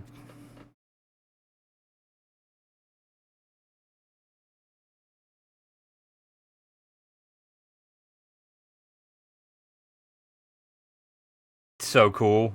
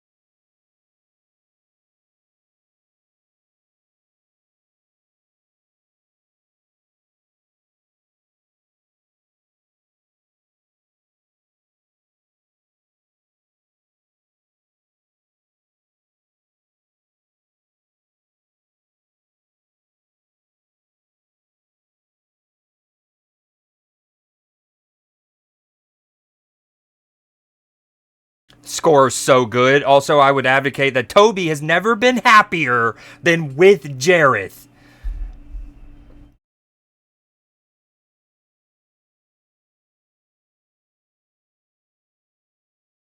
He learned to walk. All right, dude. Enjoy Dungeons and Dragons, mi amigo. Have a blast. We need to figure out our community one. When's a good time for us? I'm down. I'm down this weekend.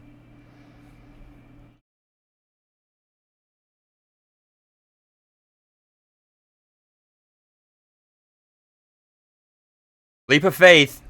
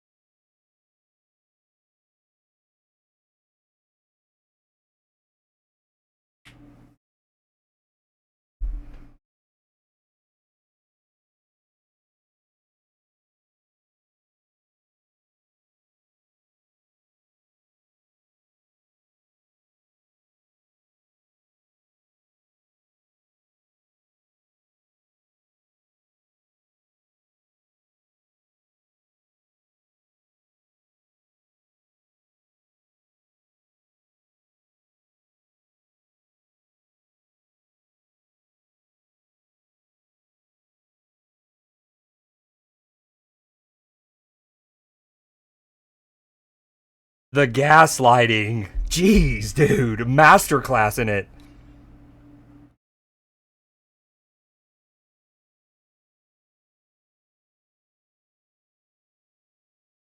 He's like, how dare you quote the scripture to me?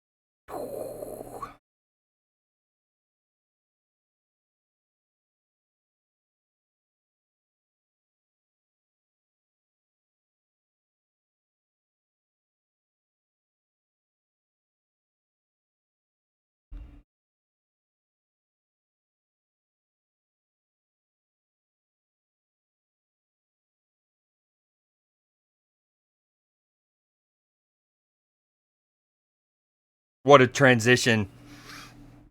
Especially on this budget, dude. 20 something million. I can't stress that enough. In the 80s, that's like, I know inflation and all that, but that's nothing.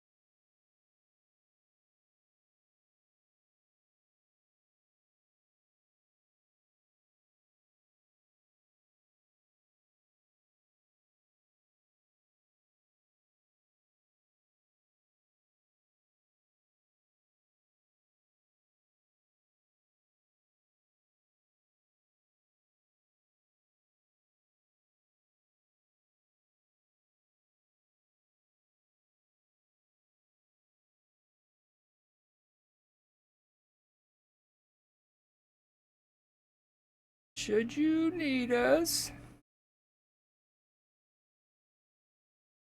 Oh.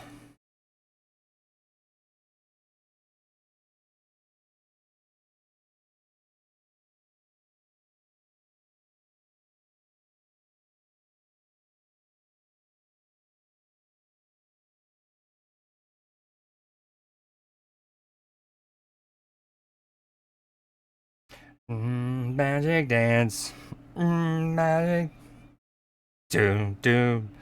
What a movie.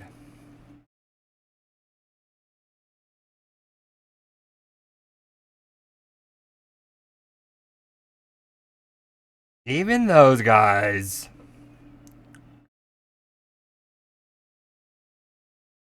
I love Dynamis.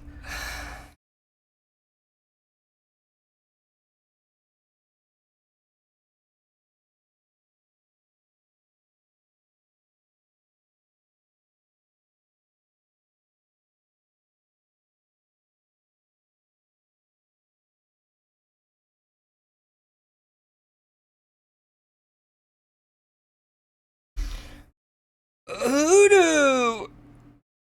There's an interview with what's her name? She plays Peggy Carter in the MCU. She's British actress. Oh man. Anyways, she's doing an interview for some movie, and her in the interview basically randomly just starts singing that like hoodoo, power of the babe, and it's so good. It's always like, yep, ball knower.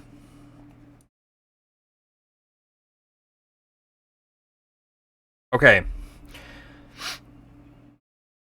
dude, the music's so good. The music's so good. All right, I'm gonna turn it down and get into my little spiel. Yo, no soup. Thank you so much for the bits. Also, didn't get to say thank you for the resub for 15 months, homie. Um, obviously, I opened this part up for questions, just like the. Oh no, wait, but no soap, no soup. Before you leave, wait. So, one of the best things of this is because I'm showing these movies on Twitch, I have to check for like parental guidance stuff, and like with Blade Runner, I had to like put a little thing over when the nudity happens. Well, anyways, when I was checking this movie, I was almost certain, but I just had to double check. But here's what's funny. So like first in the review, sex and nudity, none. And then look at one of these reviews. David Bowie's pants are notoriously tight and revealing. I had to screenshot that. I was like, oh, that's so damn good. That's so damn good. Okay, so a couple points I wanted to say. I mean, again, I try to like drip feed these throughout the movie, just to like look for them. But so one of the things that I think is the most crucial part of this is the understanding that this is a coming of age story, right? And more explicitly, a subgenre of coming of age is, what do they call it? Like coming of accountability or of responsibility, right? So what this is, it's what's super cool is it is a classic story of an older sister who doesn't want to have to watch her brother, right? And of course she says something, and it's one of those like, what's the moral of the story and whatnot. And the moral of the story is, one, be careful what you wish for. Don't help. Having empathy for creatures can help you find magical beings in a labyrinth. But more realistically, it's to like, don't take things for granted. Careful what you wish for. It's a girl who's an older sister who doesn't want to have to watch her brother, who is obviously obsessed with literature and dolls and fantasy, and she has an incredible imagination. Again, Wizard of Oz, you can see that through it's the entire tapestry of this movie is Wizard of Oz, but through a different lens, a different story, right? I talked about the Grimm's brothers, Hans Christian Andersen, Snow White. You can obviously see that with the peach paying, or it's an allegory for the apple from Snow White, of course, right? And that pays huge dividends because you see various things from her room all manifested. As you get into her room, hold on. Boom, there's the dolls from the fire, right? This is her dress that she wears at the big party scene. Oh, sorry, let me go back full screen. There's the homie, Didymus, eye patch and all. Literally the labyrinth itself. And this is, Clipper said it earlier, and I didn't address it because I didn't want to but it was like, yeah, I was definitely going to talk about that at the end. So shout out Clipper for spotting that. Robin Hood, right? Now if you fast forward to the end of the movie, when she's back in her room, notice that looks pretty similar to the Goblin King. I commented that earlier. That like basically almost every little prop, and it's why at the beginning of the movie, the one thing I wanted to shout out was like the makeup work, the set design and the costume, the props, all of the things. What's cool about this movie is I wasn't in drama in school. My sister was. So as the younger brother of an older sister who's in drama, and when she she would drive me home from school until I got a driver's license or until she graduated. And so there was a lot of days after school where I would have to like hang around while she did drama things. And I've always loved this movie because it's one of those movies where the things that you learn in a drama class, the things that you learn being a theater kid or work like doing the grassroots of acting, of cinema, the nitty gritty, getting your knuckles dirty type of acting. Those shows are built on costumes and on set and on props, right? And this movie it's not a big budget because again we talk about how little the budget was, but it's a full studio released film that feels so grounded in theater and in play. And I just love the props and how they manifest themselves. Whether it's Lancelot, there's that again. She has the literal book, The Labyrinth. So that's one thing we wanted to point out. The other thing is, and if it's not like the Snow White influence we talked about with the peach, the Wizard of Oz, you get so many elements. You get the two-sided versions of a couple characters, right? You got the deaf. The only thing I'm surprised on that, the door knockers, one's deaf, one's mute, that they don't have a blind one, right? Hear no evil, see no evil, speak no evil. And then I talked about it a little bit with the Escher staircase, and it's not just those staircases. This entire movie is a surrealist fever dream, right? Whether it's the drooping props at certain times, it's the sparkle on the trees at the beginning when she first gets there. It's very much, if you know a Salvatore Dali painting, it's a movie that feels like a Salvatore Dali painting. Let's see if we can get some of his paintings, right? You just get this like timeless fantasy element to so many of the shots in the movie. And I think that's really all the ones that I needed to talk about. Yeah. Love this movie. It's super, super, it's one of those kind of movies that it's hard to make nowadays because you're either going to go too CGI and it takes away from some of the magic of it, or you're gonna go too much too much like puppetry, and then like most of the audience, I feel like even back then, this is why it was a cult classic, is there's a lot of people who just can't watch a feature-length film that's almost primarily made of puppets and like little creatures walking around. But it is magical in so many ways. Also, I love this. Hold on. So you got David Bowie. You're gonna use his musical talents, right? Notice this poster, a musical made in heaven. Just a little like, hey, if you weren't expecting a musical. Also, can we always shout out Winnie the Pooh? I mean, just crop top, no pants, no draws, nothing. Just commando and a red crop top. My man has always lived free. Always lived free. And if anyone can find me a doll of Didymus, I will owe you an eternity. Yo, what up, Doc? Lurk, eating dinner, lurking for movie night. Ooh, we just ended. I'm actually kind of breaking it down. You went to the Dolly Museum in Tampa? Dude, okay, first off, Florida man. Florida guy, there's a Dolly Museum in Tampa? What? Oh, that's cool. Yo, good comms. I didn't know that. We'll be there. I've kind of started on that point. She's the big sister. It's a coming of age story, but it's a coming of responsibility. Like by the end of it, she's very thankful to just be back in her home with her brother, sleeping peacefully and whatnot.